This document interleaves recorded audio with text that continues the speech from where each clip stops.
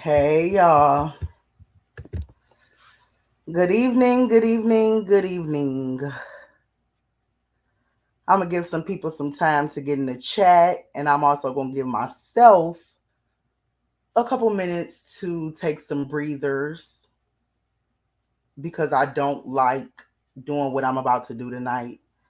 Um, it don't settle well in my spirit, and if y'all notice, my whole energy be different when I do my presentations.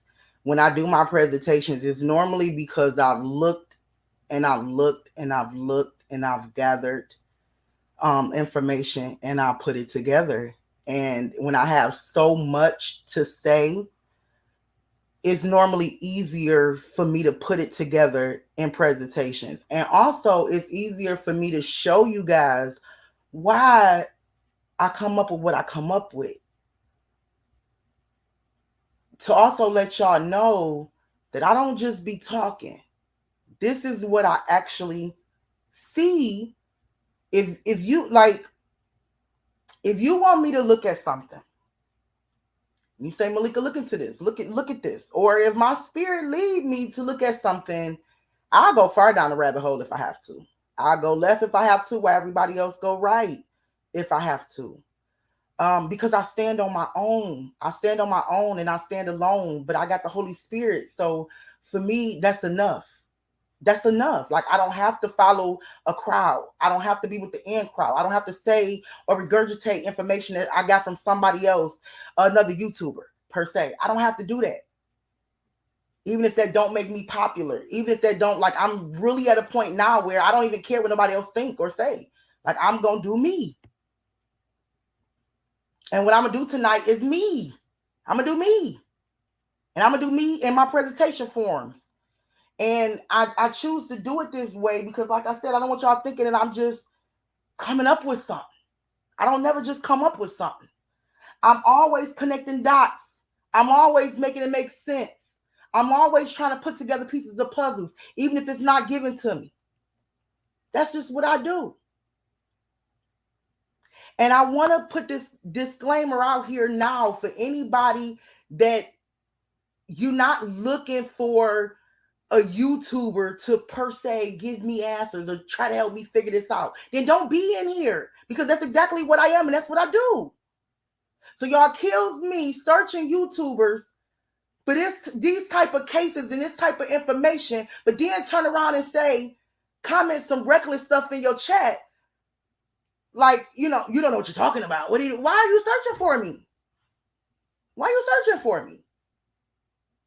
I got called messy today. So today for this live, I want y'all to address me as Messy Malika because I'm going to be messy as hell today. And I might be messy as hell moving forward with whatever it is I decide to do. So I'm Messy Malika for today. And I'm okay with that. And I know that everybody is not willing to accept the truth no matter what it is. Everybody not willing. They say they can handle the truth, but they can't. They really can't. They really can't. And sometimes it's hard for me to even accept it. And I'm gonna tell you guys right now, I'm kind of taking my time with it. I want more people to come in. I want y'all to share this because it's about to go down. It's about to go deep. Y'all done heard everybody else's theories. I haven't heard nobody theories. I don't watch other YouTubers. The people that I work with behind the scenes, they can tell you I don't tune into other YouTubers because I don't want nobody to think I'm regurgitating their information. If I get information, it's from me trolling from myself, but I'm not getting it from other people that do the same thing I do. No matter what it is they believe. I want to be spirit led to what it is I should gather to present what it is I need to present. And please, yes, I don't care about the viewers going down. Dismiss yourself if you're not ready for my observation on what's really going on. Okay? Please. Don't even be in here. I don't even care about the views going down. Don't be in here if you're not ready for it because we about to get deep. We about to talk. And I'm telling y'all now, this presentation is gonna be about a couple of hours. And y'all know I'm not playing if I'm doing something in the evening because I don't usually do nothing in the evening. We're gonna get this thing on. We're gonna get this thing popping. And when I start revealing what I reveal, watch these views go up. Watch what I tell you. It's my minds in the chat room. I need my minds to get ready for the trolls because they ain't gonna want to hear what I got to say. Okay? I need my minds to get ready for the trolls. Don't worry about the viewers now because when I start presenting what I got to present, when I start talking my talk, they're gonna go up. I done did this for a while. Why should I tell you? I'm going to get started. I'm not going to take my time with it, but I do need to pull up my disclaimer real quick. So I'm going to go ahead and do that because I don't want to get, I realize that I said a lot of words that probably go against YouTube standard and, things like that. So let me go ahead and put my disclaimer out here now. And don't worry about it now. Whoever is in here for it is in here for it. And if I so happen to get striked and taken out, guess what? I come back. I come back. So, but let me go ahead and get my disclaimer up because I ain't no fool. I know we got to get this disclaimer up before we get started. So let me go ahead and get that up. And I'm telling you, I'm gonna be focused. I'm talking while I'm getting a disclaimer up. I'm gonna be focused, so I'm not gonna be really probably in tune to the chat because this is one of my drop me a one if y'all know what my presentations is. I want to know who in the chat room been with me long enough to know when I say I'm doing a presentation exactly what I'm talking about. Drop me a one if you know what I'm talking about. I know I got some new people here because a lot of y'all been with me from other cases, but also, it's a lot of new people that just subscribe to me too. So they might not exactly understand what's about to go down tonight. They might not get what's about to go down tonight. So drop me a one if y'all been here for some of my presentations and y'all know what's about to go down tonight. They might not know, but y'all know what's about to go down tonight, right? I'm about to break this shit down to crumbs. And I'm not about to care about who got to say what, when, where, how. I'm about to take everything I got and I'm about to make this shit make sense. Let's go. My disclaimer is out there. Let's go. Let's get this presentation started. If I put some hours into this shit, I'm going to do a 2-hour live. Y'all best believe it's about to go down. Y'all best believe it's about to go down. And y'all going to find out tonight who I feel that killed Alexis Morales. I'm not hiding my belief. I'm going to lay it all out for you. And I'm not going to hide behind my belief. Because the Holy Spirit ain't got to hide. He said, for all things shall be revealed. For all things shall be revealed. Y'all hear me? Let's get it. Okay, so I'm going ahead and I'm sharing my screen.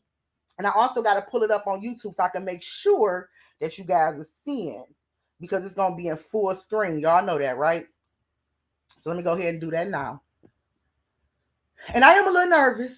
So if y'all want to help me out in the chat or whatever, y'all can. I will browse it every so often, but I'm not going to really be focused on it,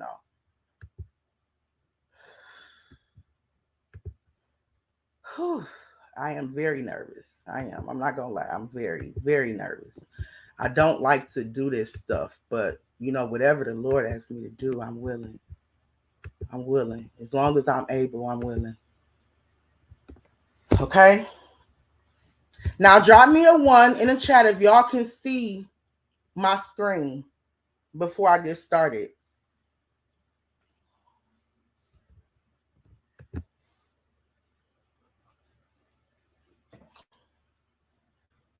I want to make sure everybody got a good view and y'all also can hear me good.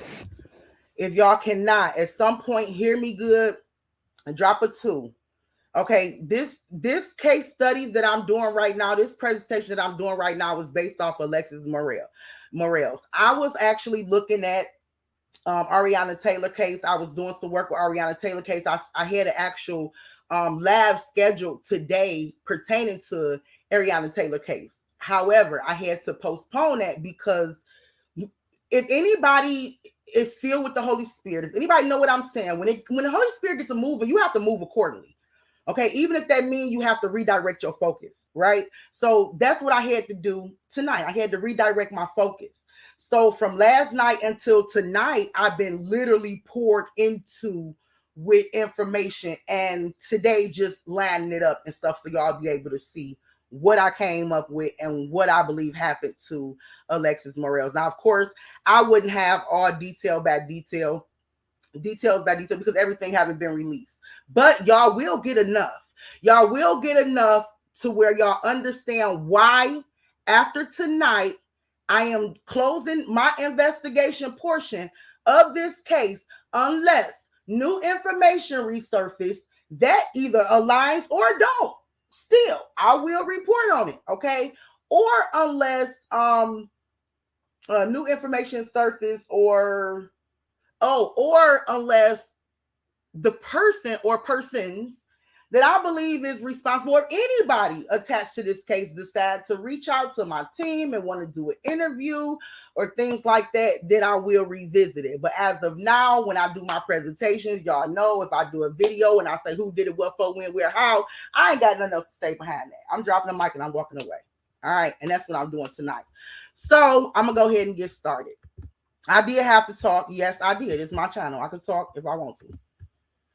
All right, so what happened to Alexis? And I started off with the headline. Now,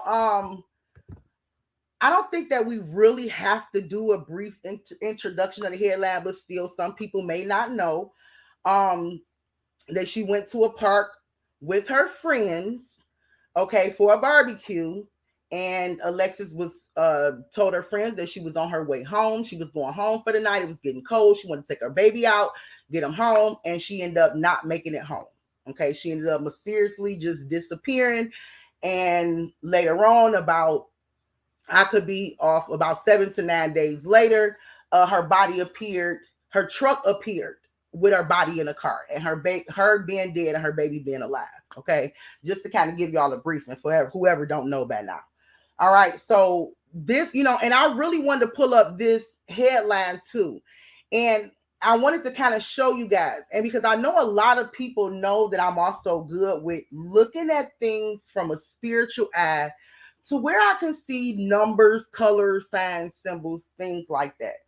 I definitely can. I have been doing it for a while. I definitely can. And so for those that wanted me to do it, because there was people that wanted me to do a presentation based off of that right there, I don't really have to. But what I would say to you is 711 and 911 is all over the case. Okay, so you know that the demon, you know that Satan have stamped and marked this baby and this case right here and used whoever it was that murdered her.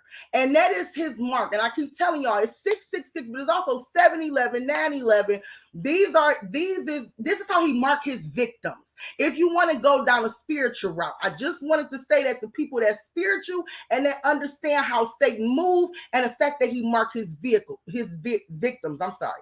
And so if you guys, thinking like, Malika didn't mention whether or not it was some spiritual symbolism and things like that in the case. I don't have to go that deep, but I'm going to tell you right now, there is. I don't have to go that deep. You can literally look at the 7/12/22, which is the day she was missing, and you can see 7/11 right there. Hello. And the day she missing, y'all ain't ready for this presentation, is y'all? And the day she came up missing, you can see 7/11 right there. You can see the red and black all on the flyer. So if you want to know if Satan himself embodied somebody to use somebody to murder this woman, yes, he did. And he marked it just like he marked all his other victims. And if you don't believe me, look at my previous lives, because evidently you don't know who you're messing with tonight. Okay, let's move forward. All right, so like I said, I ain't gonna get too deep into the spirituality of the symbolism, because a lot of people ain't ready for that, but it's there. All right, and I need y'all to kind of like rock with me, because like I told y'all, I am a little bit nervous, and on top of that, I'm going somewhere. I ain't just here. I got a whole family to take care of. I'm going somewhere. So right now, we're just going to look at two individuals. And I call them individuals in review for the purpose of this presentation. So I'm not calling them suspects. I might say they're a little suspect later on. I might say certain things later on. But I'm going to call them individuals in review for the purpose of this presentation. Now, do I know about other people that y'all may think may be a little suspect? Yes, I do know. I've heard it all. I've seen all the posts. I've read all the stories. I heard so many different rumors. Of course, I know y'all think her mom is a little bit suspect because she created a GoFundMe while her daughter was still missing. How dare this woman create a GoFundMe while her daughter was still missing? I don't have an answer for everything, but I do have common sense, right? My mouth get a little dry. Common sense tell me if the mother is an entrepreneur and she get her income by going online selling products, common sense would tell me that while she's searching for her daughter, she cannot run her business. She cannot run her business because she's searching for her daughter, which means the income that I'm used to having to help pay this rent and these bills, I can't do because I can't even think about running no business, going online marketing when I'm looking for my child. So I understand that y'all might look at her mom like, why would she create a GoFundMe? But really, I don't. And the reason why I don't is because I, as an entrepreneur myself, I understand why she couldn't and why she actually needed the funds and needed to get help while she was searching for her daughter. Hallelujah. It wasn't like she had some money or she can take a medical leave. She had some money waiting for her. She can take time off work and still get paid. Is anybody with me? Drop a one. Drop a one. And because I know y'all going to be asking some of these questions. I know y'all going to be bringing this stuff up. So that's the reason why I'm touching on a lot of this stuff tonight. Okay. But that's the reason why I feel like I'm just gonna zero in on these two people. And for those that don't know who these two people is, Thaddeus Lofton is the baby daddy, and we're gonna refer to him as Thad throughout most of the presentation. All right. Steve Kanyinde, whatever, is the husband. I'm sorry, I wasn't trying to make fun, but I'm really trying to pronounce it, and I'm not African. Okay, and it's the husband. So for those that don't know, what Steve and Alexis actually had was an arranged business marriage, so Steve can get his green card. There have been facts that have been proven. What they had was an arranged marriage.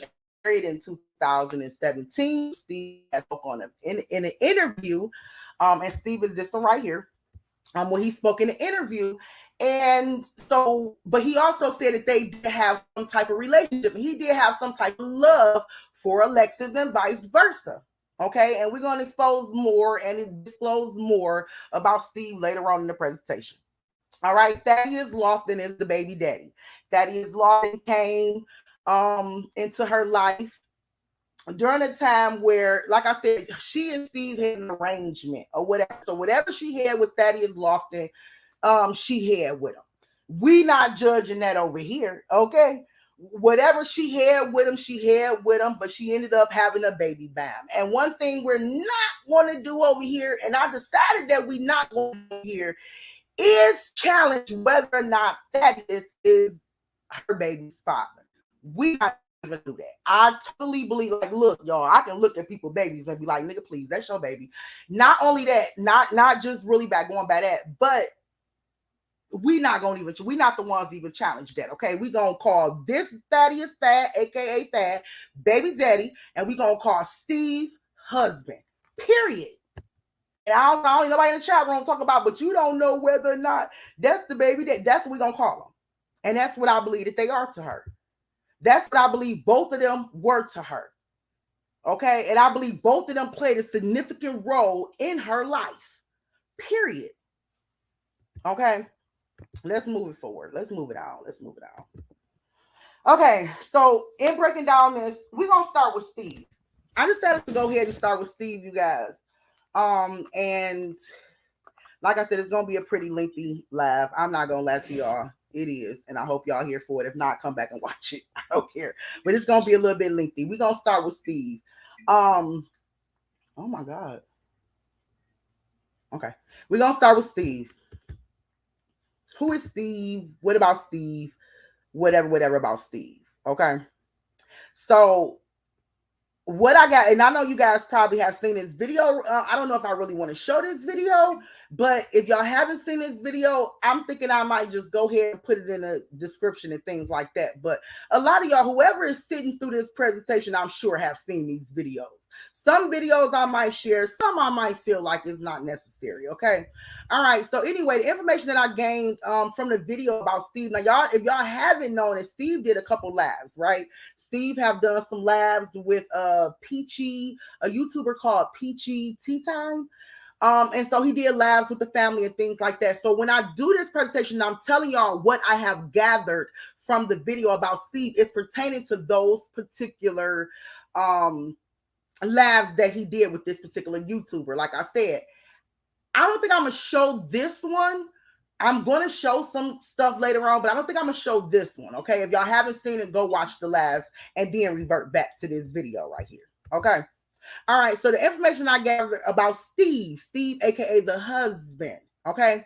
When I gathered from that interview, all right, Steve and Alexis had an arranged marriage business agreement in 2017. I think we all gathered that from the interview, right?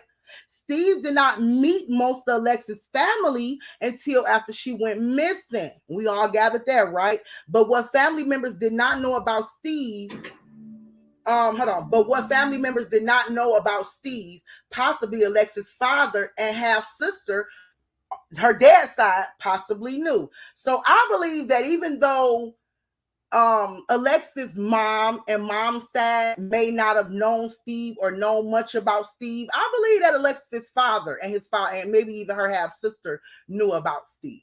Okay, so I believe maybe one half of her family might have knew that she was married or might have knew about Steve, and maybe the mom did not. And then a lot of people question why did not meet mom or possibly mom's side of the family. Okay, Alexis' dad claimed that mom did not know Alexis was married or anything about Steve, right? And this is weird that mom did not know anything about Steve. But let me explain to y'all why mom probably did not know anything about Steve. Now, I decided in my presentation, in my YouTube, I don't know about everybody else, but I decided not to put no pictures of mom right here. What I told y'all, my investigation right here is really going to be more focused on the two men. Okay, I'm not going to mom, I'm not putting pictures of dad. I'm not doing that. We don't have to do that. If y'all been following with the case, y'all know what mom and dad look like and what they said in these interviews. If not, go back and watch them.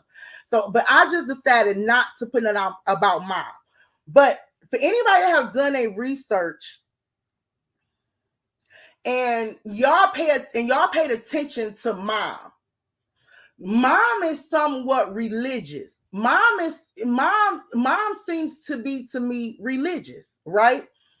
And maybe even, and this is just the vibes that I get, and I'm speaking from my own accord, okay? Maybe a little bit high maintenance, maybe a little bit Christian, one of them sedity type of Christians, okay? I'm just trying to give y'all my frame of thought, okay? To where Alexis feel like I can't tell mama everything because mama judgmental. Mama is real. Mama might judge me. Mama judgmental, but daddy cool as hell. Are y'all following? Okay, because and like I said, a lot of these cases I can really relate to because that's either me or I know somebody. Like I can really relate to it. So it's kind of like with mama being like, one of them uppity Christians that might uphold Christians, and I'm just saying this to get everybody an understanding of where my head is at, that might hold strong to Christian values, that might come off a little bit judgmental. I'm not about to tell mom about Steve. I ain't about to tell mom that this man paid me to marry him. Mm-hmm. I ain't about to tell mama that. Now, daddy cool as hell. I can tell daddy anything. My daddy, he cool. I can tell him anything. Drop a one of y'all with me. Are y'all with me? Are y'all with me? Or am I losing people? Are y'all following what I'm saying? So for me, it's not a big wonder as to why she didn't tell her mother once I started having to understand for the type of woman that her mother is, which is cool. And maybe that her father might be the cool one and she could share more with him. So I was with that, right? So I'm gonna bring that to y'all attention, okay? At this point, I found it necessary to speak on mom and Alexis' relationship with mom, and which I just did, as this will possibly help us to understand why Alexis did not tell her mom her business, which I hope I just kind of laid it out for y'all. All right, continue. Per dad. Now, in the video, per dad, Steve took care of Alexis and made sure she was straight. If y'all didn't see it, like I said, go back watch them videos. This came out of Alexis' father's mouth. Alexis' father said that Steve took good care of Alexis, made sure she was straight. I believe that dad even said he helped her get that car. Maybe whoever heard the video can go ahead and confirm it in the chat room. But if my ears was not deceiving me, dad said he even helped her get her truck. You know what I'm saying? Like, he looked out for her. Steve was something, so there was a business arrangement, and then he dropped her whatever from the beginning, but per dad, and dad is the only, listen to me, y'all, dad is the only one that can speak on it, because dad is probably the only one that knew about it. Please find, you know what? Somebody said to me, like, Malika, you really need it for these cases. I am. Because I'll be shocked to read the stuff that I be reading. I'll be like, oh my God. I don't want to call nobody stupid because I can get retarded. But I'm just like, is people not really paying attention? Because this common sense right here, like, I don't get it. But anyway, dad said he was looking out for whatever. Steve and Alexis had a good relationship, and possibly they were still intimate as picture shows. Now, I was going to post the pictures, but like I said, they're in a video, and you'll actually see pictures of Steve, of screenshots. I should have posted them, but y'all already got a long laugh to go. So that's why I decided to, since it was so late, I decided to skip over some videos and not show some pictures. But trust me, you do your research, is out there. So in a video, dad discussed how, well, not dad, the actual activist, I think, the person that was working with the family, whoever that person is. Anyway, he discussed that Alexis was sending Steve text messages, and you see messages of, the baby, when a baby just came out, and in his phone, he got her stored as wife. Right? And you see the text message as if they had a good relationship. So when I say a good relationship, I'm pertaining to the video. Remember, this is continued from what I gotten from the video. For anybody that just jumped in, this part of my lab is the things that I picked up from the video. So in that lab, like I said, they showed text messages of how Alexis was texting her husband, Steve. She sent him, he called her bae, hey bae, stuff like that. She was still, kicking it with him, and they had a rather good relationship. And I said possibly a still intimate relationship. The reason why I say it's still intimate relationship, because of him calling her bae and things like that, kind of lead me to believe they marriage, kind of, even though it started off and it was a business arrangement, and it kind of lead me to believe that they really did have something other than just business. She was bae. He was probably bae too. And according to dad, he was breaking her off still after the fact. Follow the facts. I'm not making this up. This is what I pulled from the family. Okay? I pulled all this from the family. But anyway, I'm just wondering why y'all ain't peeping. Anyway, Alexis possibly told Steve that the baby was his. Of course, if y'all pay attention to the video, Steve like, why would I detest it? Why would I challenge it? So evidently that shows you right there, they had some sexual intercourse. They were together. They were involved. If Steve believed that the baby was possibly his, they were involved. Period, point blank. So I'm not just making this up for Steve, but Steve said that I'm not going to challenge. Why would I challenge whether or not? And I actually believe if Steve wasn't going to challenge it because Steve don't want to be no daddy. I'm going a little bit above and beyond myself. If y'all really want to hear a drink or two. I'm going a little bit above, but I'm about to really, really, really, really, really, really open your eyes to some stuff. Steve didn't want to be no daddy. Steve didn't want to be no daddy. No, seriously, Steve didn't want to be no daddy. Okay, Steve did. But Steve ain't gonna challenge whether or not my wife possibly is pregnant by somebody else. Let me go ahead and find out what's really going on. Steve wasn't about to do all of that, y'all. In Africa, many men have, it's like a custom for men to have many. Y'all ain't ready for me. Y'all ain't ready for me. Anyway, let me move. I'm kind of jumping ahead of myself. Anyway, Steve lived a separate life from Alexis, y'all. Yeah, he made sure she was straight. All he had to do was break her off here and there. He made sure she was straight. He lived a whole separate life from her. Okay? A whole separate life from her. We all should know this by now, right? Um, and according to her family, he made sure she was straight. Steve lived a separate life from Alexis. Yeah, he made sure she was straight if needed. As an African man, Steve would have been quite content with having multiple wives or women. And that's why I'm really, really shocked that y'all put in the group of a screenshot of Steve having a woman in his house while he was, Steve probably had women the whole time. That's okay for Steve. That is not uncommon for most Africans to have a wife here, wife there, woman here, woman there. And I'm not speaking down on all of them, but I'm just saying, like, it's the African custom to even have more than one wife. So his mentality that I have a wife here and I'm still doing me over here, I got my green card, I'll break her off here and there because I got it like that. That don't really, y'all to me thinking crazy. I'm like, Alexis kind of, she had it made a little. Y'all ain't listening. Y'all is not listening. Y'all is not. Alexis did not have to be in a full relationship with Steve. Alexis could hook up with Steve. She could give Steve a little whenever she felt like it. Steve could break her off whenever he felt like it. Please tell me, okay, what don't y'all see about that?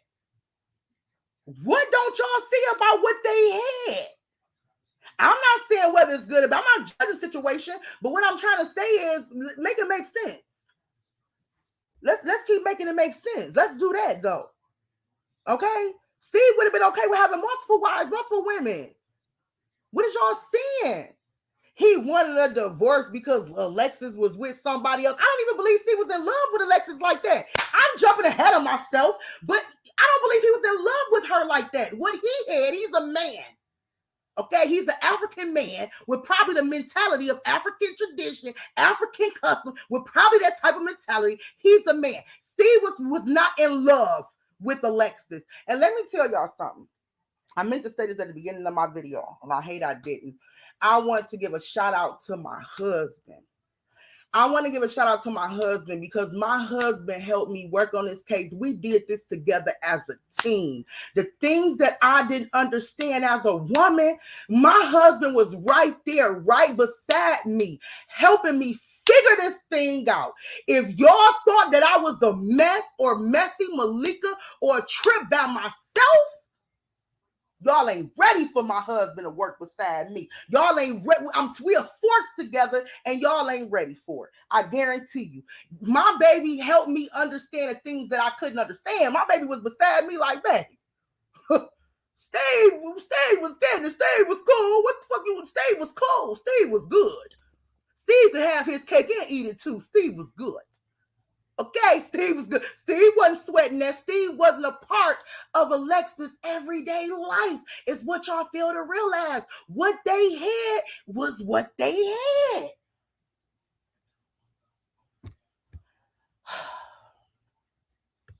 Let's get it. Let's get it. Okay.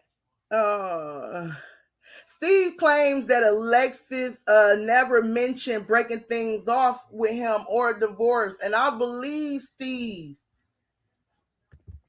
How many women in the chat just gonna divorce Steve just because? Especially if you got another dude, a baby daddy on the side who ain't really stepping up to the plate and doing what he's supposed to do. And I ain't talking about whether proposing. We know he proposed, but I'm talking about there's some stuff that went down in their relationship to where they ain't make it because he proposed in 2020. It's 2020. It was 2022, and they didn't make it. They didn't make it through them, right? So who gonna leave Steve? Huh? Who gonna leave Steve? Who gonna divorce Steve? Y'all women better start thinking for real. Like, I don't understand why this just totally went over so many people's head. Okay. I'm gonna break this shit down though. I guarantee y'all that. I'm gonna break it all the way down. Y'all might want to share this video because I'm telling y'all, after this live right here, I'm dropping a mic because God is calling me to several different things to do. And whatever my spirit lead me, I have to go. I have to go. I'm dropping a mic at this right here. Y'all are fool if y'all believe that girl wanted to leave Steve and leave their arrangement. When Steve was probably that man, she could call 911. Steve, come do this, and he was there. Get out of here. When he wasn't tricking, he was probably there. Get out of here. Steve and Alexis said, and then again, this is all my let me go to the next one. Again, this is all my what I believe. What I believe. Okay, but some people have faith in the things that I believe because they know that God be using me. Hello. Anyway, when Steve heard of Alexis' disappearance, Steve hurried to the site. Again, right now we focusing, we zeroing in on Steve. Steve went to the site. I don't know how many days. So when I probably should have said hurry because it might have took him a day, 2 days, 3, 4 days, 5 days. I ain't gonna say Steve was so committed and in love with Alexis where he would have dropped everything he was doing and ran to Alexis. I actually told you I don't believe that Steve was even in love with Alexis like that. So if y'all wondering why he not showing emotions and all this stuff, maybe because a man, first of all, know how to control feelings and things like that. Or if it's just not there, it's just not there. You get what I'm saying? And then on top of that, he was still a gigolo. He was still doing, he had money. He was a gigolo. He was doing him. He's an African man that probably believe in having many women, many wives. Hello. But anyway, Steve appeared to be emotionless upon a search of Alexis. Why is that? I just explained why it is. I'm so tired of looking at group for everybody keeps talking about Steve didn't have no emotion. Steve probably did. Y'all want Steve to be boo-hooing like he gave birth to her? Or like he was her real husband and they was living together for the past 4-5 years? Is that what y'all was expecting? Because that wasn't going to happen. They didn't have that. Understand this. What y'all expected from Steve, they did not have that. They might have been cool. Steve might have cared for her. But y'all was expecting to get some strong emotions as if that man was in love with her because he was her husband. I don't think you were going to get that because I personally don't believe that Steve was that in love with her like that. And like I said, shout out to my husband who helped me act like a lady but think like a man. Hello, let's move on. Steve has appeared in interviews with the family to aid in searches for Alexis. Steve had pretty much said, well, hell, to me, in my opinion, this is just me. I ain't got nothing to have. Y'all want me to come on live? Sure. And what I noticed about the lives and stuff that Steve did, it was a lot of questions that could have made Alexis, kind of painted a bad picture of Alexis. It kind of could have made her look a little bad, right? And what I gathered from the interview with Steve was redirecting that. Steve was hitting that like a tennis. He was like, hey, they don't even matter. Don't any of that matter. Let's keep the focus on where is Alexis. I was like, yes, Steve. I know a lot of y'all gonna leave because y'all don't accept the fact that Steve was not really wrong for saying, I'm gonna be there for the family. Which y'all was already mad at Steve because when y'all got them screenshots of him being on the scenes, he wasn't crying like y'all wanted him to. Steve probably ain't really a crier anyway, unless it's his mom or something, but he probably ain't got no love for women like that. And if he do, it probably just wasn't that situation that y'all want it to be. Y'all ain't ready.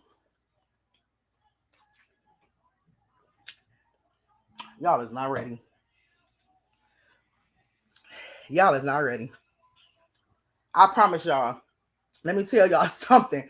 I don't think that Steve was even jealous. How would Steve be jealous of the relationship that Alexis was having when Steve had his own life? That woman that popped up in the behind the scenes and Steve laughed is not the first time a woman just popped up at Steve's house just to pop up in the live. Steve is probably a playboy. Steve probably got plenty of women. Steve is in America. He was living his best life. He got a wife over there. He break her off every now and then. Maybe get him slayed now and then. What motive? I'm jumping ahead of myself. And they're going to be mad. They're going to be mad about this live. But you know what the thing is? If somebody get mad at this live prematurely before going along with just paying attention to the rest of it, y'all ain't about it anyway. Y'all don't want it anyway, because I'm telling y'all, this is just the tip of the iceberg right here. This right here. I promise y'all it is. I promise y'all it is. Anyway, Steve is currently working with the family to help bury Alexis and is awaiting on DNA test results for the baby. One thing I want y'all to understand is that Steve have to help bury Alexis. Steve is the husband. Steve is next to kin. A funeral arrangements and all of this. If Steve didn't have heart, please, I want y'all to listen. I don't want nobody texting the chat right now. I'll turn it off. Listen to this. If the man didn't have a heart, at least a heart, okay, he ain't got to make sure this, because I do believe he gonna make sure this girl is buried. Like, I believe he with the family to make sure. I believe she's gonna have a nice home going. She's gonna have a nice home. The family gonna make sure of it, and I also believe the fact that Steve is right there with the family, signing off on everything. Steve probably left everything up to them as far as the planning and gonna help cash them out. I'm not understanding what is y'all problem so much with Steve. Is it because he's the husband, he's African, and he don't really love her like y'all want him to love her? Maybe she ain't really love him like he wanted to be loved. Have y'all thought about that? Maybe what they had was what they had. Let's be for real. What I do on this channel, if you just now getting in, I'm gonna be for real. I talk for real. I don't know how to fake with y'all. I'm straight up from the streets, like for real. I don't know. I'm from Detroit, Michigan. I'm right next door to y'all. Do you hear me? I'm from Michigan. I'm literally right next door to y'all. I don't know how to be nothing other than straight up with how I feel and being real. Even if I'm wrong, I'm still gonna tell you how I feel. Period. I don't understand the big problem, the big issue that y'all have with Steve, when Steve got to bury this woman. Y'all talk about Steve should be breaking down crying to please y'all, when this man got to really, for real, be strong to handle that business. And he ain't even really got to probably fake to be strong, because he probably got the damn, can't believe that happened to her type of feeling, and y'all want him to be like, so y'all saying he guilty. And I'm not gonna just rap with everybody just because y'all want me to rap with you. Put out something to make me rap. Put out something. If you don't put out nothing, I'm gonna go with my spirit. I'm gonna continue letting my spirit lead me. Anyway, my analysis on Steve, I'm gonna go ahead and give y'all my breakdown on Steve. I'm trying to get through this fast. I believe what Steve and Alexis had was a business agreement and a marriage arrangement, as stated and determined to be factual at the beginning of this investigation. However, I do have reason to believe that they were a couple at some point, like they were intimate, possibly up until her death. I believe Steve did look out for Alexis. I believe he did. Aside from their original agreement, because her dad said so, and she kicked it with her dad because he was a cool dude and she told him stuff. So if the dad said it, I believe it. I believe Steve was not in love with Alexis, just like I said, but I believe he took her in his mind as one of his wives while he was doing him. In relations with other wise women. This is not uncommon in African customs. I believe Alexis knew that Messiah was not his, or it was a huge chance that it was not. Yet she informed him of this possibility because they had an open relationship. They had a friendship. So she probably could tell Steve, like, look, I'm pregnant. I'm having a baby. I don't know if it's yours, my dude, because that's what they had. Y'all got to start seeing this shit for real. But Steve noted it's a possibility that baby might be his because he was screwing her, and he knew it might not be his, he was screwing somebody else. And they both was okay with it because that's what they had. Now peep it. It appears that Steve has had his life business all figured out because he did. That man was a businessman. He had his stuff figured out. He was doing him. He had his wife, women on the side, and businesses. Come on now. And he had no reason to want to jeopardize his life, business, future to harm his wife. At least I don't believe so. And he had his business arrangements and partnerships and all that stuff. I don't believe that he would jeopardize all that stuff to harm his wife when they both was in agreement. And I haven't seen no proof of nothing yet stating that Alexis wanted divorce. No text messages or nothing stating that Alexis wanted to be away from Steve. So I'm not going to believe that until I actually see it. Next up, Mr. Thaddeus Lofton. Do y'all love me or no? Do y'all love me or not? Steve is gonna make sure she good, G Money. Let me put you up there, G Money. They don't understand the game. Like I be reading this stuff, and I'm like, you know what, Lord, I really do believe you placed me here for a reason because some people like it be common sense. The common sense ain't too common.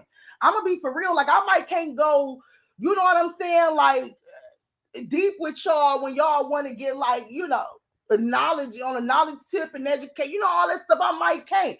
But when it comes to some common stuff, like especially street stuff, the way people move, I can point that out so clearly. Like Steve was the nigga that was looking out for her. Are y'all serious right now? Show me somewhere she wanted to leave. Look, I got a home girl that wasn't married to a dude, right?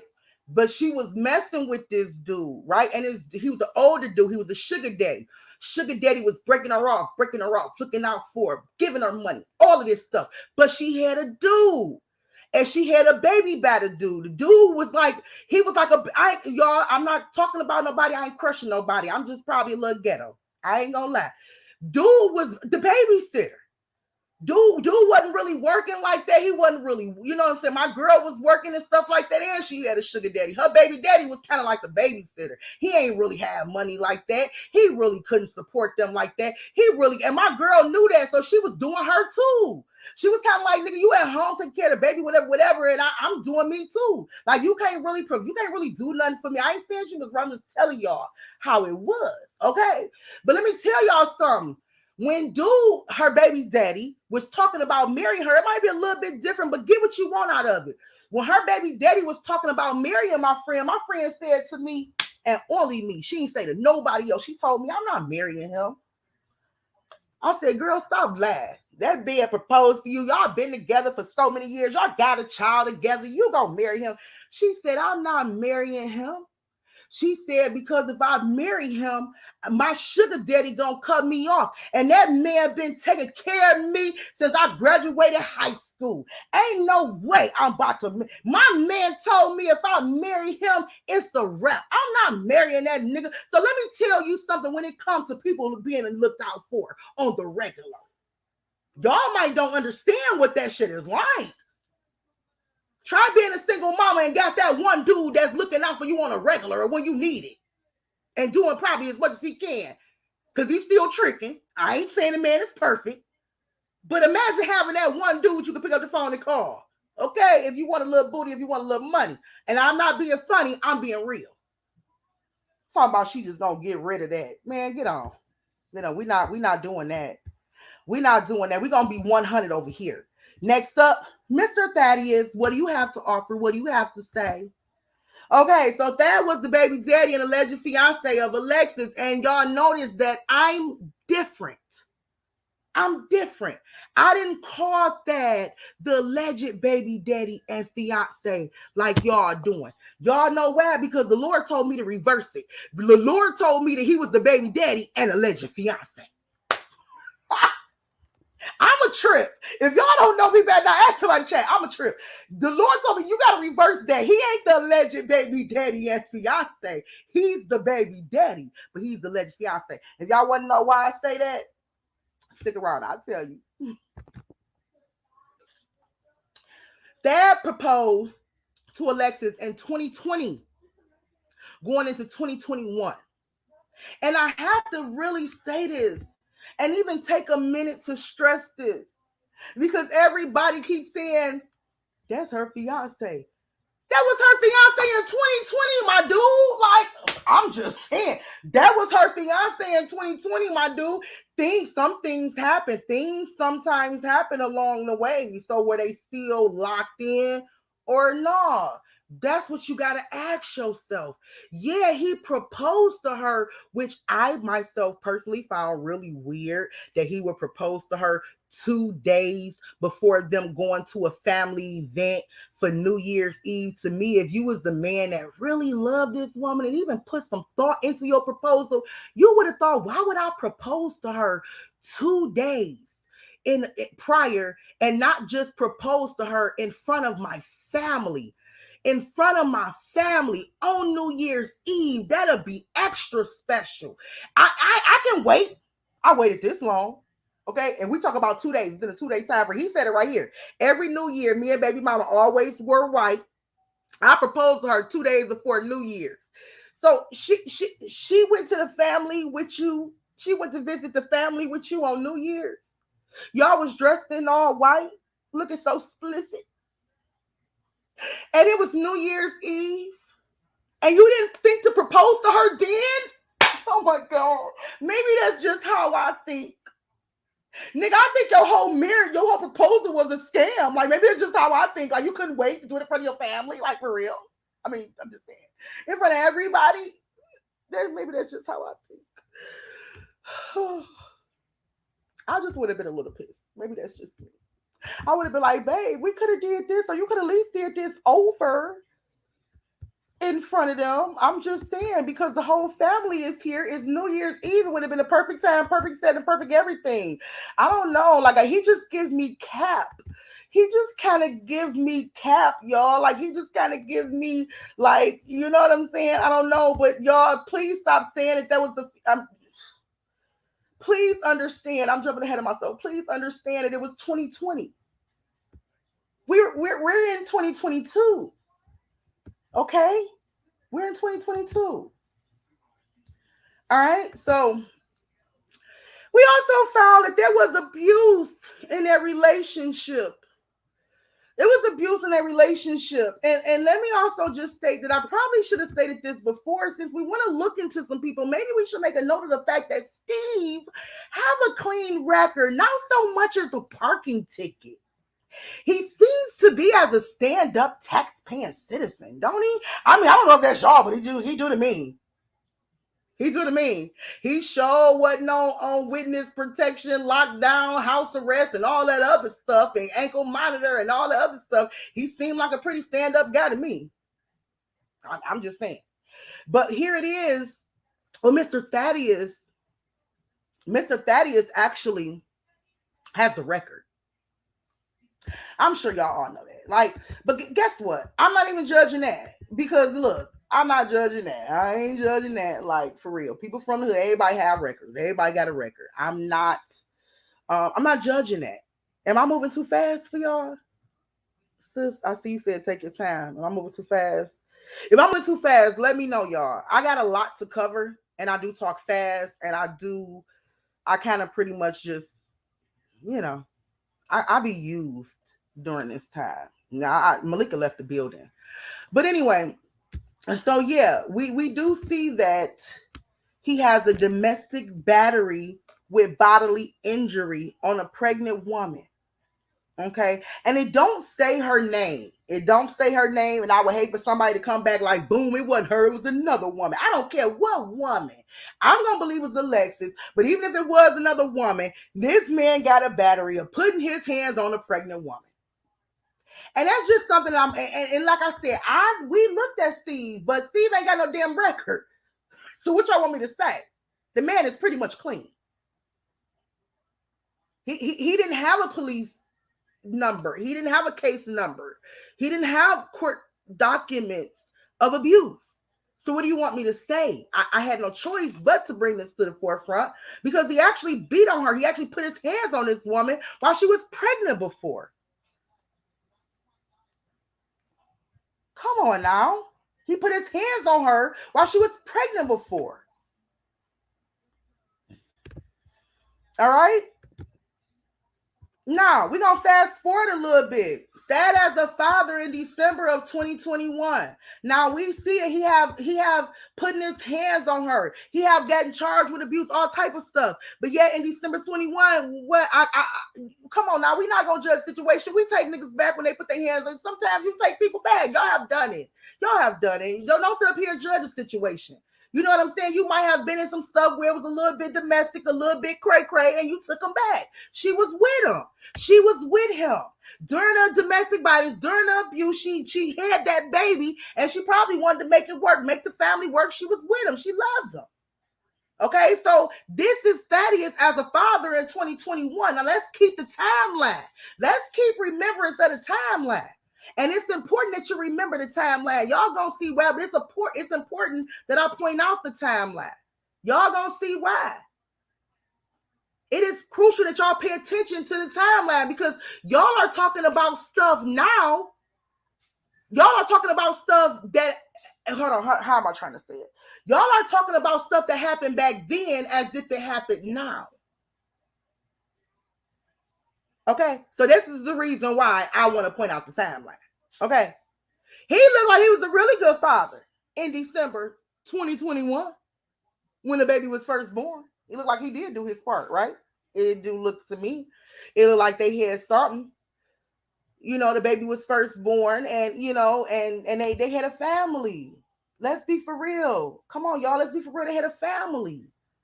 That's exactly what they had. She was making a family, regardless to the abuse, regardless to what. She had a family with this man, and she was trying to make it work. Come on, let's make it make sense, y'all.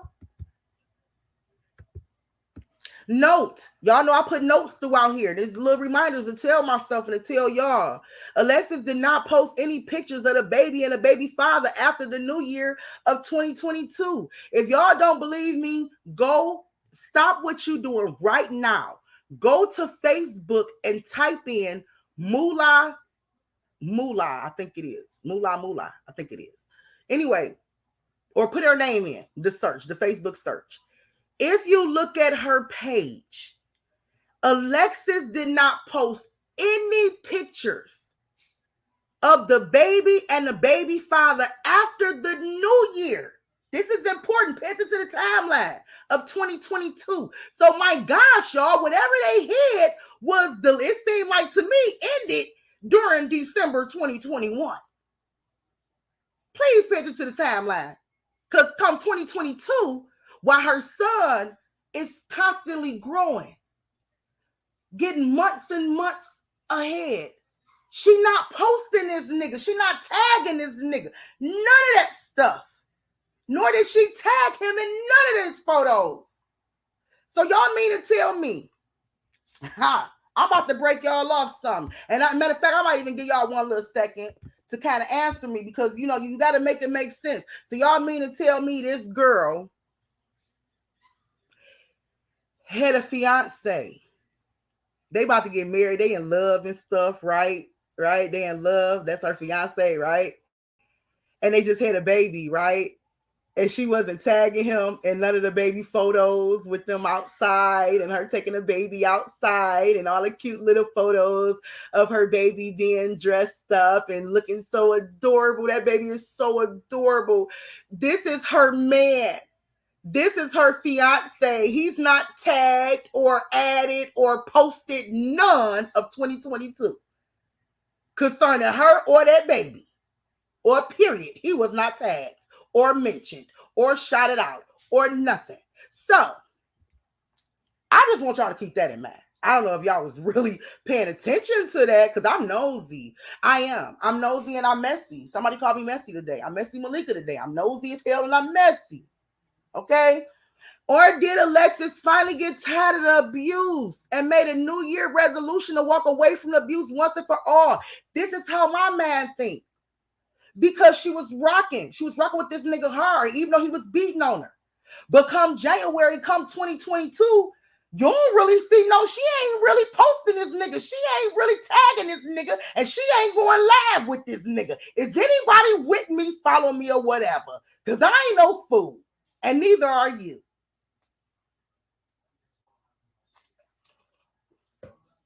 She wasn't paying attention to him. She wasn't dealing with him. Okay, so did she finally like say, this coming year, I ain't dealing with this nigga no more. I'm done. Like, I'm done. Like sometimes it be like that. But if, like I said, do your research, y'all will see she was not posting that man up or tagging him in none of the baby photos after 2022. And I stand back because I researched it. That is not tagging most of the photos of any 2022. Now I'm showing y'all photos, and these are like kind of recent photos, not too far before her demise. You have one from March 21st, and she tagged, and I didn't show y'all the three others, which I didn't feel like I had to do all them extra screenshots or whatever. Just go to her page. You see Moolah Moolah, go to her page, look up this post, and y'all will see the baby daddy wasn't tagged in them. Who was tagged in them? It was mom. It was dad. It was, I believe, brother, um, mom, hold on, and three others. So I think the three others will be mom, maybe dad. No, dad is the Chris James singer. That's dad. So the three will be mom, brother, and maybe sister. But it definitely wasn't him. Definitely wasn't him. So Stinkerbutt coming outside looking so adorable, and they in a whole relationship together. But she not even talking to him. She not tagging him. She not talking to him. They about to get married. They have a family. Something happened to that family dynamic. Something happened to that family dynamic. Okay. And these are not just the only photos I could have pulled up. I could have pulled up a lot of photos, but the fact that I just needed to show y'all a couple of them, just enough to get y'all actually out there researching yourself. That's all I did. I only put up, but y'all will actually see she wasn't rocking with him after 2022. She wasn't rocking with him. Come on, let's be for real. Alexis actually made a reference that dad not taking care of his child. She reshared a post that somebody said, y'all baby daddy somewhere lying about how he take care of his kids. She reposted it and said he gonna burn in hell for lying. Like that nigga don't even take care of his kid. Come on now, let's be for real. Now I'm not saying this. I don't even know you, Thad. I'm sharing. I'm literally showing what Alexis shared. Because if I got a fiance, I'm speaking for women everywhere because I can't. If I got a fiance and we got a family, brand new baby, I'm not about to repost this. I ain't about y'all don't repost everything y'all see on social media, right? And I know some people say, well, just because I post something, don't think I'm going through it. Yeah, but you ain't gonna post some shit that make people think you're going through something you ain't really going through. Am I lying or not? Am I lying or not? I'll wait. You're not about to post some stuff that's talking about your baby daddy ain't shit. He don't take care of your kid unless that's the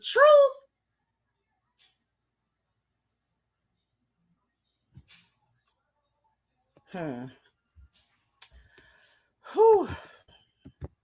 They gonna get mad at this. They gonna get mad at this. Continue. If that wasn't helping to take care of their son Messiah, this could be the reason why she did not tag him in any of the baby photos. This could be the reason why she wasn't tagging him in nothing because he was a deadbeat dad. This could be the reason. I'm saying this could be the reason. And the fact that they wasn't on such good terms. Maybe they wasn't really cool. They wasn't really rocking with each other during that time, and that's the reason why she didn't post them. First of all, you're a deadbeat dad, and every time I talk to you, me and you beefing, or whatever the case may be. So no, I'm not gonna tag you enough. I'm not gonna share nothing with you. No. And it seemed to me that he wasn't sharing them photos on his page because he might didn't even have them. Anyway, were they on good terms prior to her passing? How were they with co-parenting, seeing as though they may have not been an item anymore? There are the questions. These are the questions that I asked myself, and I believe the mother gave us a brief look into their relationship, co-parent, and what it was like prior to Alexis' demise. Let's listen now. So I'm gonna play the clip for y'all, and this is for those who haven't heard it. I want you guys to kind of hear this clip, and it kind of give us, at least it gave me a kind of an insight as to what they co-parenting situation was like and whether or not they got along prior to her demise. Okay. prior to her demise. So what I'm about to do is just play y'all this real quick so we can kind of listen to what the mother have to say, because although we really don't have nothing other than, because over here, I can't speak for everybody else, but over here everybody's suspect. I'm sorry if you just now tuning in. I probably should have started off with that. Everybody's suspect. And then we kind of don't have a start. We kind of just let the spirit start us and lead us where we need to go. But everybody is suspect until unless they just not. And in this case, unless we tugged and pulled towards one direction more so than the other, everybody is pretty much suspect. Um, and I didn't really find her family to. If y'all wonder why I did not include them as a person of interest in my analysis, is because I didn't, and I just didn't. And y'all reasoning for them to be to me ain't enough. Okay, but anyway, so let's go ahead and watch this quick video, and keep in mind, mom, this is the only thing that the only kind of picture that we have of. And let me also explain this to y'all. I like to explain stuff to y'all. Listen to me. Don't be like, oh, here she go talking. Every time I talk, I'm gonna make it make sense. Okay. Mom can probably speak on this right here, because this right here is probably the only thing that her and Alexis really talked about. Okay, like mom probably, when Alexis got pregnant and things like that, baby daddy, was included. He was in her life. He showed up at the baby shower. I mean, all of that stuff. So Alexis probably did communicate with her mom about baby daddy and stuff like that. You know what I'm saying? She probably didn't feel too much hindering or whatever, a judgment just talking to her about the dude that she was actually in a relationship with. She could have been said, oh, mom, we are going to get married one day, but she just probably didn't feel comfortable enough of talking to her about the estranged husband who she married for money, if y'all get what I'm saying.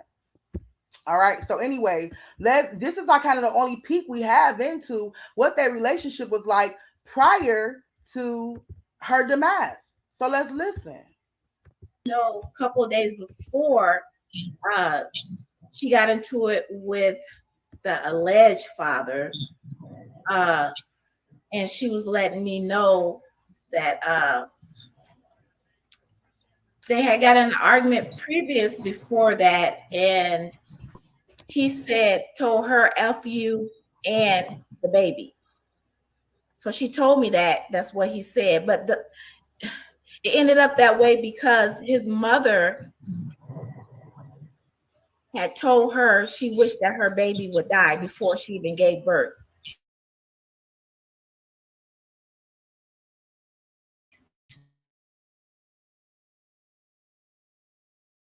So she was like, your mother could never see my baby because she said that.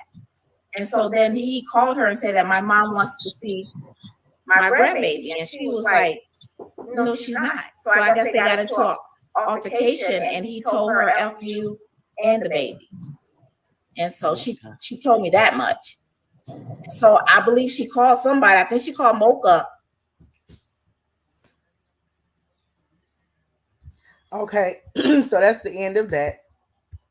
It was just meant to kind of give us a understanding of what their relationship was possibly like right before then.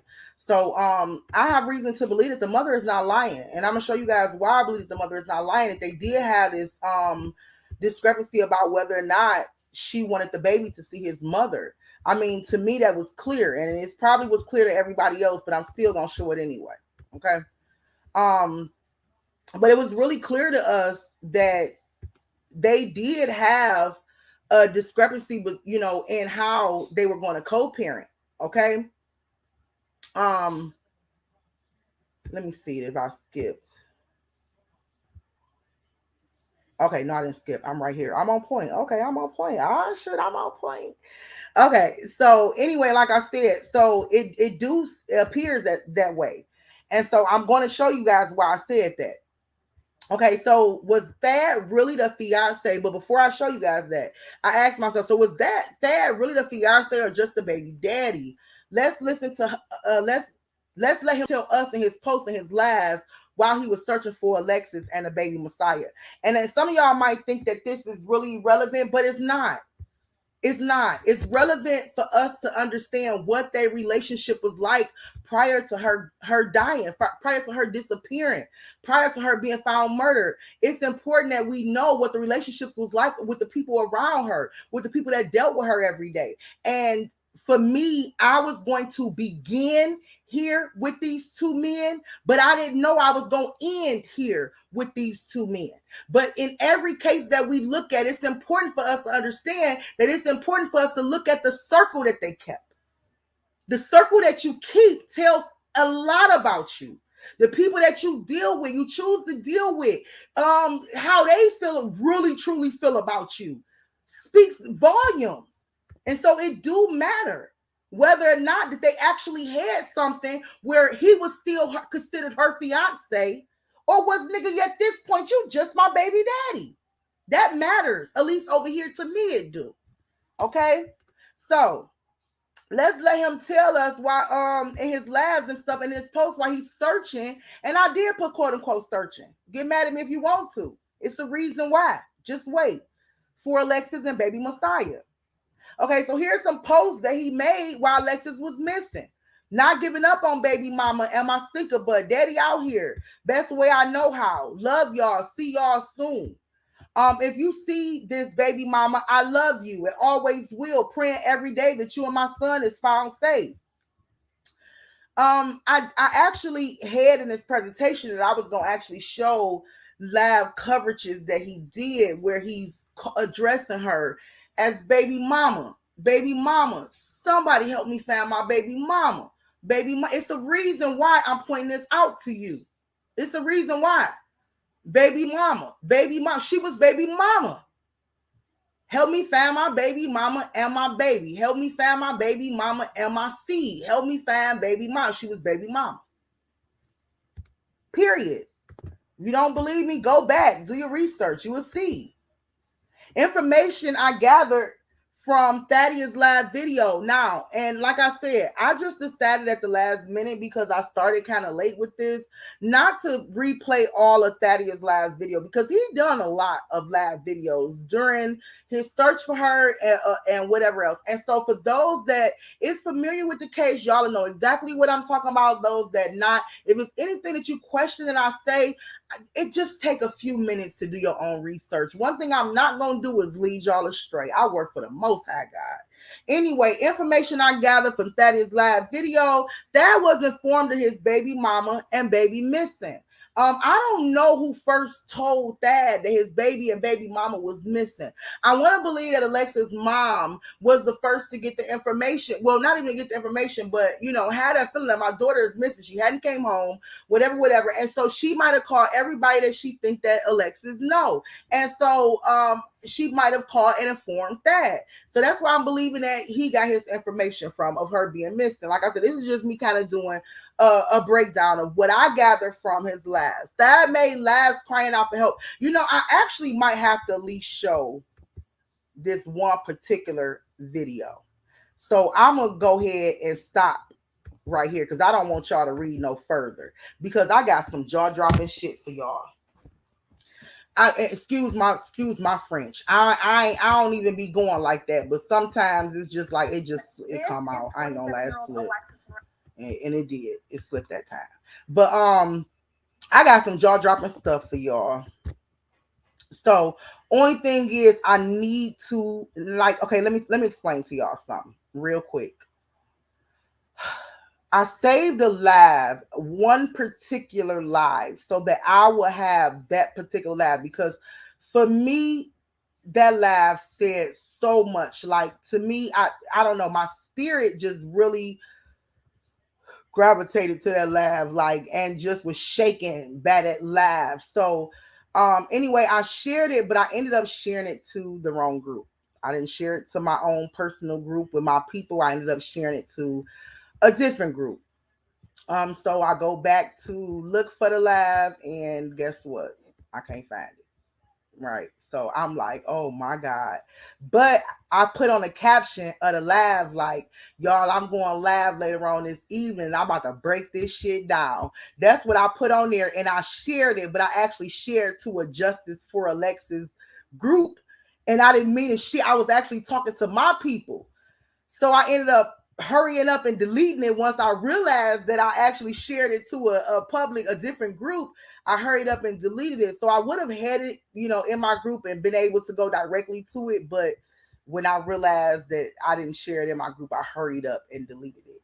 But it's a particular live that Thaddeus did that really stands out to me. And I'm hoping that I'ma just play one of his lives, and I'm hoping that I'm gonna look up and find that exact one that I'm looking for. Because y'all, that live to me, y'all, that live to me, it like my spirit was like, wow, like it was really, really shaking bad. So I'm looking for it now. Don't if y'all love me, let me take my time. And if y'all want this information, let me take my time. I'm looking for it. I'm gonna try to I'm gonna go to one of his labs that I did save in my group, and hopefully I can use that to kind of prove my point. If not, then I y'all have to search for it, yourself. Or maybe some people might know exactly which one I'm talking about, which would be great too. So what I'm gonna do is just pick one. Oh my god, I don't remember which one it was, but I'm just gonna pick one. But I am gonna say it was a particular live that the baby father did, and he was more so crying. And you know what? And as I got audience participation, drop me a one if y'all actually know what I'm talking about. It was one where he was more so crying, and he was just crying out for help. And he just like for the first maybe 2-3 minutes of the video, and he just kept saying, "Help! I need help! I need somebody to help me." And this was not the very first lab that he did. I know some of y'all might be thinking it was not that one. That's not the one I'm thinking about. It might have been a day or later on that day. I don't know exactly the time frame, but this particular live, he was crying out so hard, and he was crying out for help.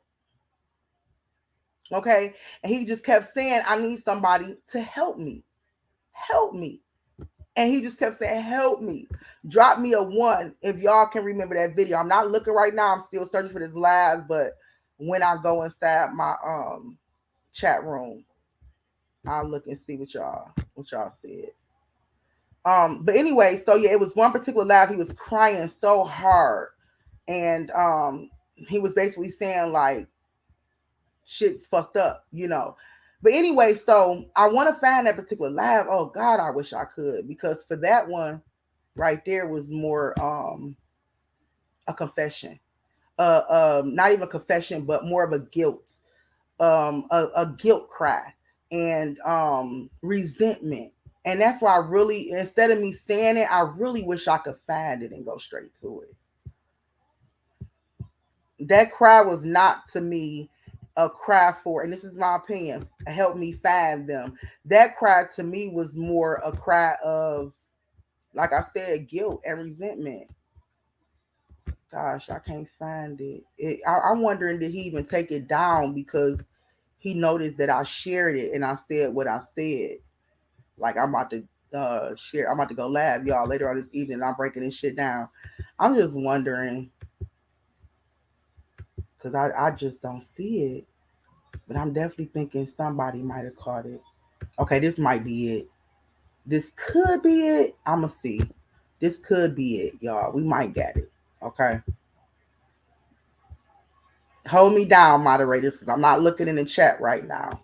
I'm making sure we had this video to look at real quick. It's just one particular one that I said I was going to share, even if I don't share all the other ones.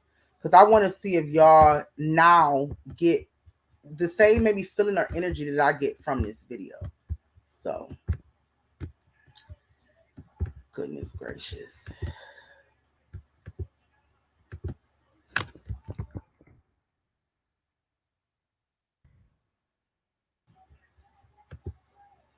Okay, so I'm about to go ahead. I got it in the group. So I'm about to go ahead and pull it up for y'all real quick. I'm believing that this is it. I'm hoping that this is it. Now again, Let's go. Let me go ahead and share it. Okay, yeah, you did see that one. Okay. I'm glad y'all. Some of y'all saw it. I'm glad y'all saw it. So I'm just gonna play a piece of it just for the people that didn't see it. Okay, and I'm hoping that this is the one, y'all. I'm hoping this is the one. If it's not, then it's a good thing. A lot of y'all know what I'm talking about. I'm thinking that this might be the one. Highway, man. I'm looking on this highway. Man, like all assistance, man. Come out, help me, man.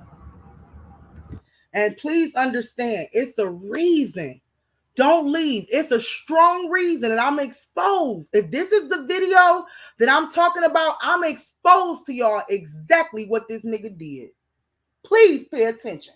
Let me find my baby, man.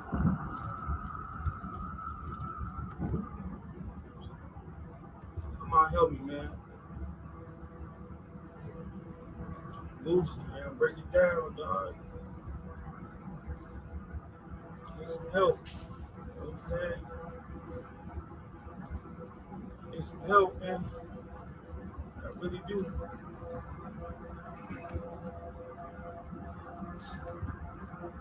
Need some help.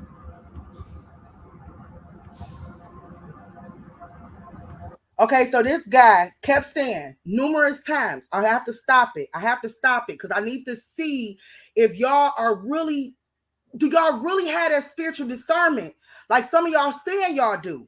He on here saying, I need help. I need help, y'all. I need help. I didn't did some shit.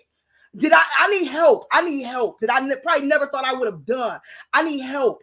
Look, y'all, Alexis' family was help. Her friends were help. This man was on live crying out to help. When Alexis had people searching for her or people that was gathering to come help. When this man was crying out for help, y'all getting the help the wrong way. I'm so glad Jesus is in me and with me because this help is not what y'all thinking this help was. Pay attention to the help. He literally was crying out for help because he know he messed up. I'm gonna break this shit down. This is only the tip of the iceberg. Trust me. Even if you don't believe me, sit around. Let your curiosity keep you around.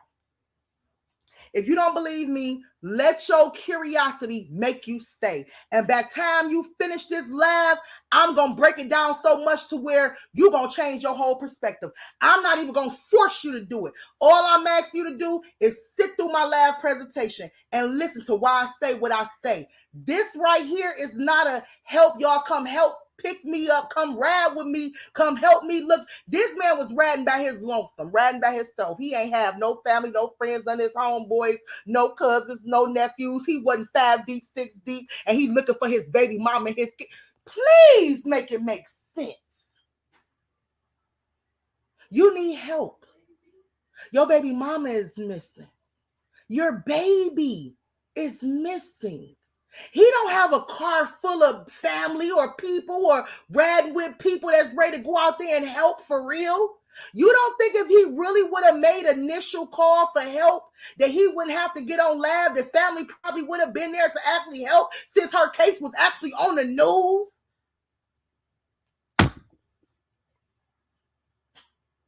Don't y'all know he probably was telling family like I got it. I just need to be alone. I need to be by myself. If any family listening to him, I'm telling you right now, he told your ass he wanted to be by himself and he wanted to be alone so he can wallow in his guilt and resentment. Okay? That cry for help was a real cry for help that went over everybody's head. But I'm gonna keep letting him cry for help. I'm gonna keep playing it because y'all don't believe me. Need some help. Need y'all come out here, man. Help me, man. Let me find my baby, man.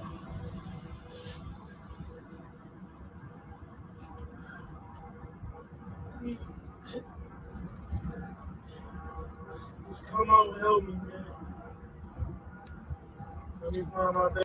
Now, what I want y'all to keep in mind, y'all claim y'all ratting for Alexis, but at the same time, it make me wonder: do y'all ride for Alexis or do y'all ride on niggas? You know what I mean. It makes me wonder because a lot of y'all just ratting on this nigga thing and y'all not even really looking at the stuff. Y'all ain't really using your spiritual discernment. You ain't really looking deep off into it. You just jumping on his stuff, ratting on his stuff for no reason. So I'm gonna ask you again, do you rad for Alexis or do you rad for these niggas? What's up? Do y'all women, do y'all care about these women? Do y'all really care about these women? Or are y'all more invested in the niggas that's attached to these cases? Are y'all trying to link up with these YouTubers? Let me call it out. What is it? What is it? Do y'all really care about these women? Because I see a lot of y'all defending these niggas. Y'all defending these niggas, and this nigga he was beating her butt. He was beating her tail. They got charged for beating her butt. Are y'all kidding me? Y'all ratting for this nigga. And I'm going to prove to y'all that this nigga was leading the whole damn narrative. He was leading the case. He was leading he was leading everything, and including y'all deceptive ass hearts. He was leading that too. Because y'all was too busy trying to ride for niggas and not trying to ride for these females that's coming up missing. But I'm here. Let's get it.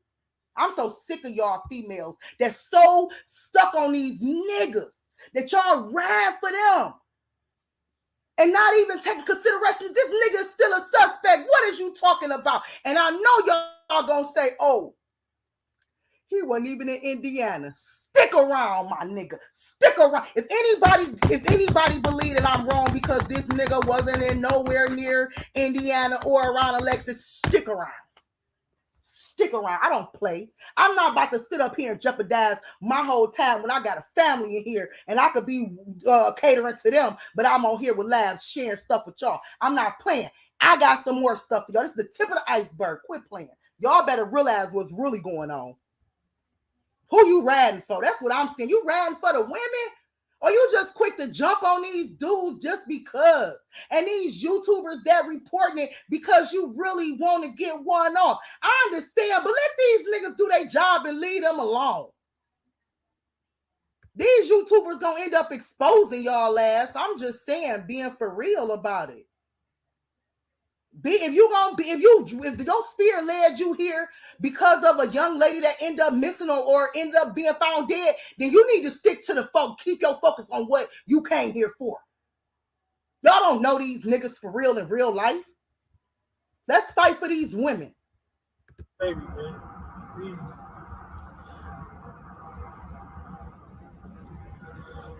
God, man. It's real pain, boy. I bet it is some real pain. It's probably some pain you never felt before. The Grand Reaper probably knocking at your door. You probably ain't never felt this type of pain before. And it ain't the pain of you not seeing your son or knowing where your son at, because you ain't seen your son since January 2022. You ain't seen your son, been around your son. She ain't posted your son, tagged your son. None of that shit. That what you feeling, my man, is guilt and remorse, because the Reaper is knocking at your door and hell is getting ready to accept your ass in for what you did to her. But I'm going to calm myself down and finish playing the video. I'm on the highway on the way back to Elkhart. Like the way she'll take, she don't like riding through the city to get home, man. Also notice, he know her routes. Y'all need to pay attention to this. And in case y'all ain't pay attention, let me explain something to y'all. This nigga knows stuff about Alexis that the husband don't know about Alexis. Can y'all hear me? Drop a 1. And did something go on with my audio? Drop a 1. I need to know that y'all hear me. Yes, baby. I'm going where you think I'm going. And I'm about to break it down. I'm about to take it all the way down to the bank. Can y'all hear me? Drop a 1. I need to make sure y'all still with me. Y'all can hear me. Because I don't, for whatever reason, I don't see my little speaker going. So I don't know if y'all can hear me. But of course he knows more about Alexis as far as what route she would take, which way she would go, where she would drive, all of that stuff, because the African I don't think he really gave a damn. He didn't really have a relationship with her. I don't really think he even really knew her like that outside of intimacy. This is no shade against nobody. We are women, are we not? I mean, I know it's some men in the chat room. I'm talking to the women. I'm talking to the women right now. Okay, so the African might not know the things that he know. So he can tell y'all when she comes see me. That's what he telling y'all. When she comes see me. I hope somebody get this shit. This is the way she take when she comes see me. I be seeing so much that people probably don't even be seeing. When she comes see me, this the route that she take. Or when she, I know her routes. I know because I'm used to being in the car with her. I done rode in the car with her. I had something with her. So I mean, from at least 2020 to 2021, I know her routes. So it's not crazy to me that he's saying the road that she would have taken. But pay attention and peep what this fool about to say next. And let me tell y'all something. Fools like this say certain things because they think that everybody is dumb. They think the whole world is dumb. Okay, so they know that when they go on live, that people gonna jump on their live, right? Plus it's headline news that Alexis is missing. You got social media trolls, and trust me, this nigga have been paying attention to cases before. You don't believe me? Just watch. He been paying attention to cases before, so he already know if he go live, they gonna be tuning in to hear what he got to say. So in my live, I need to make it clear. Listen to me. I need to make it clear that I am an hour away. This is my alibi. What I'm doing is giving y'all an alibi. Y'all ain't ready. When I ain't even played it yet. I'm preparing y'all. I'm about to say to y'all, those that's watching my live, that I'm an hour out, but I'm on my way to her. What I'm really doing is I'm putting it out there that I ain't nowhere near her or wasn't nowhere near her. So this is the reason why I need to put it out there, because I know people gonna be watching and commenting because the news, the information is already out there. I know people gonna be trolling. So I'm gonna go ahead and put it out there that I'm an hour out. And I'm on my way, y'all. I'm on my way. I was nowhere even near the scene. Let me finish. You don't believe me? Let me finish. They jump on the highway. Trying to make sure I don't see no tire marks or no just slid off the road or something. You gotta find her, man. No sleep, no food. No sleep, no food. Now I know some people gonna say, Malika, he probably couldn't sleep or couldn't have no food because his baby mama that he don't really mess with hadn't been, and she ain't been messing with him the whole year because he couldn't find his baby and his baby mama. So that's the reason why he probably had to eat, or the nigga probably ain't eating. He probably ain't sleep because he been doing all nighters. Because he been doing all nighters since I'm just in my opinion, because he been doing all nighters because he been doing all nighters. Okay, I ain't gotta say no more because I understand that certain things that you say on YouTube can really get you striped and things like that, and I'm not really at that professional state. It takes me a lot to even put together presentations. So if I can get somebody to work with me and help me make sure that my stuff don't get flagged and all that stuff, I love it. I'm open for malikasworld@gmail.com. Okay, but I'm giving it to you raw. Okay, I'm giving it to you real and raw because that's just what I do. I ain't really put time into trying to perfect the channel. I tried to protect the laugh. Okay, I tried to perfect the presentation. All right. So anyway, from what I gathered from his video, let me move it on. Like I said, he made laughs crying out for help.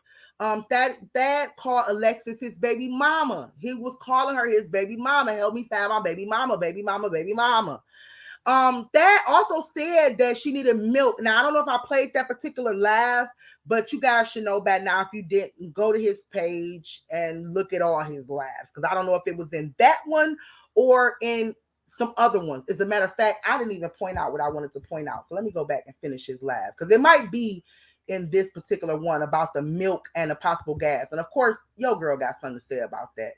But before I talk about that, let me finish letting him talk, because I forgot he gonna say some stuff that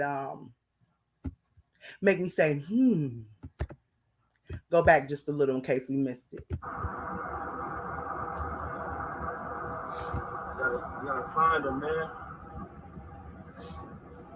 No sleep, no food. Gotta find her. Gotta find her, man. It's very important. I hope you see this shit, man. I'm looking, baby, man. I'm gonna find you, baby. I'm gonna find y'all. Believe that. Believe that shit. Find y'all, man. Need y'all help, man. Just help me find her, man. If y'all see it, her car got tinted, man, so you can't really see in it. You don't have to get on that motherfucker. You see it, get on it. And when he told me, because he told it to me, because I was listening. I don't know if y'all was listening, but he told me that her car had tinted windows. So whatever that happens and go down inside her car, y'all can't see it unless y'all get up on it. Y'all better pay attention. He telling you stuff. He telling you stuff that you can really use. So whatever, when Alexis left that park, I don't want to jump ahead of myself. Whatever happened to Alexis in her vehicle has tinted windows. You won't know what's going down. Let's let this nigga talk. Do y'all hear me? You don't know what's going down inside her car unless you get up on it. He told it. Are y'all really listening to the stuff? Are y'all, I don't think so. I don't think y'all really listening to the stuff that's coming out his mouth. He gave y'all a whole scenario of a possible accident, which, keep in mind, that he literally got from Ariana Taylor, who was just found a few days prior to this case right here. And it's no secret that Ariana Taylor was possibly in an accident. So this nigga is literally throwing y'all a narrative that my baby mama too could have been in an accident, just like what just happened to Ariana. Y'all ain't ready for me. They not ready for me. I got my little red wine. I'm gonna go ahead and pour me another glass. I don't think they ready for me. A lot of them don't even know. A lot of them don't even know me. They probably knew. So they don't know. They don't know what they about to get. They don't know. If y'all listen to the narrative that he painted, the picture that he painted, I'm about to tell y'all in advance. I ain't even gonna wait. I'm gonna tell y'all in advance. My spirit is telling me to tell y'all in advance. This way y'all get to peep it out when it come out his mouth, okay? He basically telling y'all what possibly could have happened to my baby mama. All right. So what he doing is planting seeds. Okay. Because what the devil is real good at doing is planting seeds. He'll come back and he'll water them. He'll come back with some other stuff. Some other people will come back and water them. And all of a sudden you believe in a deception. Are y'all with me? Y'all believe in a deception. Because the enemy then came and planted seeds in your mind. And you believe it. You believe it. So he planted seeds in your mind that possibly, well, he tried, because he sure didn't get me.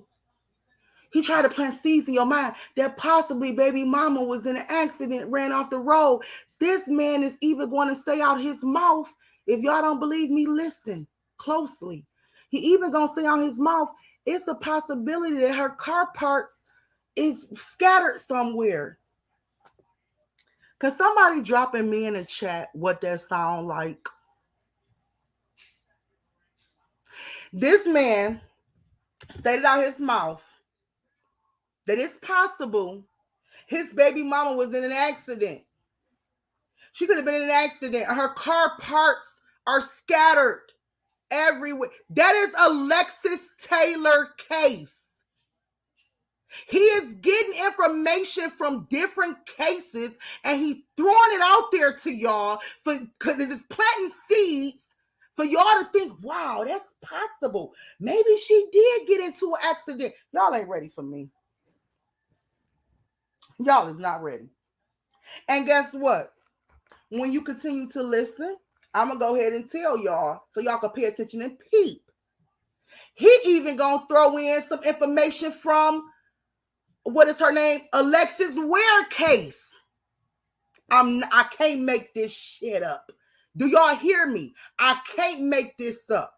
It was said that Alexis, I think it was Alexis Ware, was at a 7-Eleven or a gas station.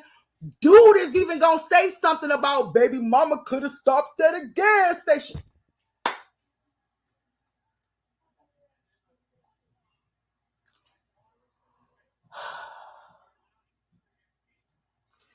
He had time to come up with this stuff. He had time to think about what he was gonna tell y'all. If y'all look at his Facebook page, this man is active when it comes to posting on Facebook, doing lives, all that stuff. And that's what I call flogging. I'm from Michigan. We call it flogging. He's good at that, right? However, she went missing on the 12th or was last seen on the 12th, right? No post on the 13th. Um, or he might have reshared it on the 13th. I don't know. But he reshared it on the 14th. All you see is the reshare from him, possibly on the 13th, or it was the 14th. So, and I'm not saying that he wasn't busy or going crazy looking for his baby mama, but all you see is one reshare about her missing on the 13th. So for me, that gives this man time to think of what am I going to go live? When I do go live, what am I going to say? What am I going to tell the people? And he literally told y'all, for those that's not paying attention, about 2 cases that's going on at the same time as his baby mama, which is Ariana Taylor and Alexis Ware. I'm telling y'all this now because I'm getting ready to hit the play. And when I hit the play, I want my people on it. I don't care who's visiting. If you visiting here and you ain't ready for it or you don't want it, leave. But my people, listen. Pay attention. I'm about to play it for y'all. He literally just told you my baby mama could have been in an accident. He gonna say car parts scattered everywhere. He got that shit from a whole different case. Oh my God. Do he really think we that stupid, y'all? Let him talk. You know what I'm saying? Like, get on, block him in, wreck that motherfucker. Hey, man, stop that car. You know what I'm saying? Me, stop that car, man. Don't give a fuck if it just hurt driving that motherfucker. Stop that car, man. Stop that motherfucker.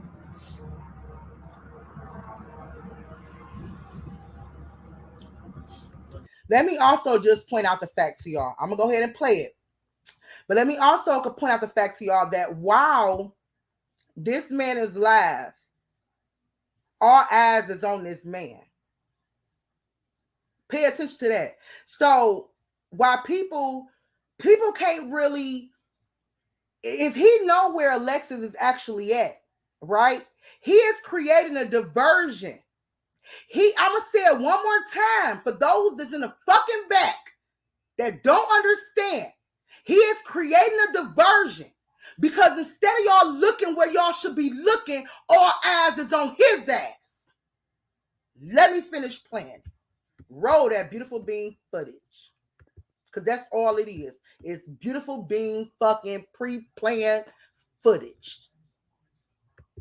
Man, shit.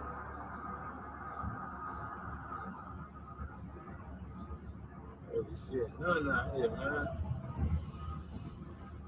Way too much none. Man, man, find them, y'all. Gotta find them. You know what I'm saying? Just gotta find them, man. I got faith. Find them. I got faith. I'm finding mine. I don't know about y'all, but I'm gonna find mine, boy. Believe that. Nigga, if it take my life, nigga, I'm finding mine. Believe that. All mine's gonna be safe. Nigga, I'm the protector, nigga. Finding them.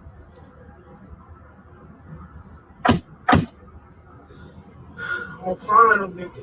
Believe that. Me. Find them. I'm gonna find them.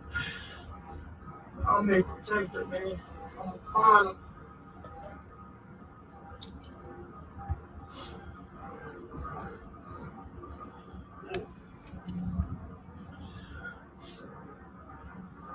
I'm gonna find them. Believe that. I just need y'all help, man. I've been out here, man. I need y'all help. I really, really need y'all help. I ain't stopping, man. I gotta keep going. I gotta keep going, man. I gotta find them. I gotta find them, dog. They're alright, but I gotta find them. I believe they're alright. Just gotta find them. I go seek. I gotta find them. You know what I'm saying? The world ain't that big. We came together, man. The world ain't that big, dog. Share this shit. You know what I'm saying? Anywhere. They said we gotta have a condition to do an Amber Alert.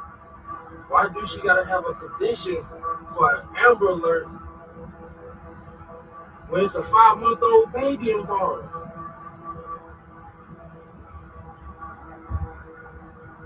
It don't make sense to me, man. You know, man, how you gotta have a condition to have an Amber Alert, dog? You gotta have some kind of a medical condition to have an Amber Alert. This is a missing person with a 5-month-old baby, man. They told us that they gotta have a condition.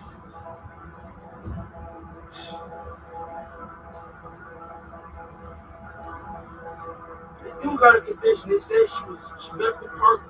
They said she left the park at 7. She said she was running out of milk for the baby. But they also said she was running out of gas. I don't know how that is true. Me knowing my baby mama, that truck don't go past half. Facts. She see that gas tank low, she filling up. You know what I'm saying? So I don't think she was running out no gas, dog. That milk, she probably was running out that milk. She was trying to shoot mom's crib. You know what I'm saying? She was trying to shoot mom's crib.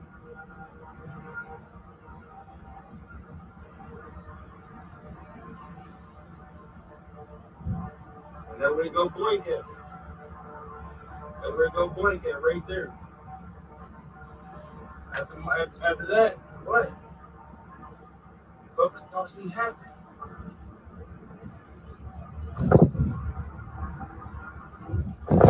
What could possibly happen?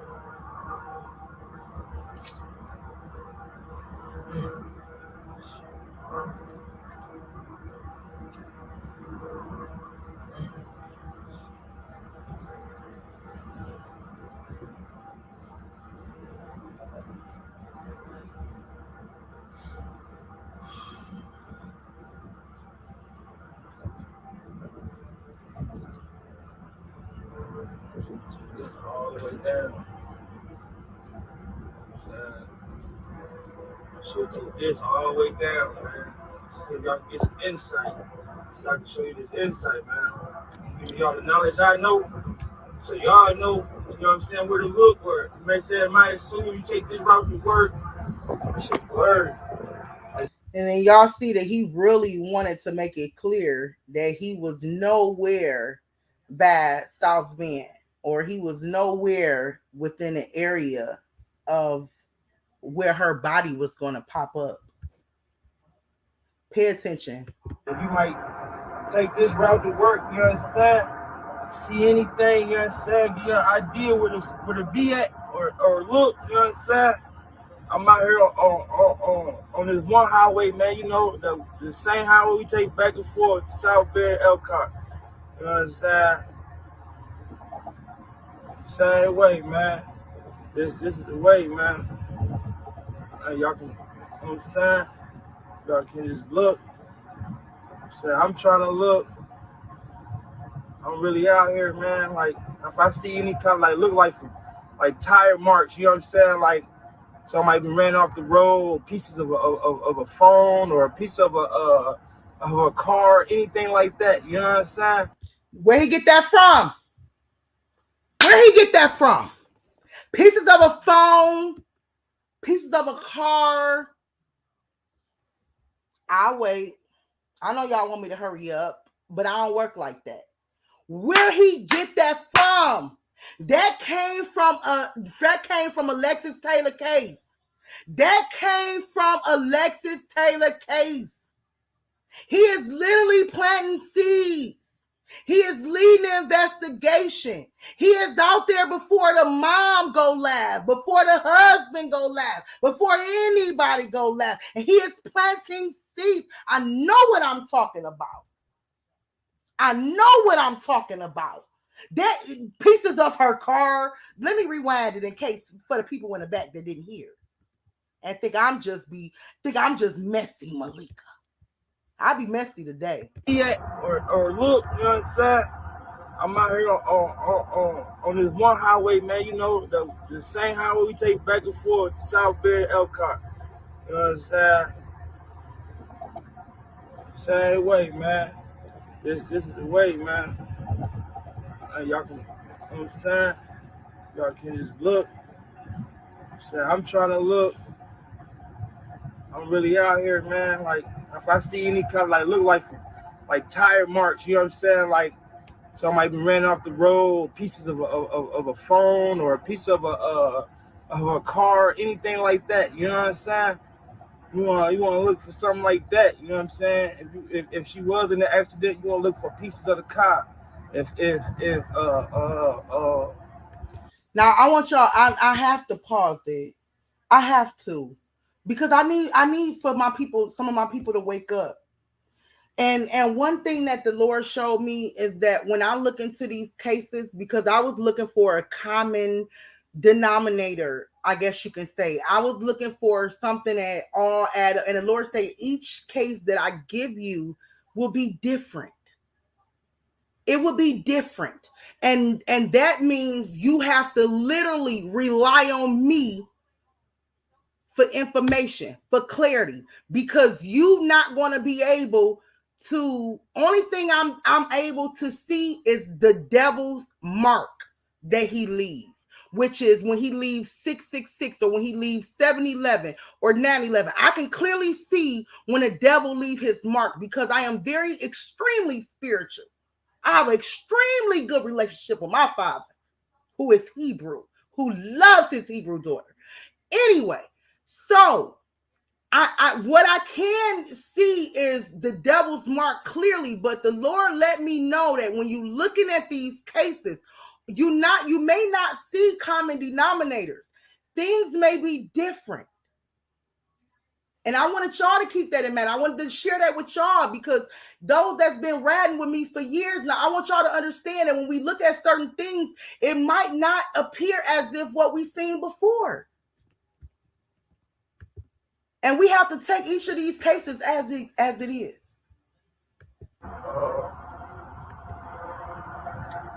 you know what I'm saying, or the car just went off the road or something. You know what I'm saying? Like, let's see some tire marks or like. You know what I'm saying? Like she try to hit the brakes real hard, you know what I'm saying? You know, you hit the brakes hard, you're gonna make it look like she slid a little bit, you know what I'm saying? And it was told that Ariana Taylor did not hit the brakes.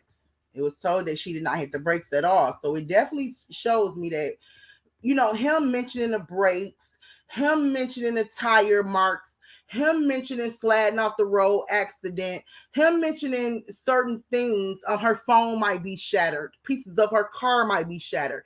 Him mentioning these certain things. I hope y'all paying attention to this. lets me to believe that he have paid attention to the other cases that happened prior to his woman going missing. And I'm not saying that he shouldn't have that type of he shouldn't be awake where he shouldn't say, well shit, this happened to then maybe this happened to my baby. I'm not saying that, y'all. I just want y'all to pay attention to what he's doing. And I'm also saying what I believe it to be planting of a seed. But I want y'all to pay attention to what it is he's doing. And y'all can come up with your own reason to believe whatever. Stop in the grass, you know what I'm saying? Out there in that grass, in these ditches, yeah. You know what I'm saying? You just gotta get out here, man. You just gotta get out here, man. Really, man, I need y'all, man. I really need y'all, man. I'm standing on it though. I ain't giving up, dog. Believe me. I'm finding mine, dog. For real. For real. This El Cargo shit, you see what I'm saying? I ain't seen not a tire market, nothing out here though. Like for real, man.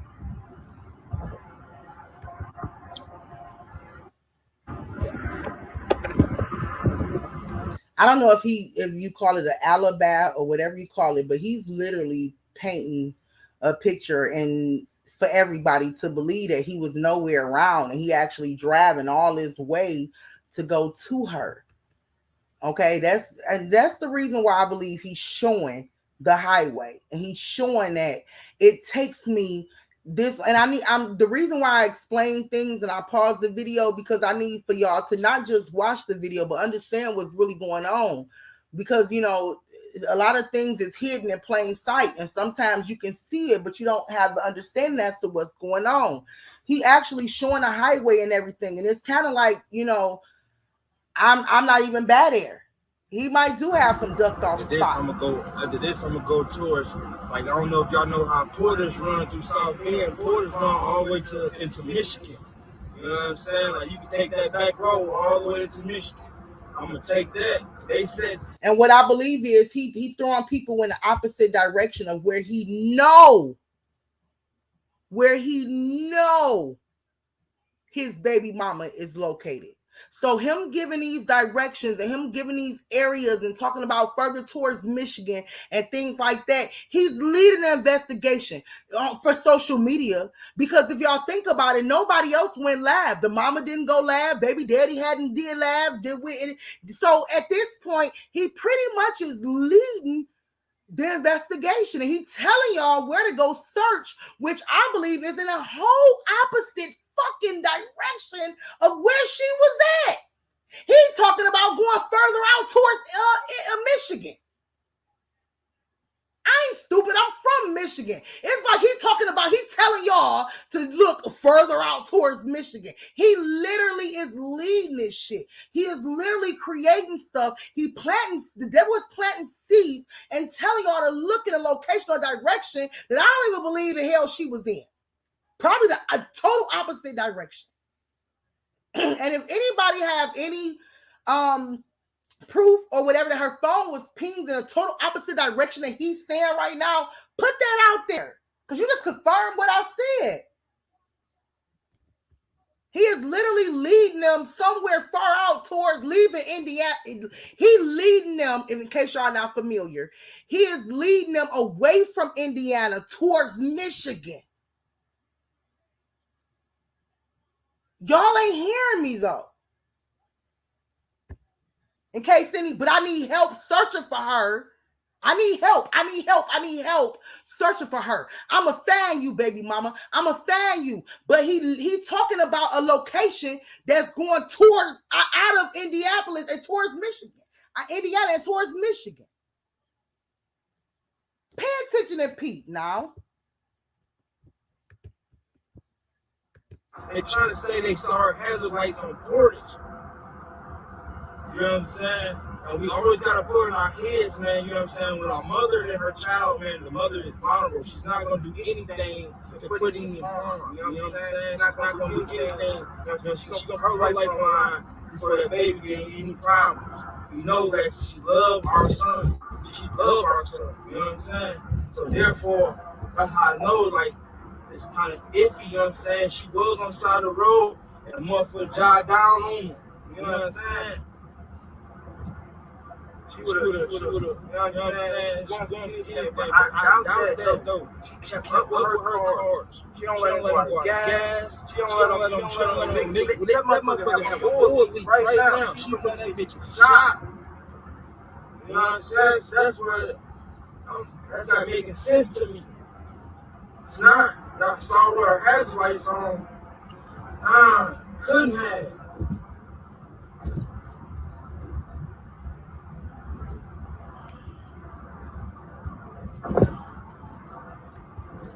Couldn't have.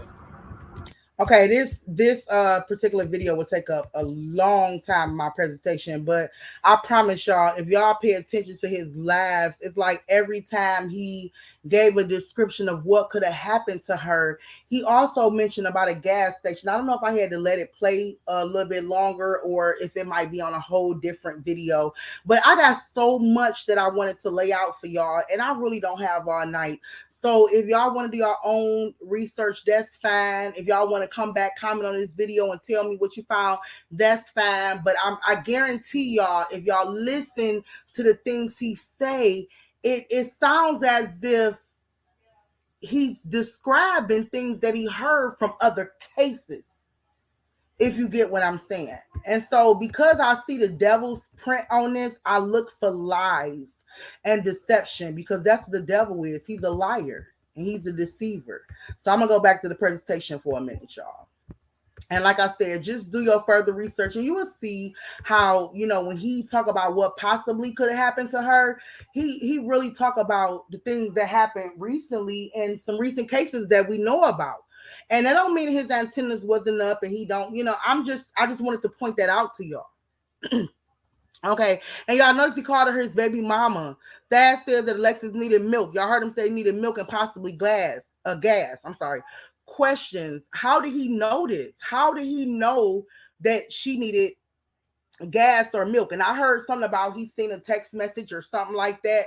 But I don't know if I'm gonna show the video, but her family and people that was there with her at the park said Alexis did not mention anything about needing gas or milk for the baby. And as a matter of fact, the mama actually stated that Alexis has WIC and she is stacked when it comes to milk at her house. So all of that stuff I considered.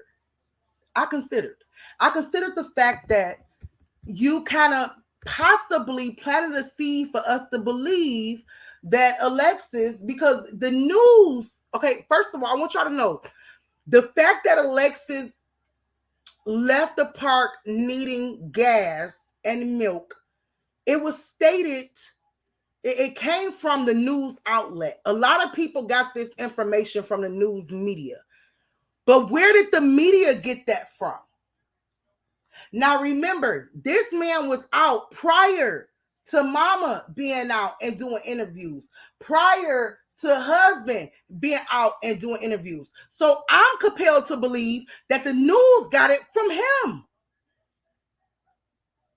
Are y'all following me? I believe that the news got it from him. So the news began to say, oh, well, she left the park because she needed gas or because she needed formula. But when you actually listen to the interviews that the family did, that the friends did, who was actually at the park with her, and this is how I know y'all dick riding. Excuse my language, but this is how I know y'all doing that, because y'all ain't even listening to what the family and stuff saying. The mom said baby had milk at the crib. He was stacked on milk. All Alexis had to do was come home. All she had to do was come home. Baby was stacked on milk.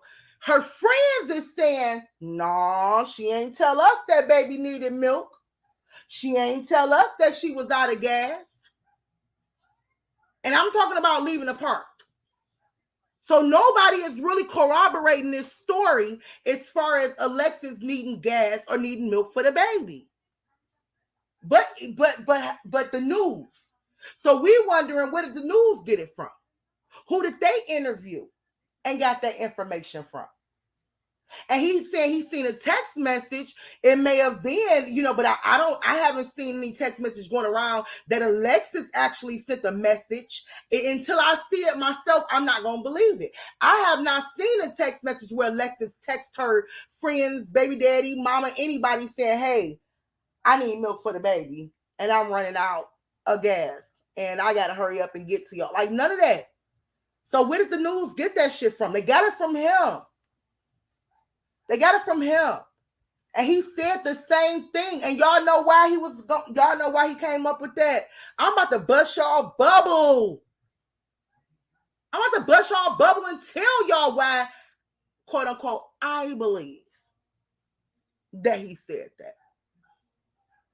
I believe he said that because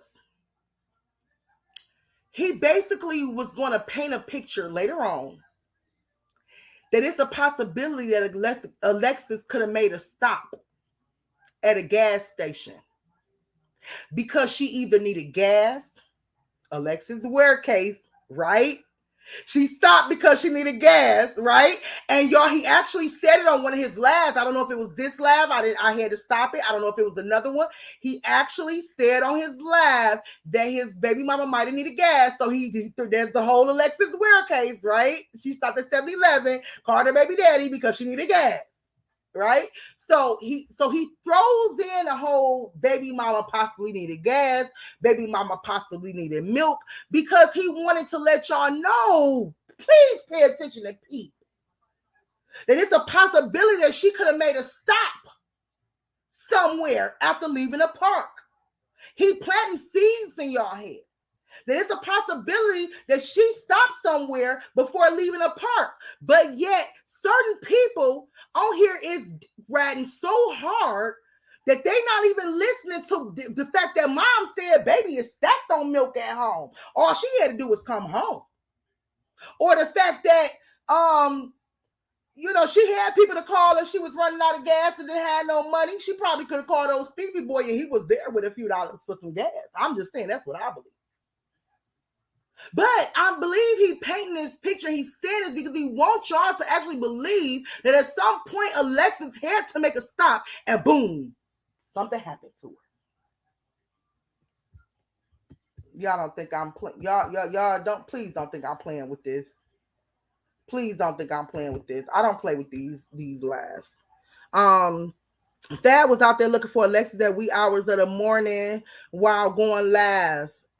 He was alone in most of his searches. Where's his support from family, friends?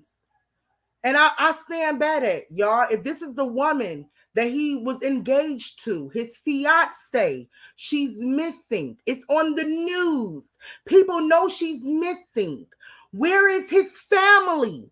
Evidently, he must have told his family, I need to be alone. I'm straight. Don't you think family would be there? He crying out for help. He cried out for help 2 videos ago. Don't you think by this live he would have had some support? Y'all ain't paying attention. Y'all is not paying attention. Anyway, that makes a speculation as to what could have happened to Alexis, and which sounds familiar with the cases of Alexis Morales. No, I meant to say Alexis Ware and Ariana Taylor, which I pointed out in the live. Now, and when I say that, if y'all don't believe me, go back and listen. And if y'all are familiar with those 2 cases, pay attention to the details of those cases and the fact that he's saying, he's throwing out there that, hey, this could be a possibility. Maybe she stopped at a gas station. I mean, baby mama gas normally be on full, but ain't no telling. Because he wouldn't even said it. Ain't no telling, though.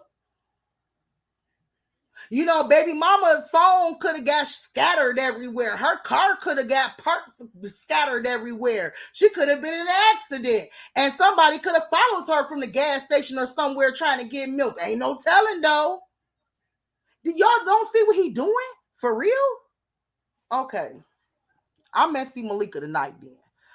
All right, so that makes many speculations as to what could have happened to Alexis. Like I said, it sounds familiar with them other 2 cases. That appears to be creating a narrative for people to hop on board with, while also gaining sympathy from his viewers.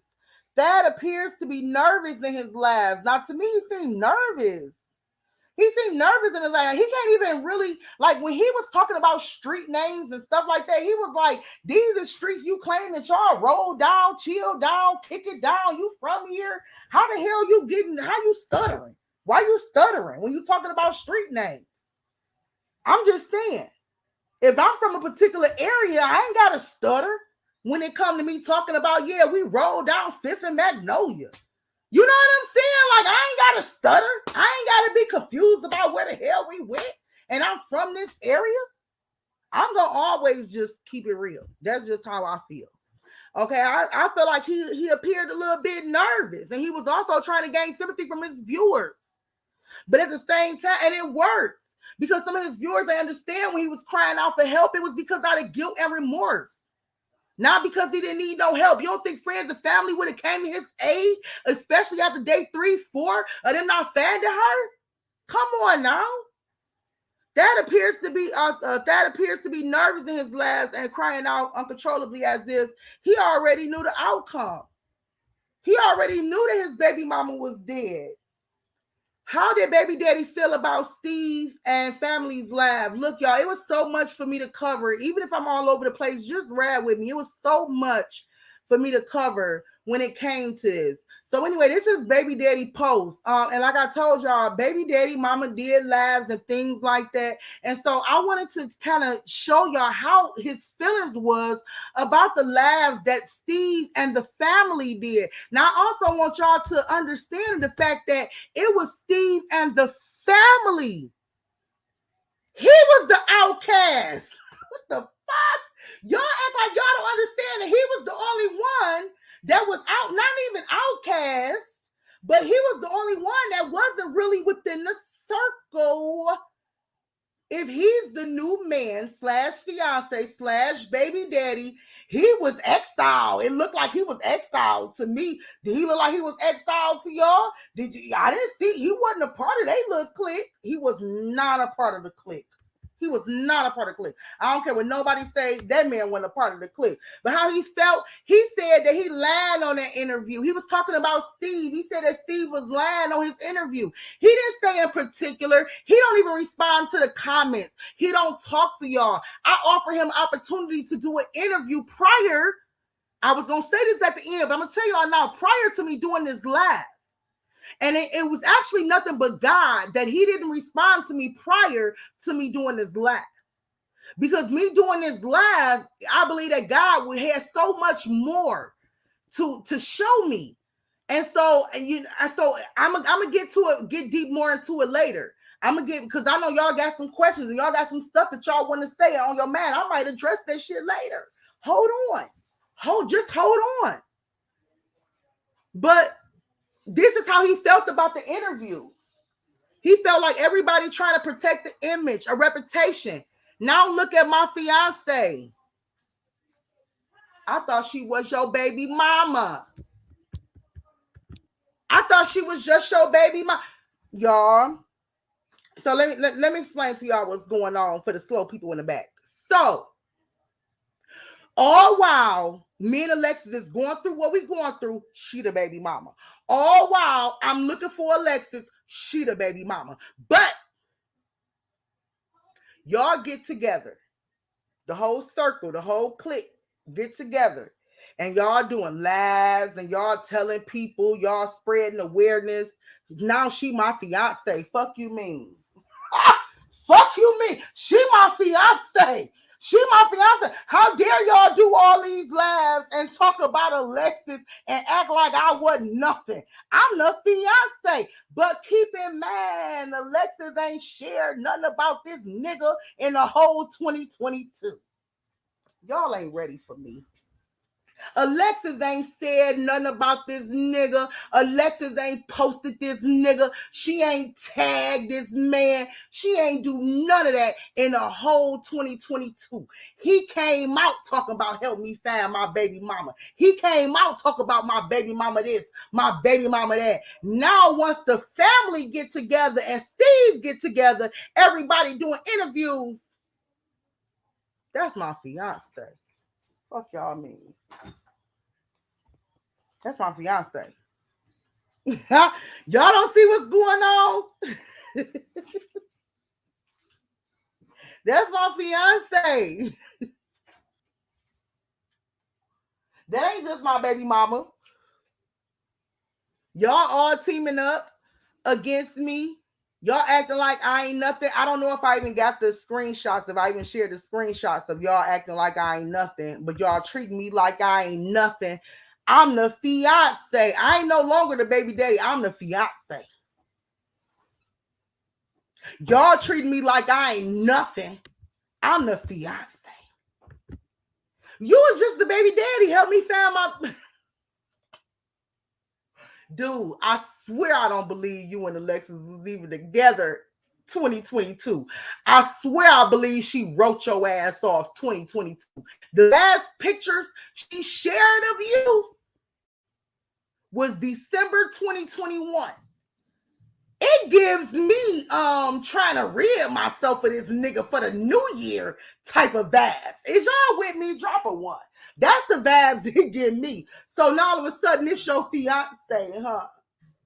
Nobody, the family don't even know about this planned marriage. And remember, y'all, in case y'all forget, he proposed to her in 2020. I'm gonna stop right there. Y'all ain't ready for me. He proposed to her in 2020. So come now, I ain't even get the date. The date. I'm gonna say come April 12th, 2022, you the fiance. Because the family and Steve is getting together to bury their beloved one. But this your fiance though. Man, y'all, I really wish y'all pay attention. How you gonna be the fiance and you already she already married? So y'all really pressuring Steve. Did y'all wonder about whether the baby daddy was a pressuring Alexis to get a divorce? I jumped ahead of myself. I only jumped ahead of myself because one of my subs, who was like a really good friend, named 45, she actually jumped ahead of me. So I had to kind of like throw it out there. You know what I'm saying? I had to throw it out there. How y'all know that he wasn't pressuring Alexis to get a divorce so he can actually marry her? Now, y'all better start doing your homework for real. For real. Anyway, so note, Thad has also made several posts pertaining to how he's being played like he's nobody.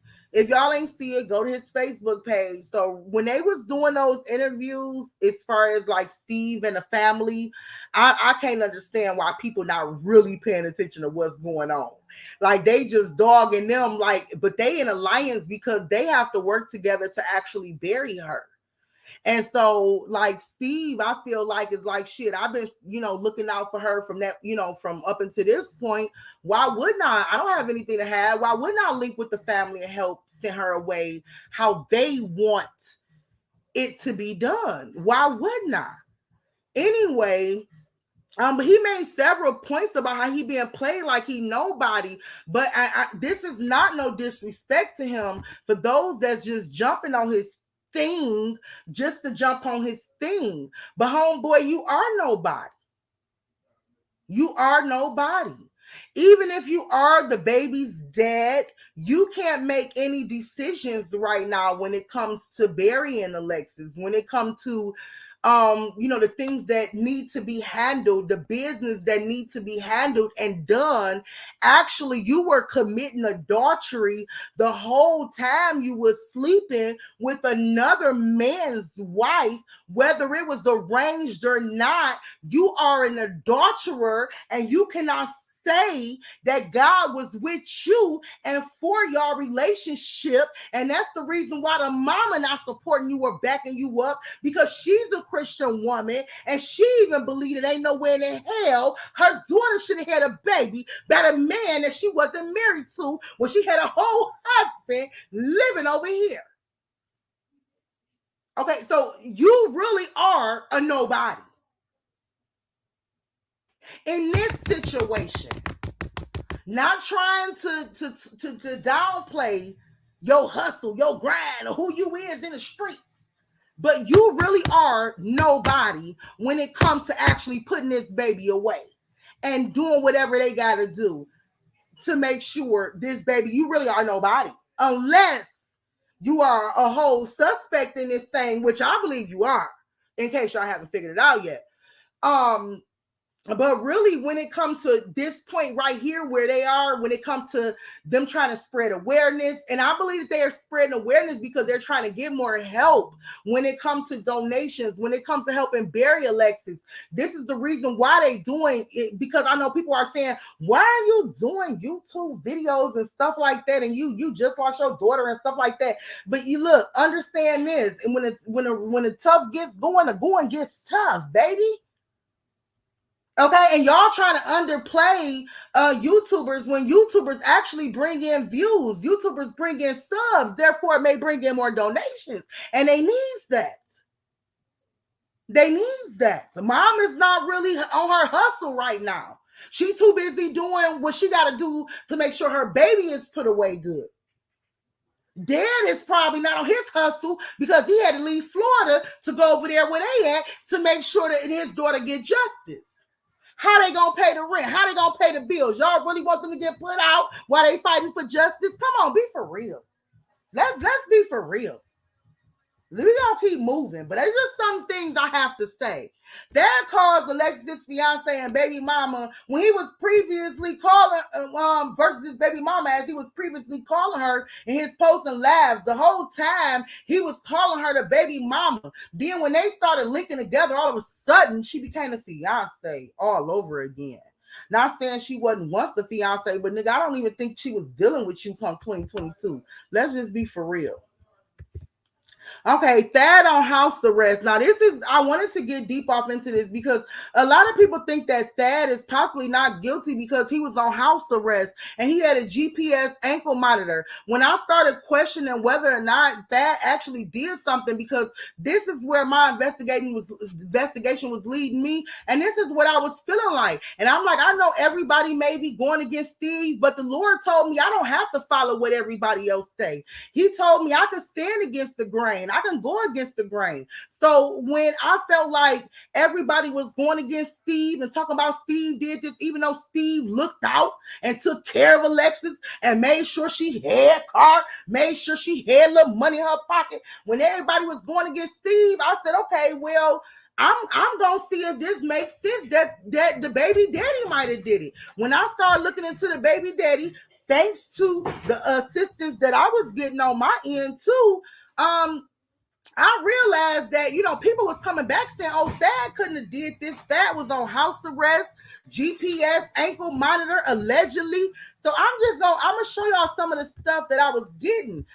Somebody said he lives in Napa and is on GPS. Now he had to get permission. And I'm putting this out there because I know y'all going to hear the same thing. If anybody try to debunk me, they going to say the same thing. So guess what? I'm 2 steps ahead of your ass. Okay? Anyway, GPS is tracking device, so they know his whereabouts at all time. It wasn't him, lady. So what I want to show y'all is that people were saying inside of Justice for Alexis group that it was possibly him. Nobody was in this particular discussion group. You can actually say your theory. You can actually post whatever you want to post, whatever the case may be. So, of course, you're going to get some pushback from people. And I'm really sorry I didn't edit her name. I'm going to actually go back and do it. So I hope she don't. I'm actually go back and do it because at all the other screenshots, I made sure to edit their name out because I don't want to throw nobody under the bus. And a lot of these conversations, y'all will see people were tagging me because I was asking questions.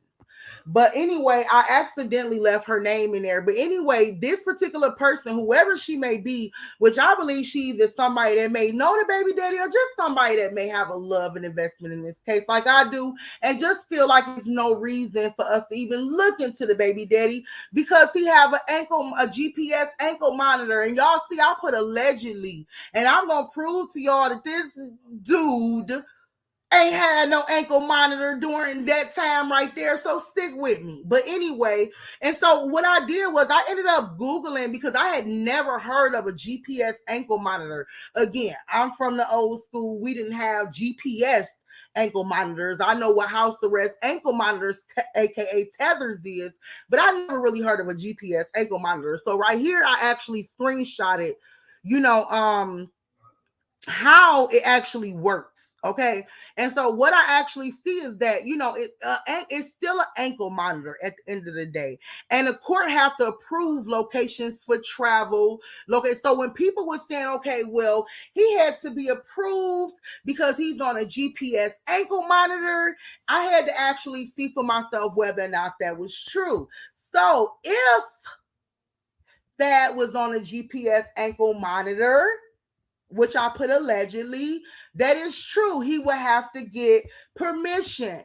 And he would have to get permission to say these locations will be set in court, and any further traveling will be required from a signed officer. So he would have to get permission from either a court or his parole officer, whoever. If he was actually on a GPS monitor, he would have to actually get permission to leave locations that he wasn't approved to actually leave. Okay. And so this one right here say, can GPS monitors listen to conversations? And so I don't know what made me actually look this up, but it was because I felt like, okay, well, if this man did have a GPS monitor on him, is there any way that this because, and I'm gonna show y'all why I said that. Is there any way that this GPS monitor can pick up conversations that's happening during that time? Because I actually show on slide how the GPS monitor can go like within a certain amount of feet away from the destination location without it actually being signaled.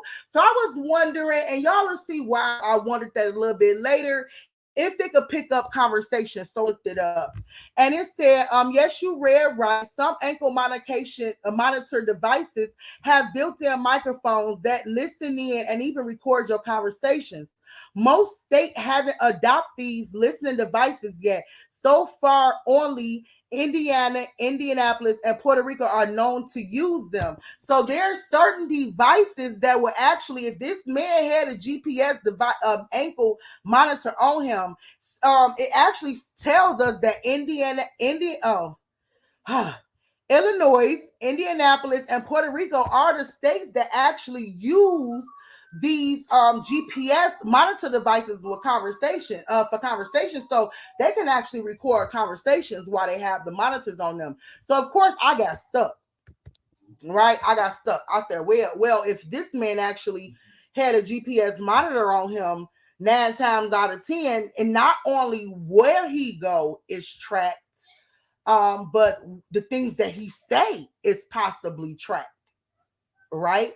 So of course I got stuck. Like, damn, because that would be a great alibi. That would be like that right there. Like, I would have really had to throw the whole presentation away.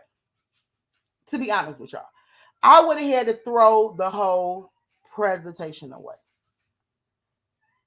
because if he had actual anchor, it's proven that this man have an actual anchor monitor on him. And I'm only going, I'm always tell two sides to the story.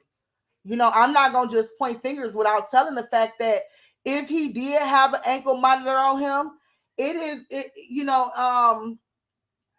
okay, that's great. Like that's something that we need to know, because according to Illinois and Indiana law, he might even have it recorded, whatever happened.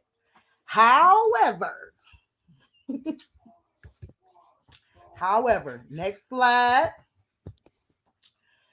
No, it has been said that wears an ankle monitor with a GPS tracking device. I had to point this out because this is a rumor. In case y'all have not paid attention to the case, as far as on Facebook, Instagram, all that stuff, this is the rumor. Oh, he cannot possibly being suspect because he wearing an ankle monitor with the GPS tracking device that possibly can even record his conversations. Well, we have yet to see any information that proves this to even be true. Not we're not saying that this is not true. However, we have yet to see any proof that Thad even wear an ankle monitor and is even on house arrest. It's also said that Thad was in Indianapolis and nowhere near South Bend. Yet he knew about Alexis's disappearance before others in South Bend. Now, remember, I told y'all he was out there on a mission. He was out there early, recording the labs before mom, before baby daddy, all of that stuff. Okay, so this is so I had to put this out there. This was really put out there more so for the Justice for Alexis groups. Like I said, when I finish this live, I'm gonna drop the mic and pretty much walk on unless somebody want to face me head on and address what I put out. Other than that, I'm gonna walk on. But I had to put this out because I wanted you guys to understand that hold on. Even though it's being a rumor is one thing. It's being said that he have on an anchor monitor. Okay, that is the rumor that's circulating, and that is the main reason, if not reason. Listen to me. That is the main reason, if not reason, why y'all don't deem him as a suspect. But what if I told y'all that he didn't have on an ankle monitor? What if I actually told y'all that he did not have on ankle monitor, that his charge for his ankle monitor was totally dismissed, it was totally gone. At this time of Alexis' disappearance, he did not have on an ankle monitor. What if I told you that? Would you then say, well, Malika, maybe he is a suspect?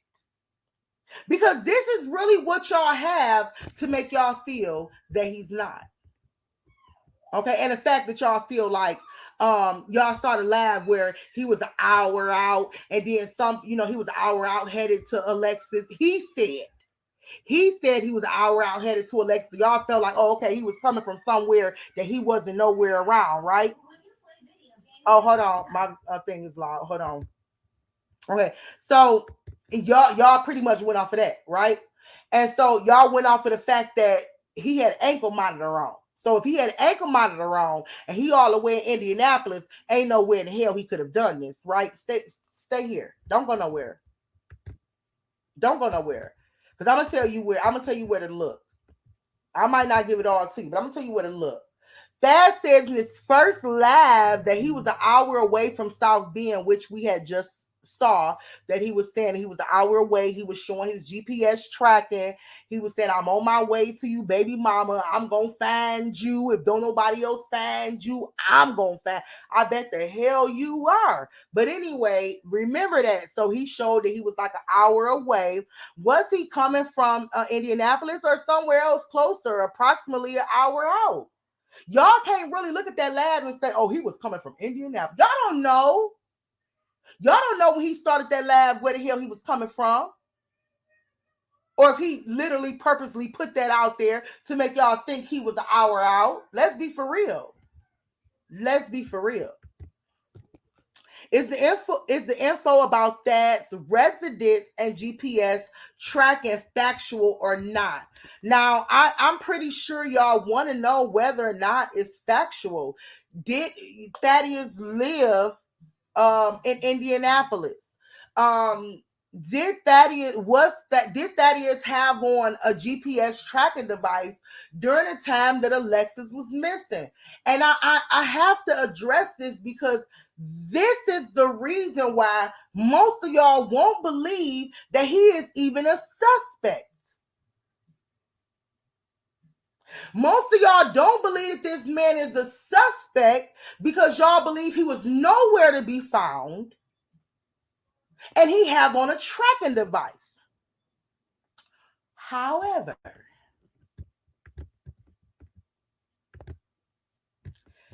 Is this information factual about the monitor and a resident? So what I did was, and like I said, you asked to always go behind me and check. But I had so much going on this afternoon where I really couldn't get everything together. But this is what people were saying to me in the groups. Malika, he does have an Indianapolis address according to my case. So if you guys need more information, look up mycase.com, which doesn't mean much either, because it goes by ID and it's not updated. Okay, so if you go to mycase.com, which some people that I was talking to, and they have done a research in mycase.com, this man does have an address, okay, listed in Indianapolis. So when this man goes live and he says, I'm an hour out, evidently whoever out there on social media, Facebook investigation, YouTube investigators, whoever the hell they are, they tried to pin, oh, he's in Indiana, he lived in Indianapolis, and he's coming from Indianapolis because on his live, he claimed he was an hour out. Do y'all get what I'm saying?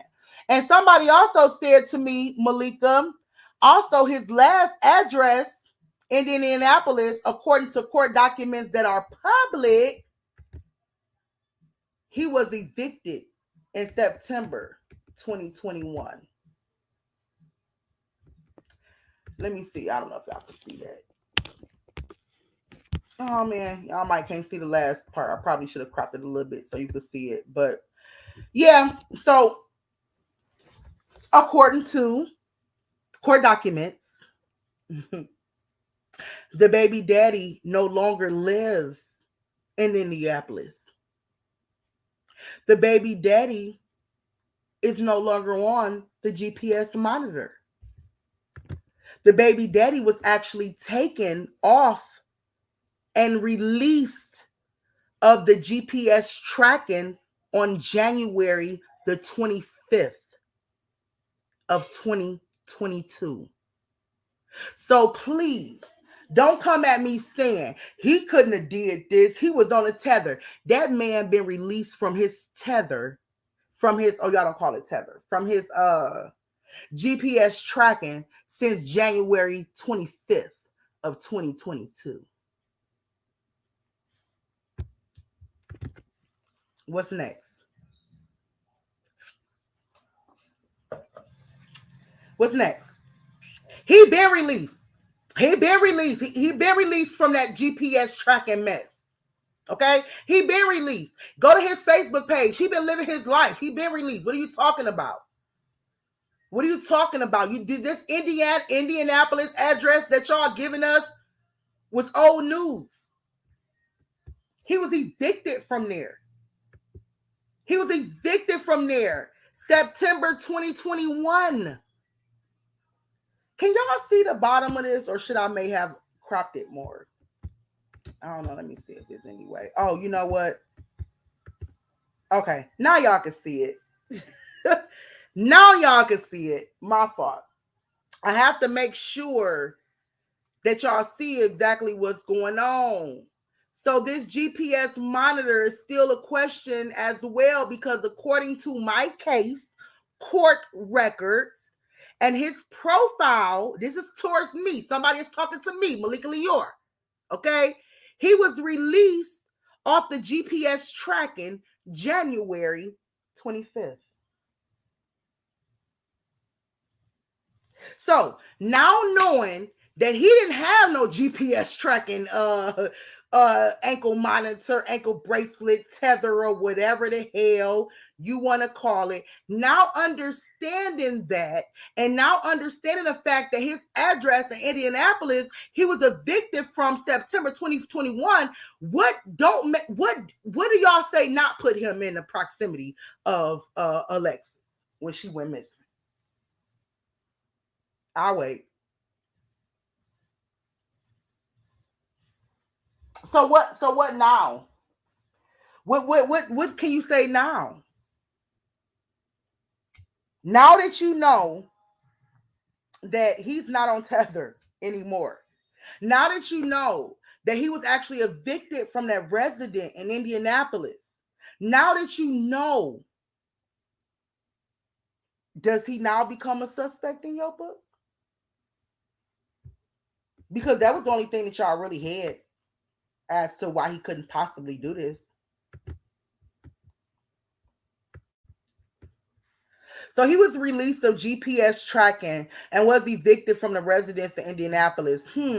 Therefore, the information that's circulating about his GPS tracking and resident in Indianapolis is old. It's old, y'all. It's old. It's old. It's old. Many say that Thad could not possibly done this if he's on house arrest and not nearby South Bend without considering the fact that there's no proof been made public of this GPS monitor, ankle monitor he claimed to have during Alexis' disappearance, without considering the proof of the actual location where he lives and is paroled to, or without considering the fact that, and I've made this very bold, clear, and in capital letters, or considering the fact that Alexis could have went to go see him. This too is possible. So, and I said that because people are so quick to rule the baby daddy out, not considering any of 1, 2, or 3. They wasn't considering 1, 2, or 3. You never saw proof of an ankle monitor during the time of her disappearance. You never saw actual proof of where he was or where he lived or was paroled to. So you have no idea if it was 10 minutes away, 15 minutes away, 2 hours away, an hour away. You don't know.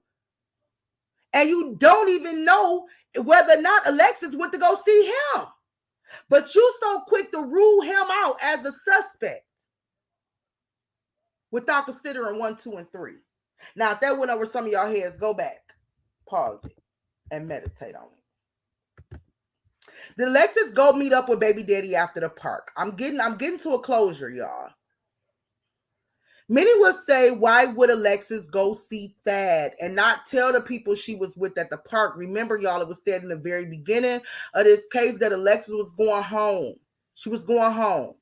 She never mentioned to anybody that she was hanging with at the park at the barbecue, that she was going to go see nobody. But I'm asking a question. Well, I got a question mark on it. Is it possible that she could have met up with him or somebody after leaving the park? Well, this is my theory, my opinion on it. I asked myself this same question. If Alexis went to meet up with the baby daddy after leaving the park, why not make this known to somebody? And here's what I came up with, y'all. If Alexis did if Alexis did not want anyone to know that she was back talking, what if Alexis did not want anybody to know that she was back talking or seeing her baby daddy? Due to the past abuse and her resolution to leave him alone for good. Now, I asked myself, if Alexis was going to go creep off or see baby daddy or anything, why didn't she tell nobody? Why did she make everybody think that she was going home? And I had to ask myself these questions because if my investigation is leading me towards this right here and leading me towards this particular person, and I have to ask myself certain questions, right? So I asked myself, why didn't she tell anybody that she was going to go visit somebody or that she was going somewhere after leaving the park? And instead she told everybody that she was going home. So my own personal assumption that it's possible that maybe she didn't want to let nobody know that she was back fooling with him, because most of her friends and mom and side of the family knew that this nigga was beating on her, knew that he wasn't no good, and probably didn't want her with him. Okay, so that's just my thought as to why she, possibly didn't make it clear that when she was leaving the park, she was going to go meet up or link up with somebody else. I mean, just think about it. It just makes sense. Because evidently, we have Alexis at the park. And we have testimonies from friends, family, that she was enjoying herself, having a good time. FaceTime mom, like, hey, look at Messiah having a good time at the park. However, something happened leaving the park, right? Where did she go? Where did she stop? Baby daddy want us to believe that she possibly stopped at a gas station, yet he still want us to believe she stopped at a gas station, but you normally on top of running low on gas. She on top of that type of shit. She don't be running on E. Where did she stop? Where did she go? They want us to believe that she might have stopped for some milk, but here it is. Mom say, oh, she was stacked on milk at home. All she had to do was come home. All she had to do was come straight home. We stacked on baby milk. Do y'all hear me? So she left somewhere. Everybody seen her pull off. Yet nobody know where she went. Keep this in mind. Keep this in mind. Okay, so if Alexis, so I said, if Alexis went to meet up with the baby daddy at the park, maybe she didn't want nobody to know because of the past abuse. And she might have told her mom, might have told her friends, I ain't dealing with him no more. I'm done with him. If y'all notice, even on social media, she wasn't even claiming that nigga come 2022. Are y'all with me? She wasn't posting him. She wasn't claiming him. That's because she couldn't. When she did tag the baby family in the baby pic, she tagged mama. She tagged daddy. She tagged people that she was really dealing with at that time. She probably already told her family she not dealing with this nigga. She done with him. Just my thought. Just my thought. Okay, so if Alexis went to see Thad and he was on GPS, now I'm gonna for those that might still think that this man was on GPS, I'm gonna go there with you. Thad could leave approximately 6.5 out of range while on house arrest. This could mean in the 6.5 range is not far, but this could mean he could possibly go to the porch, the driveway, the mailbox. Listen to me. It's the reason why I'm saying this shit to y'all. It's a possibility that this man could have traveled to the porch, to the driveway, to the mailbox, etc. Okay, during the time he was scheduled to be at home. Because remember, if he's on a so-called GP, which I don't believe he's on no more. We already seen proof that he was off that shit in January, but I still had to put this up for those that might still doubt and might still think whether or not, no, I still believe that man was on, because that's all they got, y'all. That's all they got. So some of them want to believe that the baby daddy is innocent, so sticking by the fact that he had a monitor on, because that's all they got to kind of hold their theory up and they believe. They don't want to believe that he could have possibly hurt his baby mom. Anyway, side note, we highly doubt he was on a GPS monitor. And I already said that during the time she went missing and needed approval for the search. If that's the case, then I'm challenging anybody out there to prove it. To prove it. And then I posted a screenshot basically of Google saying that a person on a GPS monitor can be 6.5 feet of range from even while on house arrest. Out of range even while on house arrest. So let's just say that she did went to go meet up with him, but at his house. At his house or wherever he was scheduled to be during that time. But let's just say she did went to go meet up him after leaving the park at his house. Then he could go outside and go get in the car with her in the driveway. He can walk to the porch. He can walk to the driveway. He can walk to the mailbox. 6.5 feet out of range. He can go without really setting off the GPS monitor. Which means if he was to beat her, and I'm just going to say this, if he was to beat her butt in front of his house and pull that car, her truck back in his garage, guess what? They wouldn't have never known. Hello, I just had to throw that out there for the slow people in the back that's saying, oh no, he had on a GPS. He couldn't have possibly. What if y'all, did y'all ever think of what if she went to go see him?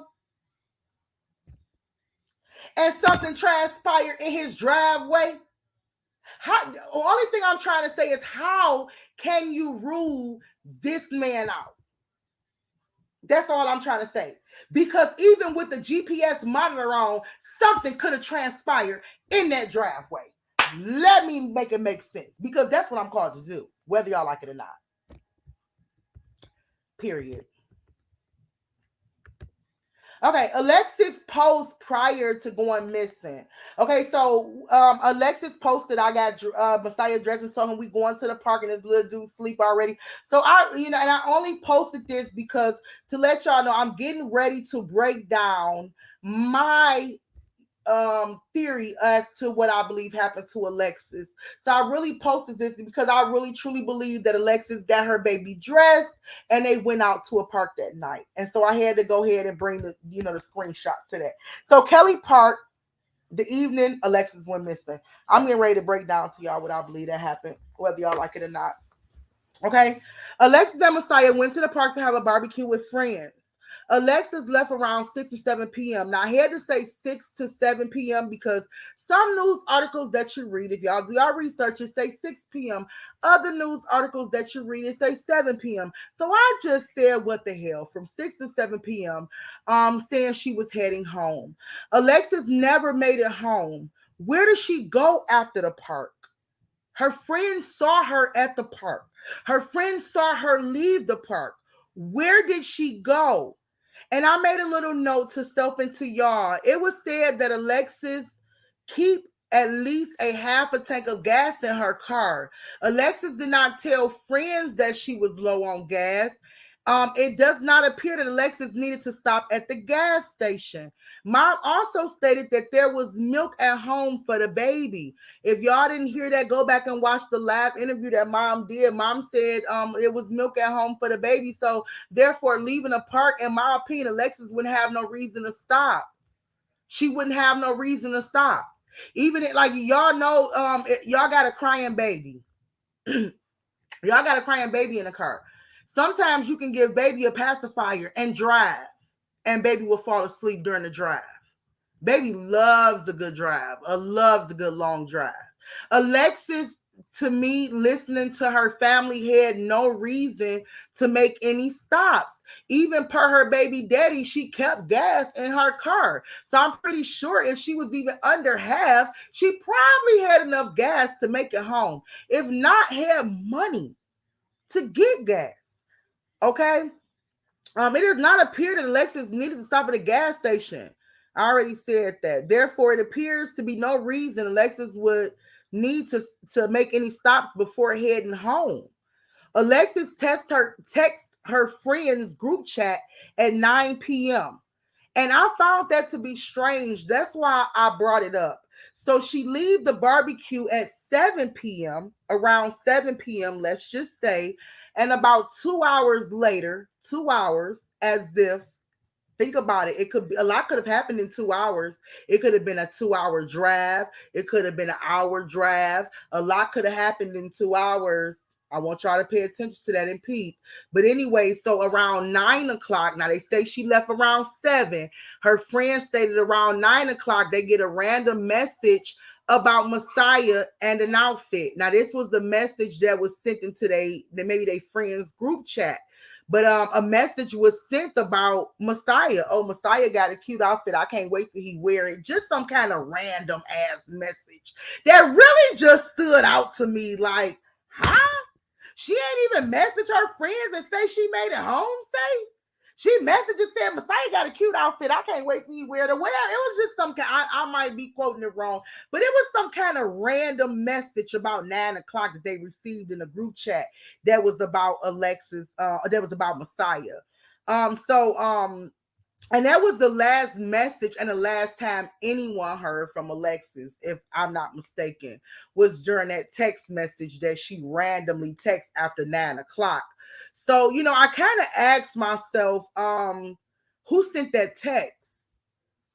Was that Alexis? Do we know that was Alexis that sent that text at 9 o'clock?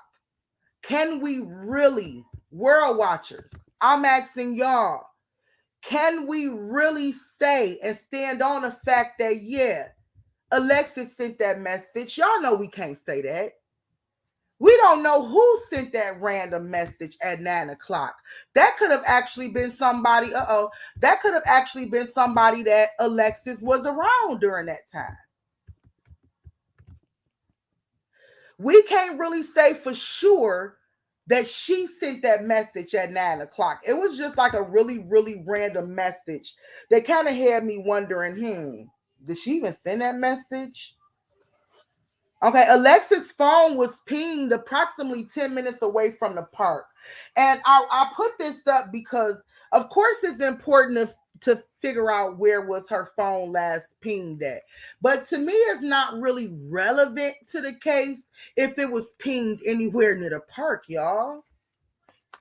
Because we know she was there, right? So it's really not a big ass clue to me of anything if it was pinged not far away from where we already know she was last seen. Navigations is not always 100% accurate. Sometimes they'll give you the roundabout area or destination. So the fact that her phone was pinged near the park, I don't know if it was pinged somewhere else. If it was, excuse me for this portion of the live, and you can share with me that later. But from my understanding, I did ask this question, like the distance between where the phone was pinged and where she was last seen. I even asked about the baby daddy house, about Steve location. I asked about everything. So I do know that the phone was pinged or not far from Steve's work location. Steve, again, for those that's just jumping on, Steve is the actual husband, not the baby daddy. Okay, so I know that the phone was pinged not too far from Steve's work location. Okay, but also people are so focused on that to me that they not using common sense, which the fact common sense will tell you the phone was actually pinged near the last place she was seen. I mean, it gave you a roundabout area. You know what I'm saying? Because it could have actually, her phone could have died or she could have turned it over. Anything could have happened. And the last location that it picked up was her actually leaving the park or heading out from the park.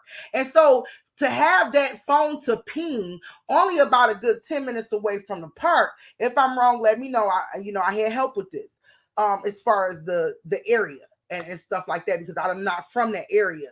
And so from my understanding, the phone could have pinged in the last place that she was at.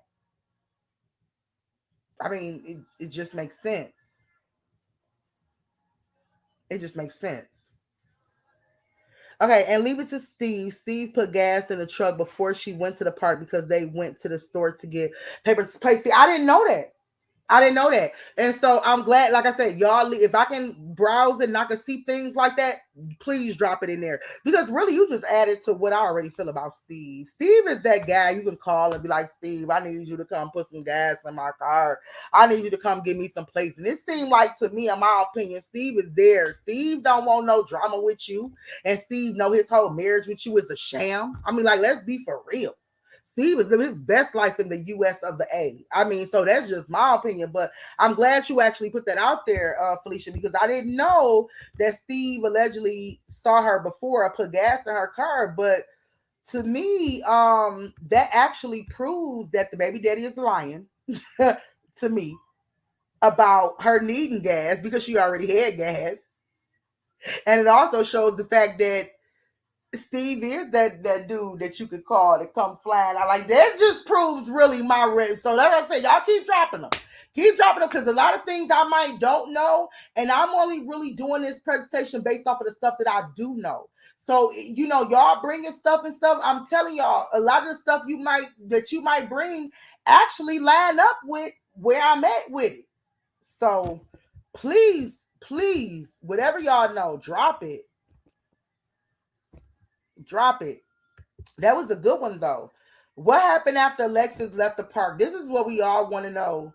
I don't claim to have the answers to everything. I don't claim to have the answers to this, but I do know the person that do. I am well connected to the person that do. Okay. Um finally, finally, we don't get to what I believe that happened. And I didn't play a couple of these videos and stuff because I knew it would have just made the lab even longer, and I don't want to pull nobody on. But again, for those that's just not watching me, this is what I do when I do my presentations. I always do my presentations based off of what I believe, what the spirit is leading me to believe, and what I've learned or believed in my time of looking into this case. And so, like I said, I didn't even get to the spiritual part, looking at the numbers and all that stuff, because I already see it there. So I didn't do all of that, but this is just based off of what I have so far, okay, and what I believe to happen.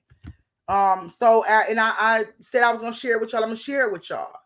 Okay, again, this is based on my own personal belief. I do not claim to know it all, though I do claim to know the one who does. I believe after the park, Alexis went to meet up with someone. It's possible it was about getting money for gas, milk, etc., or for another cause. But my intuition tells me that Alexis' baby daddy spoke to her the night she went missing, and that they met up somewhere. I truly believe that she was keeping him away from his son and his family. It's been said by both Alexis' mom and the baby daddy that they exchanged words over the phone the last time they spoke, quote unquote. It was also said that that mom wasn't allowed to see baby Messiah because of her saying disrespectful remarks about the baby. But I'm a bruiser. I think that is true. That made a post on April the 7th, and I'm pretty sure y'all probably seen this, that makes us believe that to be true. Alexis also made a post on that same day, Alexis 7th, that makes us believe it is true. So a quick little breakdown. I do believe that Alexis and Thaddeus was going through some things as far as their co-parenting, and I do believe that they had a falling out on April the 7th. And the reason why, because they both took it to social media. They both took they falling out to social media. And I do believe they fell out because possibly Thaddeus wanted to see the baby, wanted to spend time with the baby, want the baby to meet his mom, whatever. And Alexis said, no, your mom was disrespectful in the past. Your mama can't see my baby. So I believe that they had a falling out on April the 7th, in which, if you also go back to those lab interviews, his mom or Alexis' mom actually confirmed of the falling out that they had on April the 7th. Okay. This is post from both of them, both Alexis and her baby daddy on April the 7th. This lets you know that they really had a falling out when it pertaining to the baby. The daddy says something about don't nobody do or say.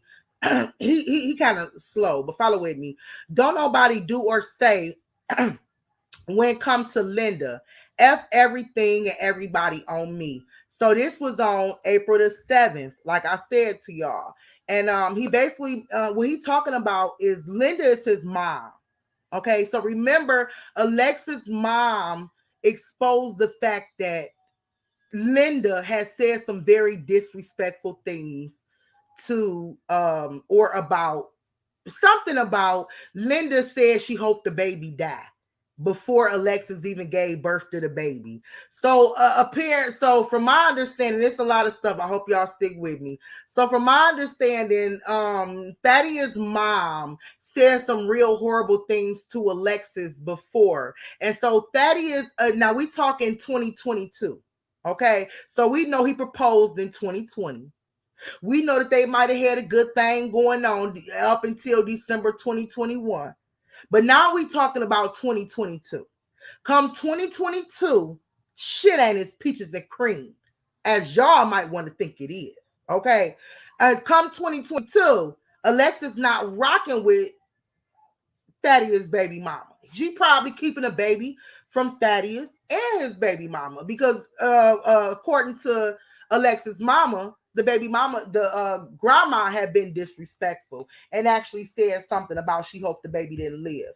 But however, Alexis posted the same status on the same day. So you hear him talking about don't nobody say nothing when it comes to my mama. F everybody and everything. right? So he coming out like he making a post like, when it comes to my mama, niggas ain't gonna disrespect my mama. But I already believe he talking about her. So she come right back with a post and she pinned that shit to the top. And she said, when it comes to my son, pay attention to Pete. This nigga say, when it comes to my mama. She started her shit off like, when it comes to my son. Y'all ain't hearing me. Y'all don't pay attention when couples is arguing on social media. Y'all must don't pay attention to that enough. Because he said, when it comes to my mama, on everything, ain't nobody gonna disrespect my mama, period, on me, whatever. She came back and said, when it comes to my son, you ain't about to play about him. Once you say or do something disrespectful to me or my child, it's forever beef. So these niggas was beefing on the 7th. I don't care what nobody say.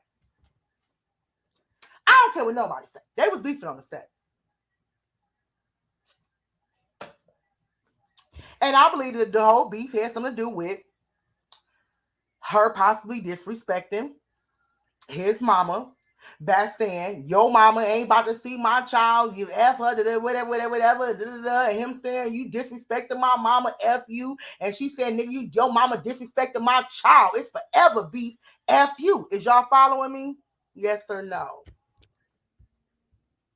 Yes or no? My presentations be kind of long. I haven't even had a bathroom break. But this is just what I do.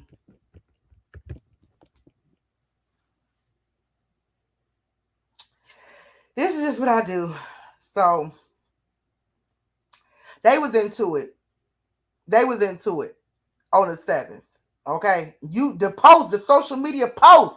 And Alexis even pinned it. Like, nigga, I'm not playing with you. This is for you, your mama, and your whole family, you'll see. And I'm gonna stand by this and I'm gonna pin it. Because when you pin a post, you mean that, don't you?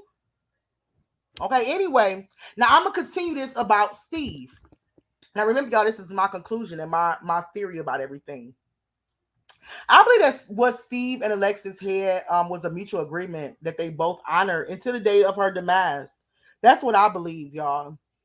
Seeing Steve speak out publicly alongside of her family tells me that he has nothing to hide.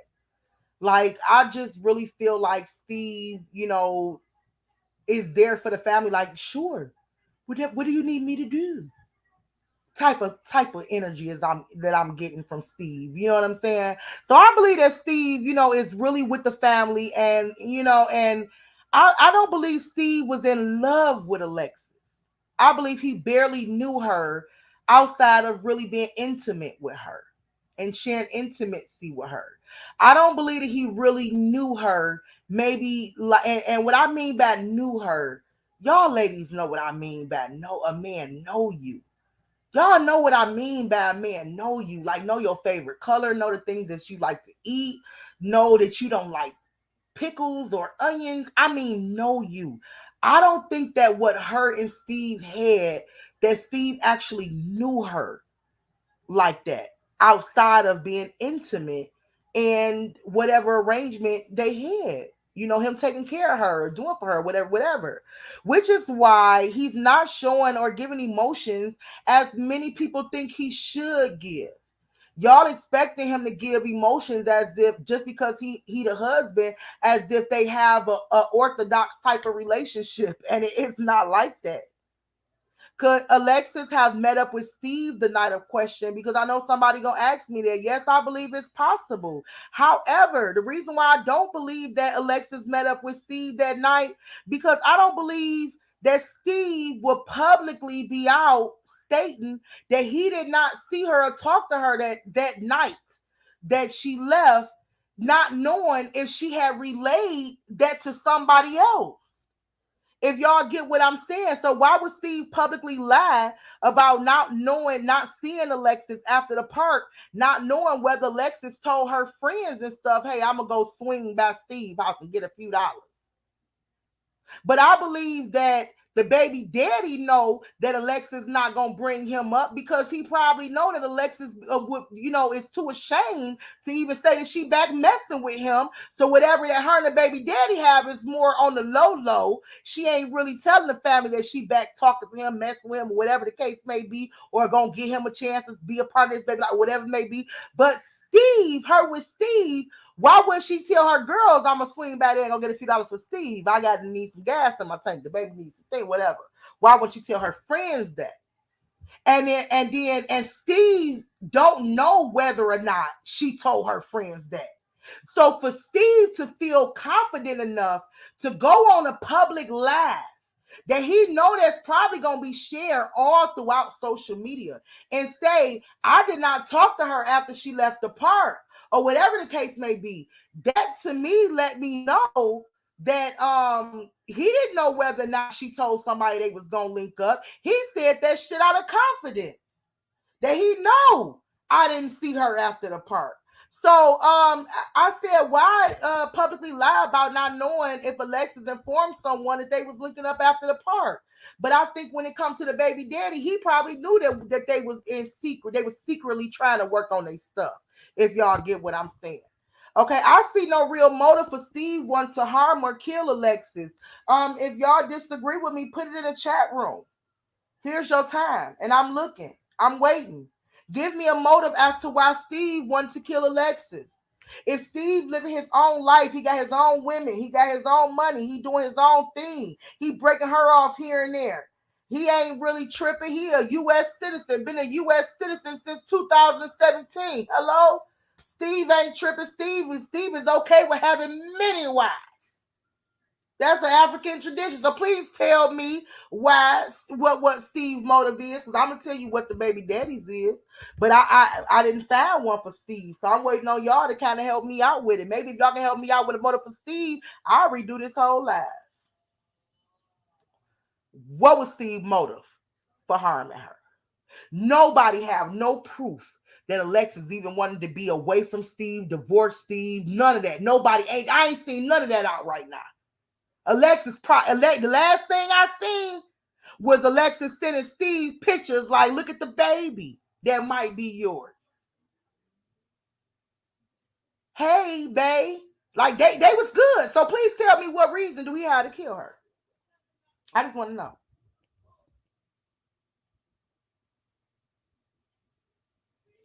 Let me see. But Steve went and got paper plates with her right before party. But Steve went and got paper plates with her right before. Yeah, this is stuff that happened prior. Okay, so not saying because I do. Let me kind of specify this a little bit more. I do believe that Steve was somebody that she can call. He was that go-to person. I do believe that he was that go-to nigga. Like she can really call him. Do you think that they was even beefing? If you think she can call him and ask him for paper plates, I mean, y'all literally proving my whole theory. They was good. The nigga just dropped her off paper plates for the party. What motive? Now y'all really making it hard to come up with a motive. Because if he was okay with her going to the party, made sure she had what she needed for the party, what motive do he have to turn around and kill her ass? And I'm looking in the chat. I'm taking the time out because I'm realizing I'm getting to the end. And I want to know if there's any discrepancies in what I put out so far. And I want to know if there's anybody that can really challenge what I put out so far. But y'all really helping of what I put out so far. Because really if she called Steve to get the paper plates and stuff, that's really confirmation that he was that go-to dude. He was that go, and it wasn't really no beef between her and Steve. I don't think. Now, I didn't actually hear Steve say it out his own mouth she called him that day, but I'm just saying if that is true, I don't know. I didn't see that. I mean, it might have been some stuff that I had missed. That's why I'm not blocking nobody. I'm only blocking people my mind's only block people that's being disrespectful. But my live is open for anybody to come on here and say What motive does Steve have after sending his woman plates or dropping his wife off some plates or whatever it is she called him and said she needed? What motive do he have to turn around and kill her? Is what I'm gonna wait for. I gotta use the bathroom, y'all. I've been on this live for a minute. I'll be right back. Y'all talk in the chat, drop me a motive, and then I'm gonna move on.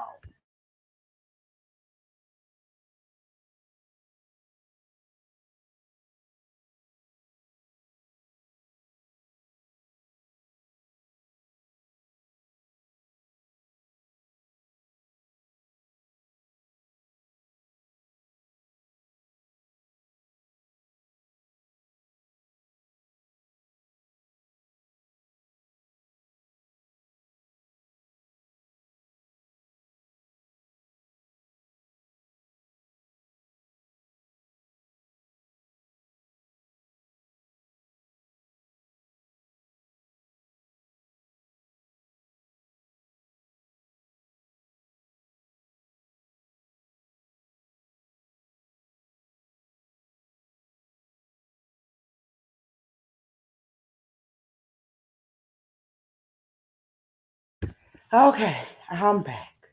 I needed that little break, y'all. I needed that little break. That beef was on April 7th. Was the motive. I really do believe that beef on April 7th, I believe that was brought back up that night. Because that was like a discrepancy in a whole parenting thing. I don't know why Alexis pretty much cut him off, but if you could see in 2022, she pretty much cut that nigga off.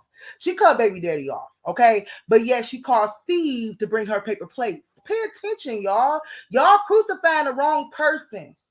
I truly believe y'all are crucifying the wrong person. She cut baby daddy off. Y'all don't even see her even talking to baby daddy, paying baby daddy no attention. As a matter of fact, did I even show y'all the little piece where she kind of called him a no good ass baby daddy? I don't even know if I even got to that part right now. But she wasn't even really dealing with baby daddy. Yet she called Steve to bring her paper plates. I feel like most of the people are crucifying the wrong person, which is why I am so thankful that I'm not a follower. And I literally use my common sense and I go by what the Holy Spirit is showing me. I'm thankful for that. Because I believe that y'all are really crucifying the wrong person. And I might get some pushback in this lab, but I don't care. I'm messy Malika. I don't care. I truly don't. But anyway, let's move on. So yeah, she it's possible that she could have met up with him, but I just don't see no real motive of Steve killing her. Like what they had was a pretty good arrangement for these few years.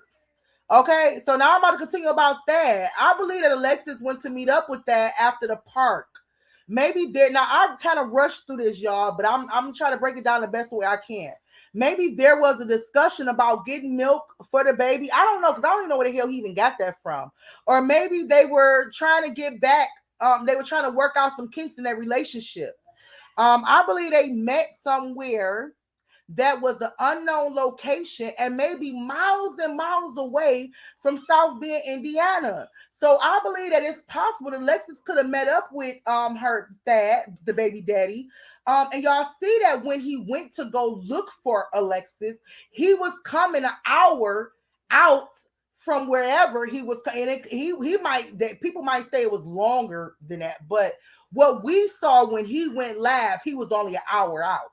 So it's possible that Alexis actually went to go meet up with him and she met up with him a ways from the South Bend area. Okay.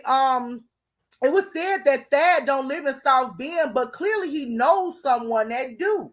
And I had to put this out there because everybody is saying like, Thad don't, he don't live in South Bend or whatever, whatever. But clearly he knows somebody that do. So my point is, this man was not on GPS. Let's get that straight. Okay. So it's a strong possibility that she met up with him. And it's a strong possibility that she met up with him not far from where her phone was pinged in South Bend somewhere. Okay. And it's also a strong possibility that she met up with him miles away from South Bend. Right. But I want y'all to check out a post he made claiming that he was out searching for Alexis while he appeared to be chilling on a sofa. And remember, he's in South Bend. So Thad out searching. I'm Thad out during the search. Also, when did this nigga have time to have a t-shirt made? I guess I just had to put that out there because I just noticed the fact that he had a t-shirt made. He was like the only one. Like the family wasn't walking around at this time with t-shirts. Mama ain't got a t-shirt. Daddy ain't got a t-shirt. The husband ain't got a t-shirt. But this nigga walk around with a t-shirt. And so I guess I just had to point out the fact that when did this nigga even have time to even have a t-shirt made? Especially if you came from out of town to go look for your baby mama. When did you have time to have a t-shirt made? That was a thought that came up with me, and I just had to put it out there. Ain't nobody else at this point. He ain't even contact mom. Like, mom, I gotta connect with some t-shirts that we can wear while we searching for it. Y'all want some t-shirts? That was just something I just had to say. Had to say.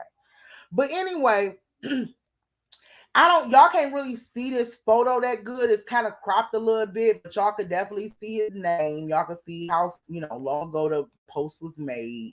Was it 4 days ago? I don't know, maybe it was, but y'all could find this post yourself, and y'all could see by looking on the post that he was in somebody's house chilling on the couch. He was in somebody's house chilling on the couch, and he put, "I'm still out here searching for y'all." I mean, you searching for us while you chilling on the couch, or you on your way to go search for us? Because in this photo, okay, so and I wanted to put it out there because of the dick riding. Excuse my language. It really excuse my language, but I didn't know what other way to really put it. I wanted to put it out there because of that point alone.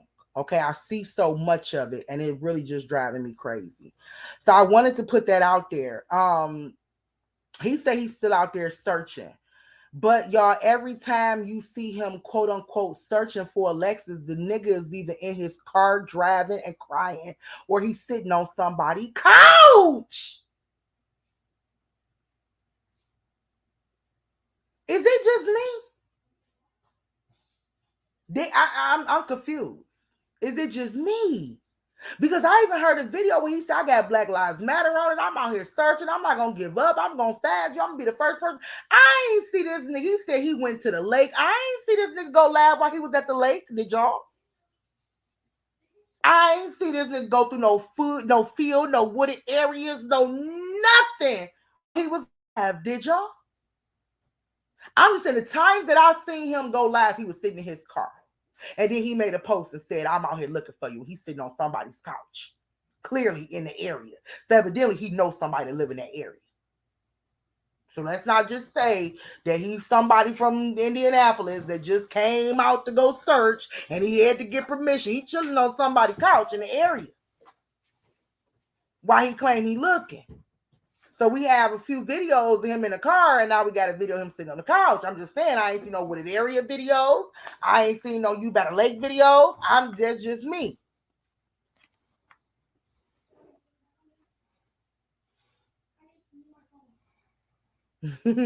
I noticed y'all kind of going ahead of me.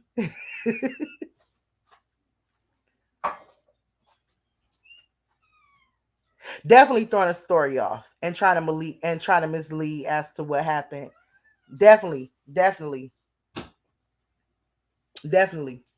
Somebody else said the same thing. As soon as he started talking, they knew he was guilty. I wasn't really around during his first lives that he was doing, but I went back and I listened to the lives, and I really couldn't listen to all his lives because really the first live that I watched, I realized that he was really painting a picture and creating a narrative, and he was using different people cases, and he was like really sewing it. I saw that automatically.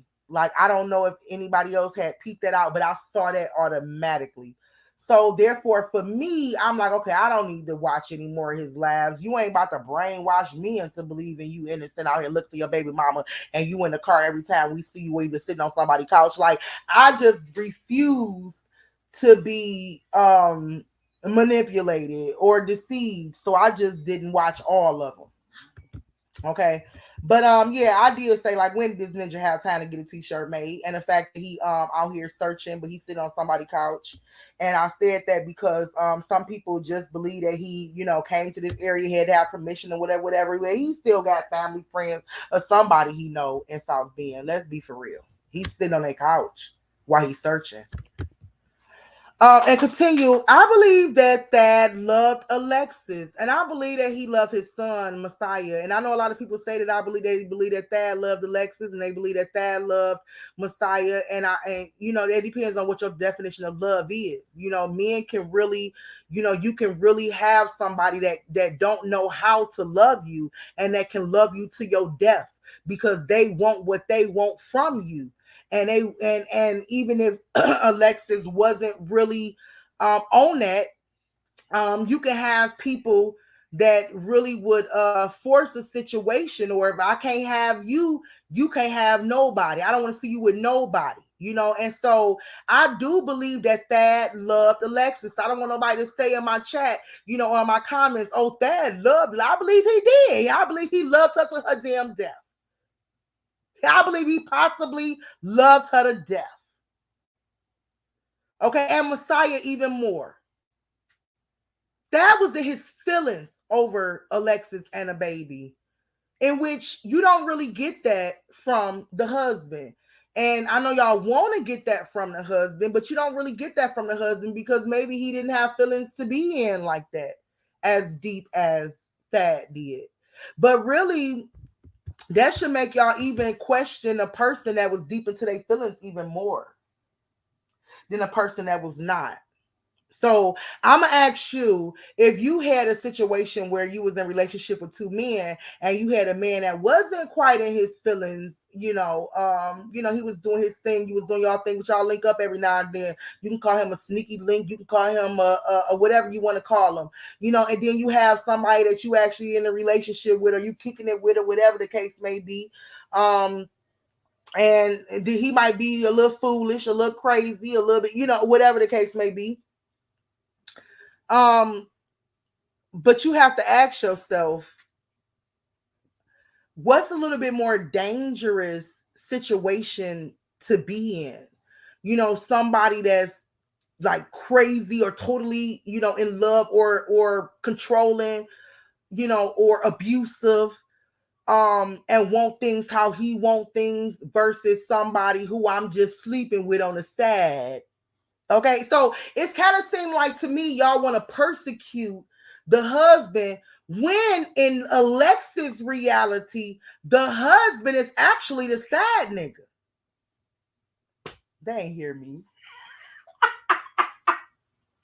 My husband in here. They did not hear me, baby. They did not hear me.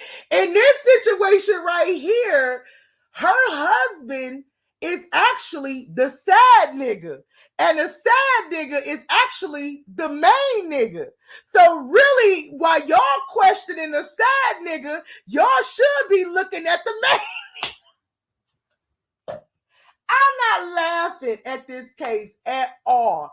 I am laughing at the fact that how Satan can literally flip things and make left look like right and right look like left and up look like down and down look like left, and majority ride with that shit. It's sad to me, but I gotta find some humor in it so I don't break down.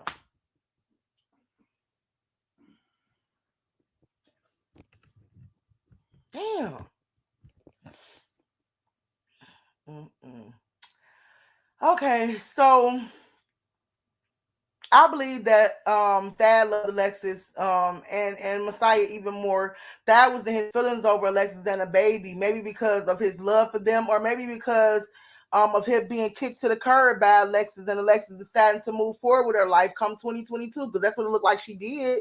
I believe Alexis agreed to meet up with the baby daddy, but kept this a secret, possibly afraid of being judged by her mom and her friends. So if Alexis was, creeping or seeing or meeting up with the baby daddy, or wanted to meet up with the baby daddy, or just decided to meet up with him and give him another chance, whatever, I don't believe this is something that she would tell people, especially if it's a history of him beating on her and treating her like crap. I believe while they were together in her car or truck, at some point, the argument about his mom seeing a baby resurface and something dangerous happened. If y'all notice everything on these next up and slides, I'm starting off with I believe because that's exactly what it is. It's just my belief on everything. I believe that they definitely met up, and I believe that an argument might occur because the reason why I believe that because they wasn't always on one accord. Like they didn't have the best co-parenting type of situation. They wasn't, you know what I'm saying? So because of that, and the last time he actually um had a real discussion with her pertaining to the baby, they had it out. They fell out over that. Right. So I have every reason to believe that, if she met up with him, there's a possibility of um them getting into it or that conversation resurfacing and they getting into it. And again, it's just all my belief. I believe Alexis was brutally beaten and maybe even choked out by somebody that she trusts not to take her life. By someone she believed that loves her, which is why she didn't have time to pull out her gun. Some people don't even know that Alexis had a gun. Or it's been said that Alexis she carried a pistol with her. It's been said that Alexis actually, had a pistol with her that night. And so I believe for Alexis to not have pulled out her pistol that night, it was because she was around somebody that she possibly trusted not to actually harm her or kill her. And a lot of situations, you might have a domestic partner that might be abusive, but you don't think that this dude is gonna actually kill you, send you to your death. You see what I'm saying? So and even if we think about whether or not she met with him and she was having a good day, which is what we hear in the interview, she had a good day hanging at the park, she was having fun hanging at the park, maybe she was just in good spirits and feeling like, you know what, he calling, he want to see his baby, I'm gonna go ahead and meet up with him. I'm just saying. So a lot of people don't know that Alexis actually was carrying that night. So for me to feel like, Alexis did not pull out or shoot or there wasn't no gun or whatever the case may be, that this possibly was not a random attack from a random person or something like that. I mean, it just makes me believe that whoever did this to her, she was possibly comfortable with being around them. And this is the reason why she didn't pull out her gun. So again, I had just found out about the fact that Alexis possibly was carrying because people was questioning where was her gun, and so it this kind of lined with what I felt anyway, because if y'all notice, I really didn't go down a path of a stranger like I did with Ariana Taylor. If y'all also following me with Ariana Taylor, I don't know why I feel more like this was somebody chasing her, a random type of stranger, pervert, maybe possibly raped her, killed her type of situation. I'm not talking about, I'm not, this is not the laugh for that, but just to kind of let y'all know a little bit why I didn't go that route right there. One of the reasons why I didn't go that route is because, first of all, the main reason is because my spirit led me where it led me. But another reason why I didn't go that route is because if she had a gun on her, I think, and it was a random person, I think the outcome may have been a little bit different. Or she may have had more of a chance to pull out versus not having a chance at all. Okay, is it true? We are compelled to believe that Alexis knew. Hold on. If this is true, we are compelled to believe that Alexis knew and was comfortable around her attacker. Okay. So if Alexis did have her pistol on her that night, we compare to believe that she was comfortable around her attacker. Okay, I left this blank because I felt like this would be my bathroom break. I said I had to put a bathroom break in there at some point or a timeout because I knew it was gonna be a long laugh. So this slide right here break because a blank because this was supposed to be my bathroom break right here. But moving on to the next. I believe Alexis was kept nearby the location of their meeting spot. So, I believe that once Alexis left the park, that she decided to meet up with her baby's father. And I told y'all why I don't believe she met up with Steve. And right now, this presentation is only centered around those two. I do know about the weed, the so-called plug or the person that she's supposed to meditate. I know about all that stuff, y'all. Okay, but like I told y'all, this right here, I felt like I can actually close it out and walk away. So I'm not looking into what is that person name? Um oh my god, I forgot that person name. But whoever that person name is, okay, that y'all looking at. I'm not looking into those people. I'm just not. I'm not. Anyway, so I believe that she was kept. I believe that, she went to go meet up with somebody, and I believe it possibly was not in South Bend. It could have been a mutual meeting spot that was maybe a little bit further away from South Bend. And that could be the reason why nobody seen her van during the time that she was missing, because she was not in that particular location. She went to go meet somebody a little bit further out from where y'all searching and y'all looking. And this is just what my spirit, my intuition is telling me. Until the van mysteriously showed up on the scene, I don't believe that nobody actually could find it or saw it, because I don't believe it was in that area. Okay, I believe it was wherever close by, wherever she met baby daddy at. That's just what I believe. I believe baby daddy was taken.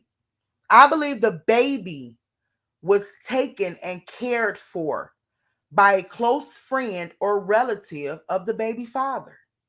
I really do. That man loved that baby. I could see it in him, and maybe in not a way that things may not have worked out how he wanted it to work out. I don't know, but I feel like that man loved that baby, and I believe that that baby was taken and cared for during the time that Alexis was murdered. Because, like I told y'all, I believe that Alexis was probably beaten bad and possibly choked. And the reason why I say beaten bad and choked too, let me kind of back up a little bit. Um, I don't know if this is true or not, but I actually read somewhere that the police was really really affected by what they saw when they actually came on the scene and saw her in her car. So from what I've read and what I've been hearing, people saying that that police department was really messed up behind what they saw. So I'm inclined to believe, and also because this man have a history of being abusive, I'm inclined to believe that what they saw her look like wasn't a pretty sight. It wasn't a pretty sight, and I'm believing that they probably were messed up by what they saw. Um, anyway, that's why I said what I said as far as her being beaten and choked out and things like that. And I don't know why I feel like choked out, because we didn't hear anything about gun wounds or knife wound or anything like that. So I just feel like it was that type of murder. But still, we have yet to hear any type of final findings when it comes to autopsy and things like that. So that's still up in the air. I don't want y'all to really mark my words on it, but that's just the feeling that I get, that it was a brutal type of beating, and that's how she lost her life. And that's what I believe. So I believe the person who cared for the baby knows the truth about what happened to Alexis. I believe that the baby father took the baby somewhere till he figured things out. I believe that what happened maybe possibly was a mistake. Maybe he didn't mean to go that far. Maybe he snapped like he snapped in the past. You can't say he ain't do it in the past. He snapped in the past. But I believe that the baby was taken somewhere and cared for during the time he figured things out. Like, what are we gonna do with this body? What am I gonna do with, figure things out? And also during the time he played y'all. And I mean y'all by social media. So if the baby was cared by somebody, then I believe the baby daddy recorded his searches for Alexis while keeping all eyes on him because that's exactly what he was doing. He was creating diversion. He was leading an investigation. It was said that he knew about Alexis' disappearance even before the husband. But of course he would. Okay, of course he would know about Alexis' disappearance before the husband because he was more of a person that dealt with Alexis on a day to day. The husband did not. He had his own separate life, own separate thing going on. So for people to find it strange that the baby daddy knew about the disappearance before the husband, I really don't. Because I'm thinking that if mom or whoever contacted the baby daddy, they might have contacted the baby daddy knowing that she actually deal with him or talk to him or have seen him or they have gotten to it recently or whatever the case may be. And husband, the mom didn't even know about the husband, but husband could have been contacted way later on. You know what I'm saying? But the baby daddy was contacted right away. But to me, of course, he would know where he was at. The husband don't deal with Alexis on a regular. I said that, but the baby daddy does. And least as Bill said, at least I believe he was trying to insert himself within a year of 2022. So, like I said, the baby daddy either deals with Alexis on a regular or he was trying to insert himself into her life in 2022 because I just don't see where she was accepting him into her life. So it looked like to me it was more of a trying to insert himself type of thing. It looked like she cut him off. And I put at the bottom, I truly hate Alexis went to meet up with him. I truly hate it because I really believe that Alexis went to go meet up with him that night. I truly believe that Alexis tried to work things out with him to try to, because he hadn't seen the baby damn near all year. It was a discrepancy about his mom seeing a baby. So I truly believe that she wanted to make things right with him. And she truly decided to meet up with him and try to make things right with him. So I put at the last slide, and I just really, hate that she made that decision. And that's my opinion because I believe she did. Okay. I believe baby daddy did this in case y'all haven't figured it out now. And he's been deceiving the people all along. Nevertheless, those tears and that cry for help was very much real. That was coming from a place of guilt and regret, is what I believe. He's in a process of rushing for a DNA, and some of y'all actually believe it is because he desperately wants to see his son. I do agree that that is the case, that he do maybe want to see his son. I believe that that's probably the possible reason that he even killed Alexis because of they just couldn't co-parent, they couldn't agree. He might want to see his son. I think that could be a possible motive. He was already beaten on her, he was already a loose cannon, all that type of stuff. And here it is, she decided to just walk away and not even deal with him anymore.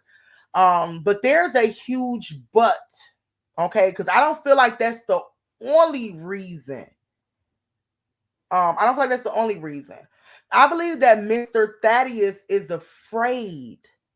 Okay. I believe that Thaddeus is rushing to have this DNA test done because he is afraid. I believe he is afraid of information getting out that points back to him. I'm surprised he haven't ran yet.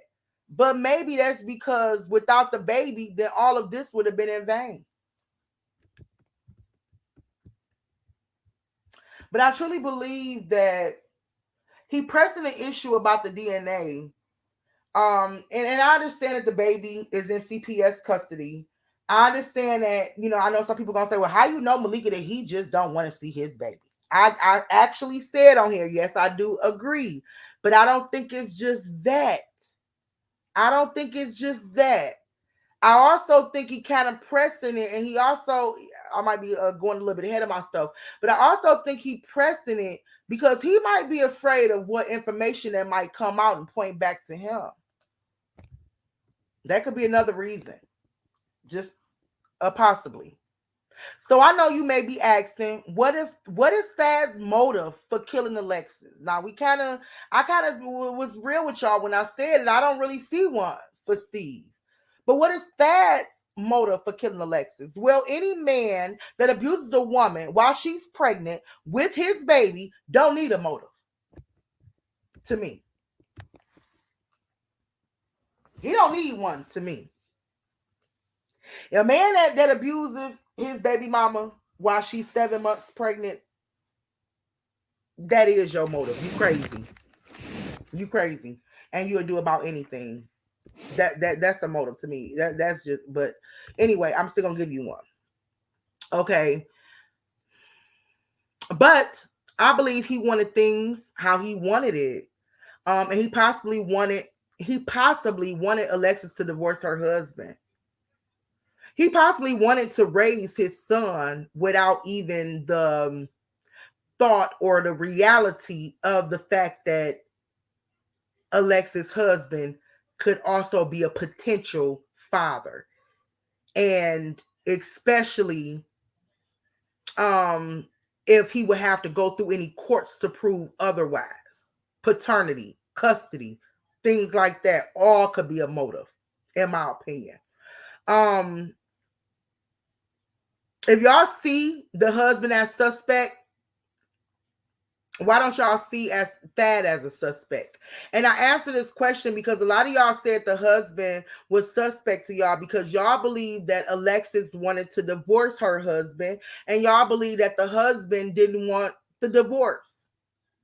Why don't y'all shift y'all thinking into thinking that possibly Thaddeus wanted Alexis to divorce her husband and Alexis didn't want to? So I'm saying to those who out there listening, if you're going to say that Steve is a suspect, and I don't know Steve from a can of paint, I'm not his advocate, I'm just making it make sense. If y'all say that Steve is a suspect, why won't y'all look at Thaddeus as well as a suspect? How y'all know that he wasn't a pressuring Lexus to get rid of Steve? To let that go. I'll take care of my own baby. Don't call this nigga for nothing. You my B. I'm sick of this nigga. Like, how y'all know that he wasn't, because Steve was definitely in love. He probably loved her to damn death. So how do y'all know that Steve wasn't the one pressuring the issue of divorce? I'll wait. I'm gonna wait for a minute. Because I heard this so much. I heard this so much about Steve being the one pressuring Alexis for a divorce when ain't not one proof or evidence or text message of nothing where Alexis said, I hate this nigga Steve and I want a divorce. Nothing. So how are we supposed to not believe that it was Steve that was pressing for a divorce? Hello? We don't know that. It could have been. Okay? I believe this man had somebody or he himself took Alexis' truck to that location with her body and the baby in it. Now I'm talking about the location that Alexis was found at, the location behind the abandoned house. I believe that this man, Steve himself, or he had somebody to drop Alexis' vehicle off. Now I'm about to really make this make sense for y'all. Hold on, I'm not even done. I believe that Steve or himself dropped that vehicle off, okay, at that particular location behind that abandoned house with Alexis' body and the baby in it. And keep in mind, y'all, the baby had on a fresh diaper. So for those that say this is a random act by a random person, do you really think a murderer, a random person, would kill Alexis? Okay, and have that, because he's a demon if he do. Think about it. He ain't got no heart. Y'all can't say he had a heart. He ain't had no heart and he killed Alexis and he was a demon, but he had a heart and he let the baby live. No, the person that killed Alexis and let that baby live is the same person that have this amazing, incredible love for that baby. And that's the reason why that person let that baby live. A mass murderer, stranger, a random person, a demon, random demon that don't know Alexis or that baby from a can of paint would have took them both out. And I stand by what I just said. That man had somebody to care for that baby while he figured out how to clean up what the hell he did that beat his woman and choking her out. I don't care what nobody say. I stand back. I stand back. Baby was dropped back off with a clean diaper, as if that baby was taking. Who gonna care about that baby enough to put that baby on a clean diaper? And y'all end up. Please don't say Steve. Steve don't care about that baby like that. Like y'all want him to. Steve ain't trying to be. Steve was not trying to be no daddy then. Steve was. I don't know what y'all talking. Who care for that baby? Who still care for that baby? Who still talk about that baby? And every single live, who still talk about that baby? Who still talk about that baby? Who was talking about that baby before? Who talking about that baby now? That person that literally probably loved that baby enough to make sure that that baby wasn't harmed and that baby was returned dry with a clean diaper on. And y'all want me to believe that Steve did that? Steve wouldn't even took that damn baby, in my opinion. Okay, he got women waiting on him. That Steve ain't trying to take that baby. Steve got women waiting on him. Is you crazy? Steve women ain't trying to watch nobody else's baby, and he ain't trying to either. That baby daddy took that baby and held that baby, and maybe even his mama. Because guess what? Baby daddy wasn't riding with his mama. Where was his mama at? Why him and his mama wasn't in the car riding around searching for her together? I'm sorry, Mrs. Such and Such. I'm raw and I'm real. I believe that the baby was with your ass. His mama. I do. I believe the baby was with you. And that's why you ain't came out and spoke out. And that's why dad ass ain't came out and spoke out, other than the fact that he put little stuff on social media to steer the narrative and have y'all all deceived and believing. Other than that, he ain't spoke out yet. Mama ain't spoke out yet, because I believe that somebody he know, possibly his mama, had that baby and was taking care of that baby while that nigga try to figure out how to clean up what he just did. They ain't ready. They is not ready. Anyway, not only do I believe that Thad himself, or he had somebody to take that truck to that particular location with the body and the baby in it, the baby with the fresh diaper on, remind you, and particularly, I believe he particularly placed that truck just minutes away from Steve's shop to make it look like Steve did it. Y'all ain't hear me though. Okay, so let me break this down for the slow people in the back, because it really went over everybody's head.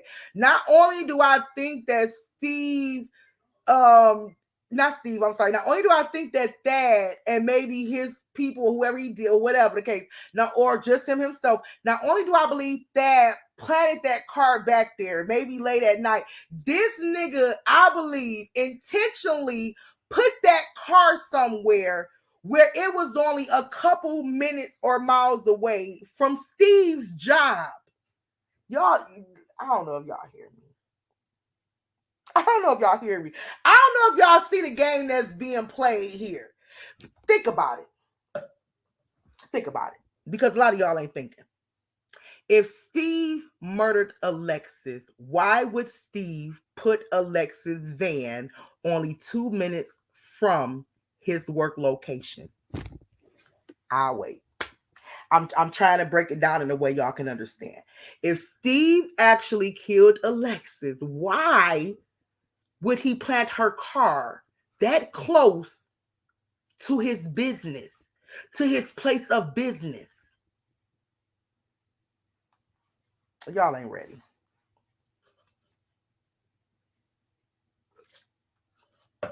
I'm just making it make sense for y'all. And I gotta get off of here because I don't want to be on here too long. It appears as to me, I thought that, that car was planted there for a particular reason. And as I got to digging deep and I realized that Steve actually have a business, a mechanic shop that he owned only 2 miles away from where the car was found, that made me to say, oh, that was the motive. That was the reason why it was placed where it was placed at. It wasn't the fact that it was an abandoned house. I'm pretty sure it's abandoned houses all through I'm not Gary, all through Indiana, all through maybe not South Bend. I don't know about that area, but I'm sure it's plenty of abandoned houses anywhere they could have put that baby body, that car, and all of that.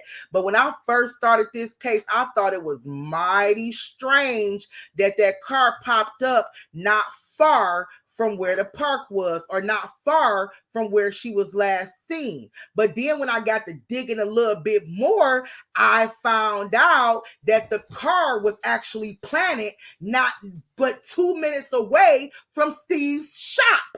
Do y'all really think Steve did that?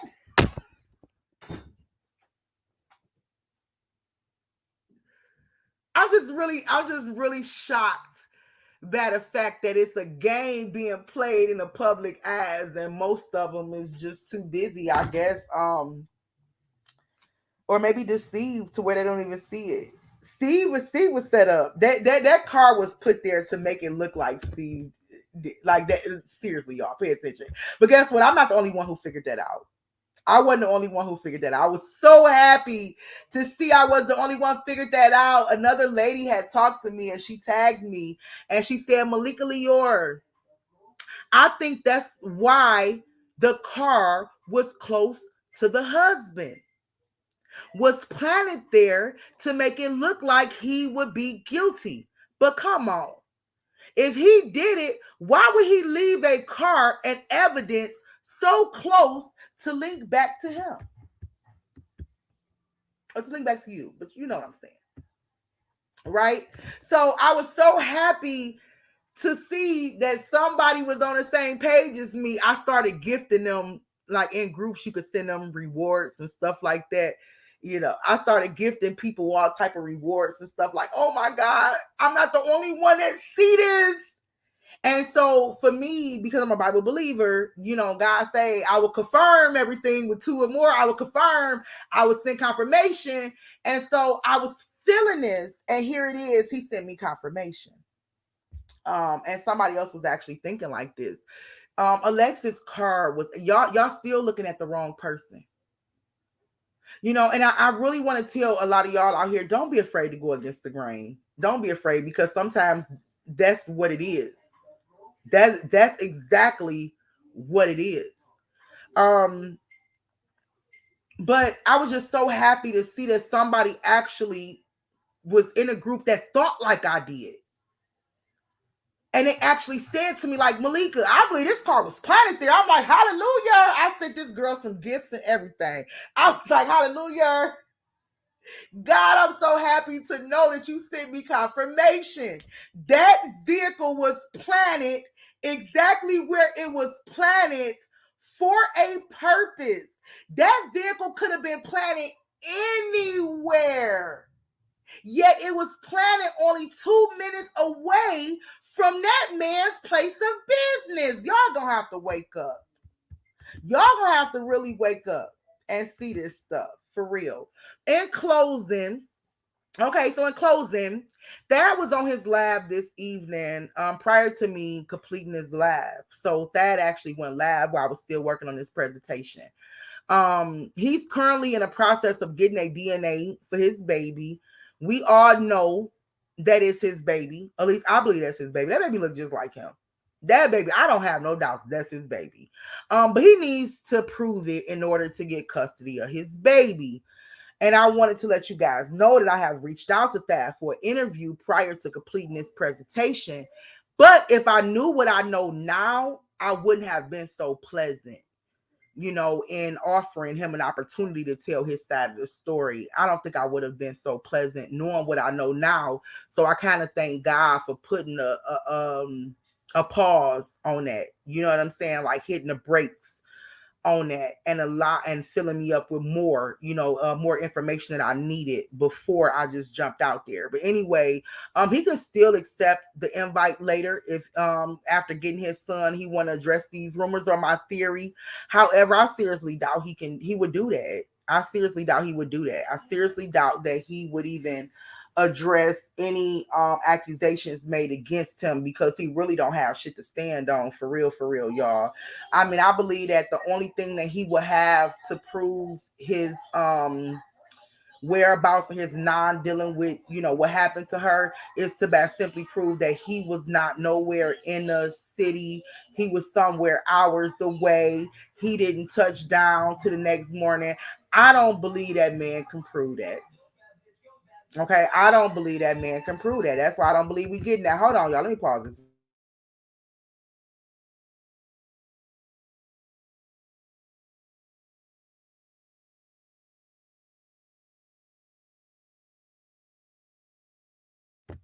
Okay, so I read your comment. You said he said in his lab that he wants to hold his baby again, but yet he's never seen the baby. You know what? He speaks so much about the baby in his lab, in his labs. I don't know if everybody, like I said, because I think that some people are really biased. They're not really looking into him for real, for real. I have a whole husband, so I ain't dick rat nobody. Okay, I'm looking at all these niggas.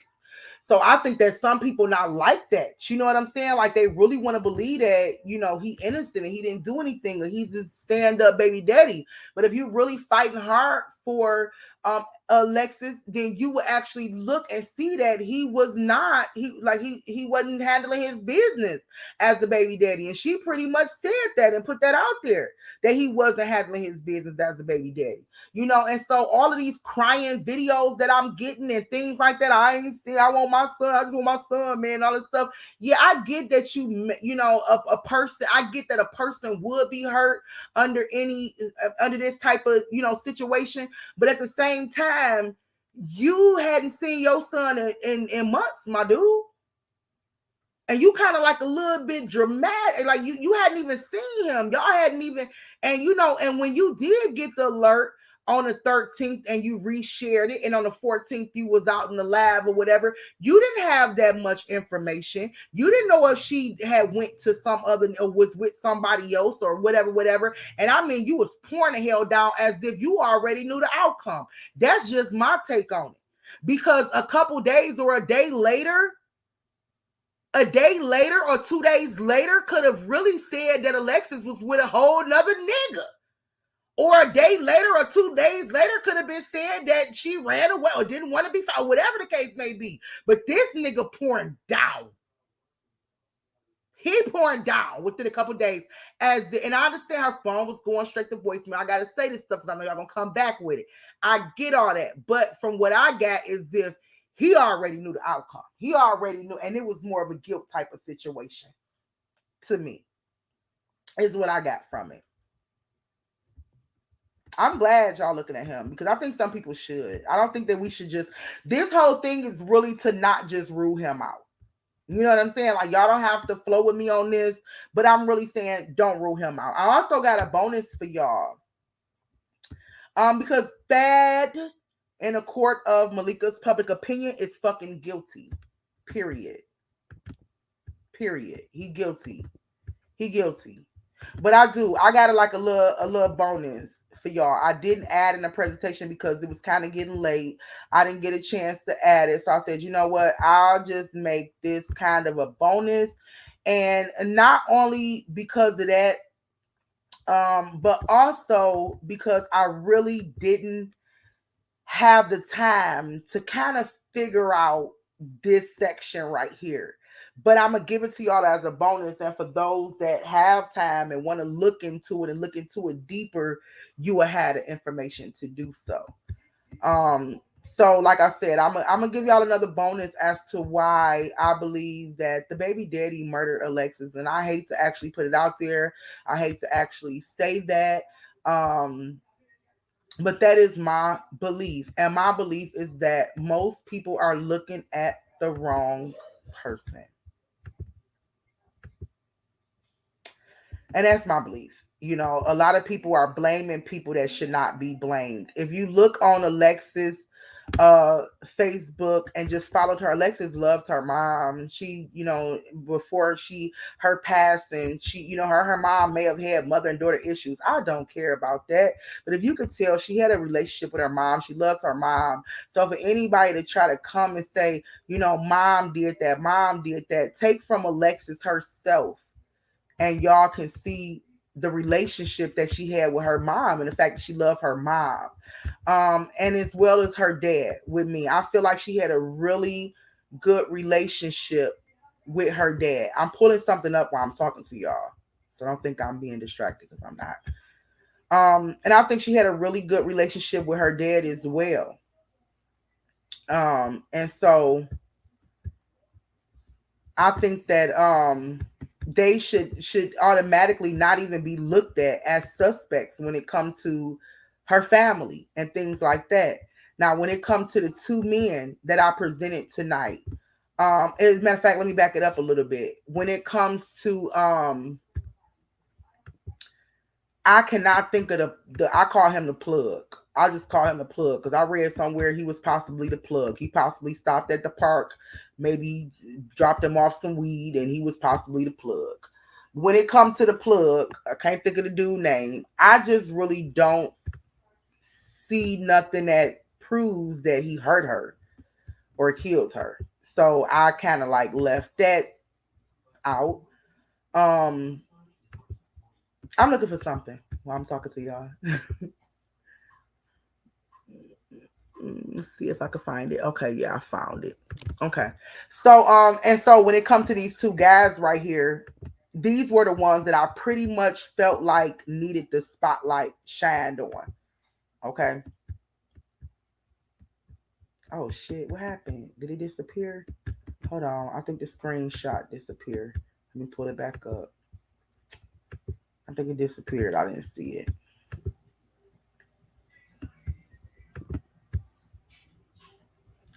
Trying to pull a screenshot up for y'all real quick.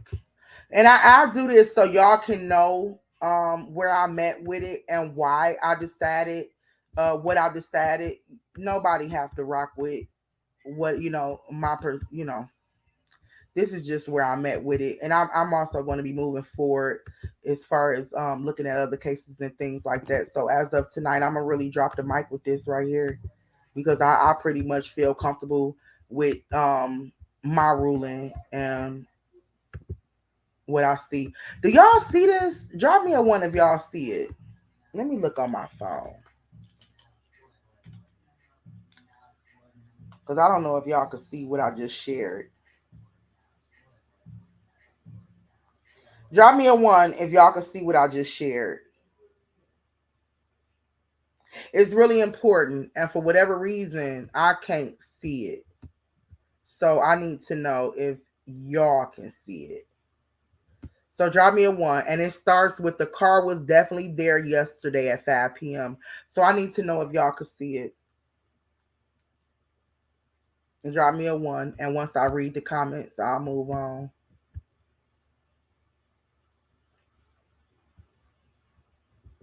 I don't know why I can't really tell whether or not it pulled up.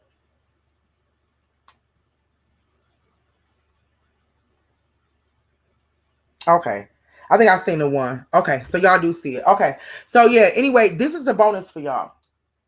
This is another reason why and when I seen this, y'all, it was total confirmation to me that this nigga did that.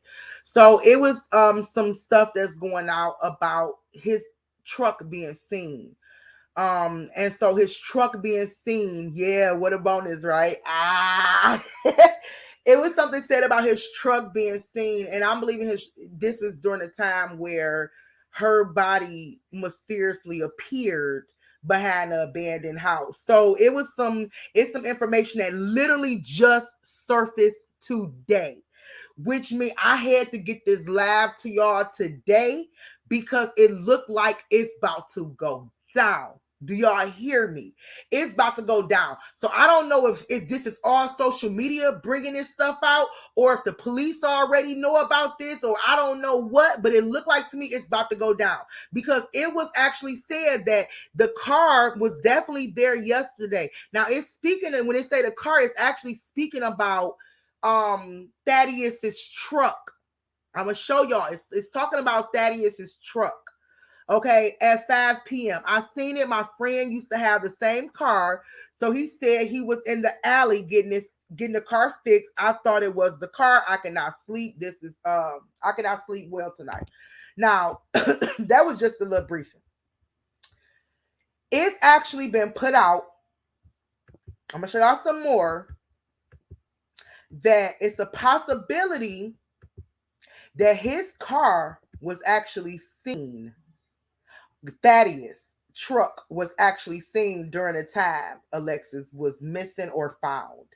Don't quote me on which one. Okay, so let me pull up this other one for y'all. All right, so this is what's going on right now, and I wanted to go ahead and get this out to tonight because I don't know if it's about to go down, and I will regret not letting y'all know what's being said, what's putting out there, whatever the case may be. But I'm gonna go ahead and kind of break it down for those that don't know. So it was allegedly a witness that have spotted a blue truck during the time or around that abandoned house. I would say during the time that she was found or before she was found. It was said that it was a blue truck spotted over there. Okay. And so ta-da, Thaddeus actually has and owns a blue truck. Okay. And so also for those that want to say that, he was on house arrest and things like that, I think that we pretty much proved that that case was already over and dropped and things like that. But if y'all still want to go along with that narrative, just please consider the fact that he's self-employed.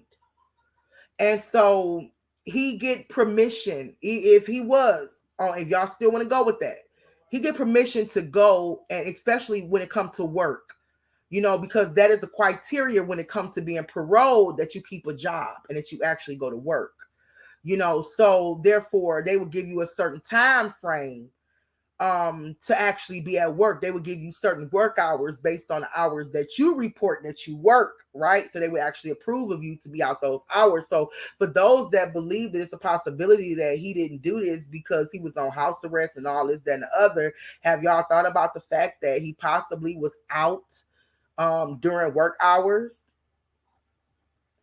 And the fact that Alexis could have went to him after leaving the park.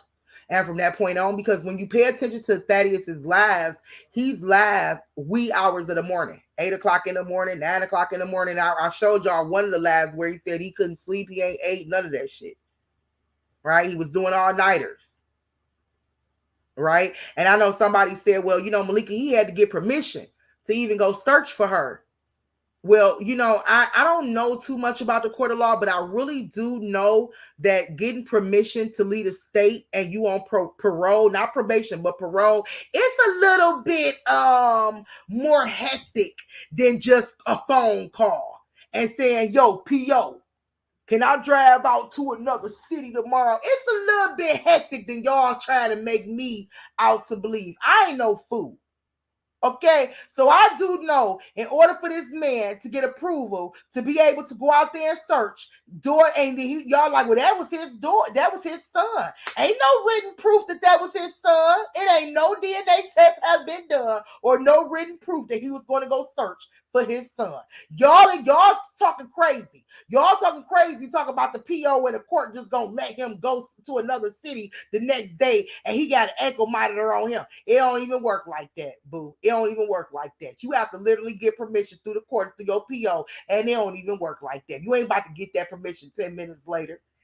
You ain't about to get that. It don't even work like that. I'm just saying.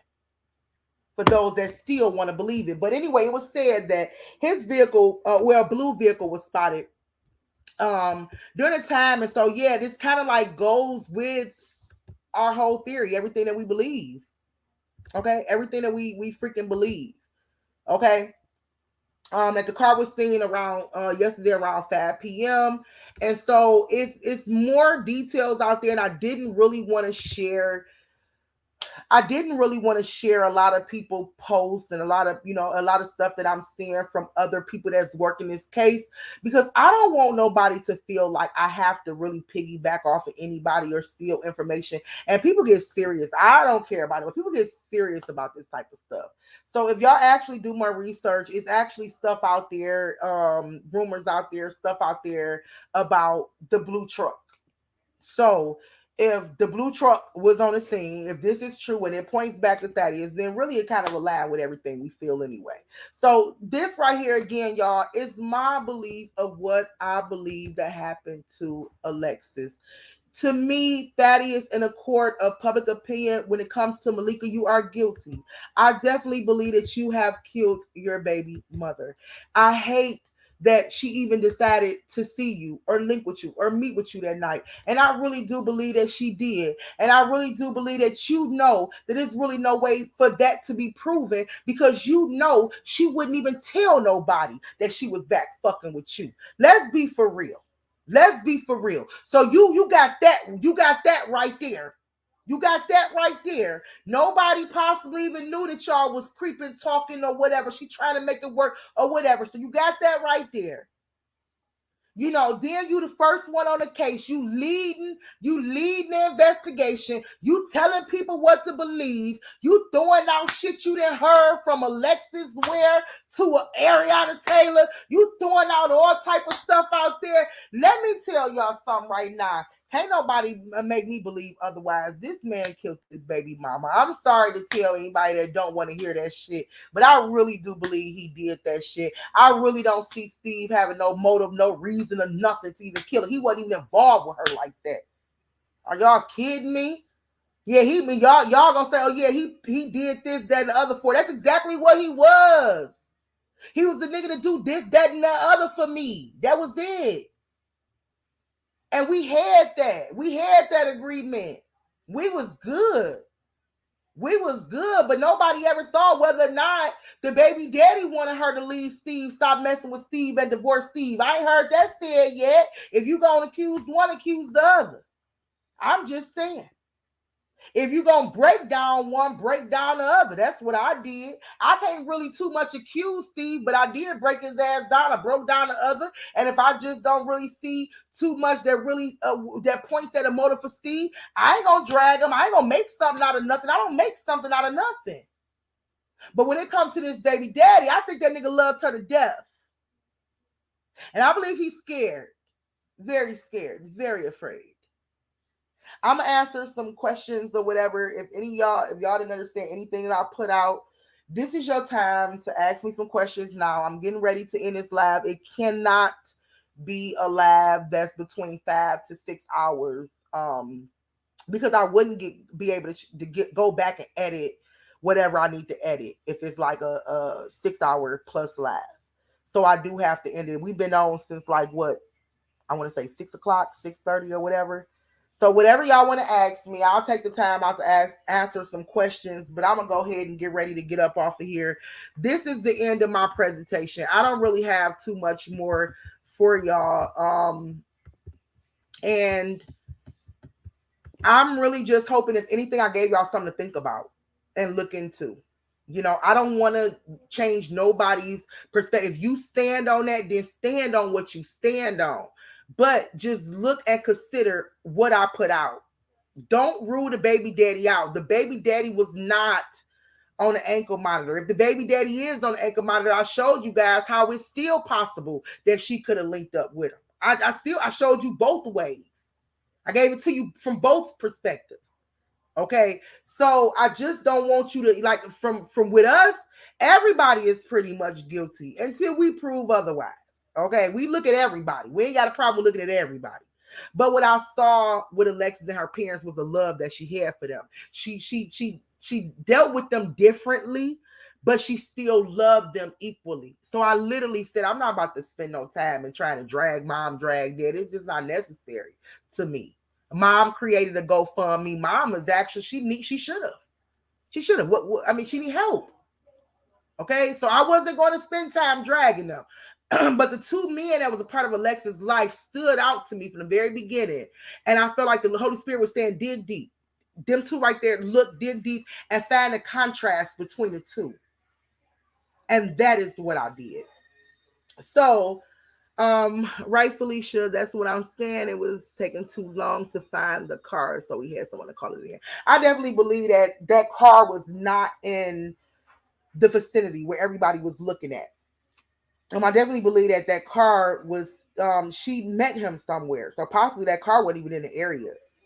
And especially if he knows somebody an hour away, or he was an hour away, or in between. You know, people been saying Indianapolis, but I don't believe so. He was evicted there. We already saw that years ago. But it's possible that he knows somebody from the South Bend area, or people all throughout the area, all throughout Indiana. I mean, come on, like it's possible. But I definitely believe that that car was taken, or not taken, either taken somewhere and removed or whatever. But I'm glad I can say, I'm glad I brought this up. If y'all noticed too, um, allegedly Alexis' body was on the passenger side of the vehicle. Now, here's my thought on that. When Alexis met up with him, she could have got on the passenger side and let him get on the driver's side. Okay. That's a possibility. Not saying that happened, but that's a possibility. You know, she could have been tired from driving, meeting him or whatever. He could have said, we about to ride around, whatever the case may be, baby in the back, chilling or whatever. She could have been on the passenger. That's not far-fetched to believe. Or it's not far-fetched to believe that she was actually on the driver's side, and an altercation took place in a vehicle where she was beaten, murdered, or whatever, and she was drugged from the driver's side over to the passenger side so that person can get into the driver's side and pull off. You get what I'm saying? I'm trying to help y'all with me. So I look at that either one or two ways. You know what I'm saying? So it's a possibility that she could have pulled up. He could have been like, yeah, I'm scoot over. Or she could have scooted over, whatever the case may be. And he could have been in the passenger side, and the shit could have went down to where she was slumped. Her body was slumped over on the passenger side. Okay. Or it could have been a situation where she was on the driver's side and an altercation fight took place in her car, and she was dragged to the passenger side, and that person got in the driver's side so they can move the vehicle, pull off, and all the other shit, if y'all get what I'm saying. So that's where I'm at with that right there. No, his name was not on the birth certificate. I'm glad y'all asked that question too, because Alexis was married during the time she conceived. However, the husband was not on the birth certificate because, as I told y'all, I don't think that nigga wanted to be a daddy. I'm so glad y'all answering some of these questions, because this is some stuff I probably wanted to say but forgot. If he knew his wife just had a baby, and the baby was possibly his, why wouldn't he sign a birth certificate? I don't think that African man wanted to be no baby. He just wanted to have whatever he had with her. So anyway, but yeah, so no, the husband name was not on the birth certificate, in which it could have been if Alexis wanted it that way, and if he wanted that way, because he was technically her husband. So I don't know about all the states, but in the state of Indiana and the state of Michigan, which is just like Indiana, his name, the husband name, would have automatically, not really automatically. Let me take that back. They would have they would have put the husband name on there without contesting it, without a DNA, without anything, because that's her husband. So it would have been a kind of an automatic thing where he would have been, but that information was probably kept from the hospital record department. You know how the hospital bring you the paperwork and tell you to fill all the paperwork out so we can record it in the system. That part was probably left out. And the reason why it was probably left out, because Alexis probably wasn't really sure if it was baby daddies or if it was the husband that she was so every so often hooking up with. So she probably really wasn't sure and didn't want either one of them niggas' name on a birth certificate. I know females that have done that too. So that's not far-fetched to believe if that is the case. So but no, his name wasn't on it, and because baby daddy, and which is strange to me because throughout the whole pregnancy, right? Throughout the whole pregnancy, baby daddy was there. He was at the baby shower or gender reveal or whatever you want to call it. He was there. So I'm not understanding why baby daddy didn't take it amongst himself to, because this is the records department at the hospital. They wouldn't have all that information that she married to somebody else and he could contest it. They wouldn't have all of that. So I'm not understanding why he didn't do his obligation or his duty to go ahead and fill out the birth certificate if he with this woman and they've been together all of this time.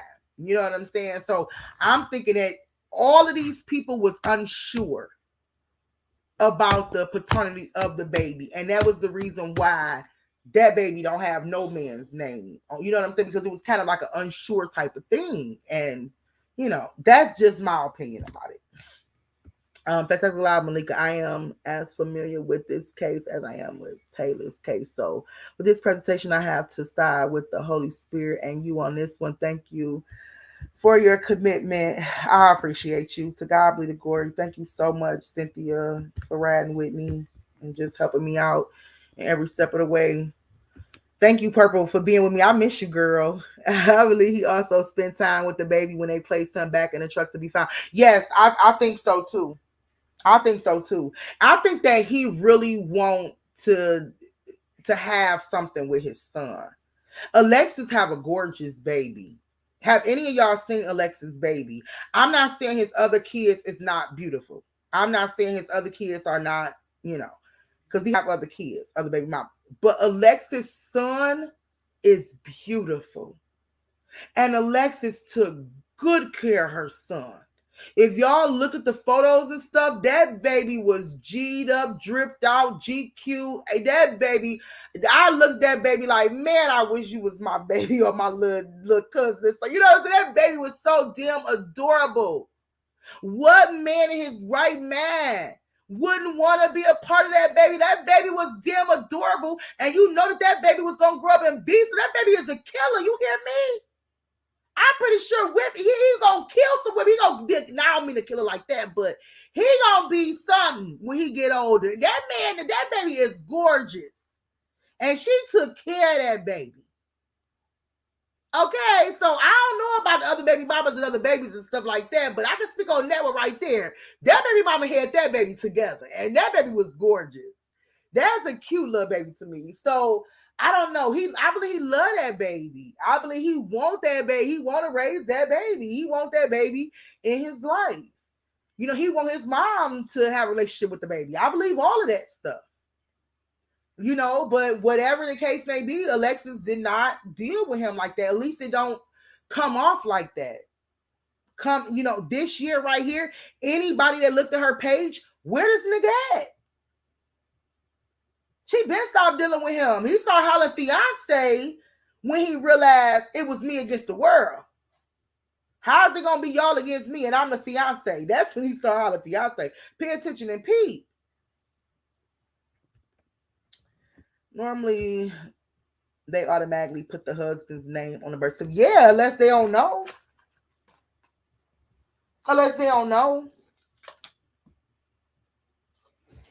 At the hospital, if they don't know, a lot of times the records department don't be looking up to see all that information. You know what I'm saying? Like if they see that you married and you listed that you was married and it's in your records that you are married, then yeah, they're gonna come to you and they're gonna get the information about your spouse. They're gonna acquire the information about your spouse because they're gonna put your spouse as your birth certificate. But if Alexis ain't tell them that she was married, y'all got to think about it. That's why there ain't nobody's name on there. Alexis ain't want to put nobody's name on there because she probably really didn't know. So she kept it from the hospital. It seemed like to me she didn't even tell him she was married. Y'all get what I'm saying? Like she kept that shit on the low because she already knew. If I tell him it's my husband, What if I tell him it's my husband and it's not my husband's baby, but his name's on the birth certificate? I'm not about to go through that. So she literally avoided even saying anything to me about even having a husband. That's what it looked like to me. It's exactly what it looks like to me. A lot of men want a relationship with their son, not so much with their daughter. You feel me? Yes. Yes. I definitely feel you. I mean, that's the junior. I ain't even point out the fact that not only is this baby just gorgeous, but this is your junior. This is your shorty. Okay, this is your shorty. Yeah, I don't know. I really do feel like I don't know. But that right there, you guys, is my take on it. I don't want to be badgered for how I feel. There has been other YouTubers that have come out with what they feel. They have come out with their theories and this, like, this, that, and the other. But if I decide to come out with something, whether or not I go against the grain, I want y'all to understand I'm following the Holy Spirit. I'm following my wisdom and the people that I work with that I believe that's really genuinely invested into this case. So I have no reason to feel like I'm being misled or I'm trying, I'm just not. So anyway, this is my perspective. This is what I feel. I'm not trying to debunk or go against nobody else who might have did lives and said, oh, Steve did this, that, and the other. What y'all are free to do is look at my lab, look at all the evidence, all the stuff that I kind of pinpointed out and I put together, and y'all go look at them and come up with your own thing. Okay. But tonight, you guys, we are closing out this case and we are going to continue to move forward with our investigation as far as missing children and missing persons investigation. I shouldn't say children, but missing persons investigation. And we do have a young lady who went missing out of Houston, Texas from after leaving a club. She allegedly was supposed to get inside of an Uber driver. Her Uber driver was running late, and we don't know if she got in the car with somebody else, who she got in the car with, but she mysteriously vanished. So we will be reviewing that case and looking into that case a little bit more. I'm going to go ahead and close out this Alexis Morales case. I hope you guys enjoyed this live, but not just enjoyed this live, but really gained something from this live. If ever a time we have to go back and visit this, I'm not afraid to go back and visit this and change anything I need to change or whatever I need to do. But right now, this is my belief and I'm sticking with it. All right. I love you guys and I want you guys to have a blessed night. Please be safe, y'all. Be safe. Take care. And until next time, be looking out for where we going because we going somewhere, y'all. We are really going somewhere. God is doing something. Keep me prayed up and pray for each other. Love you guys. I'm going to go ahead and end this now. I'm out.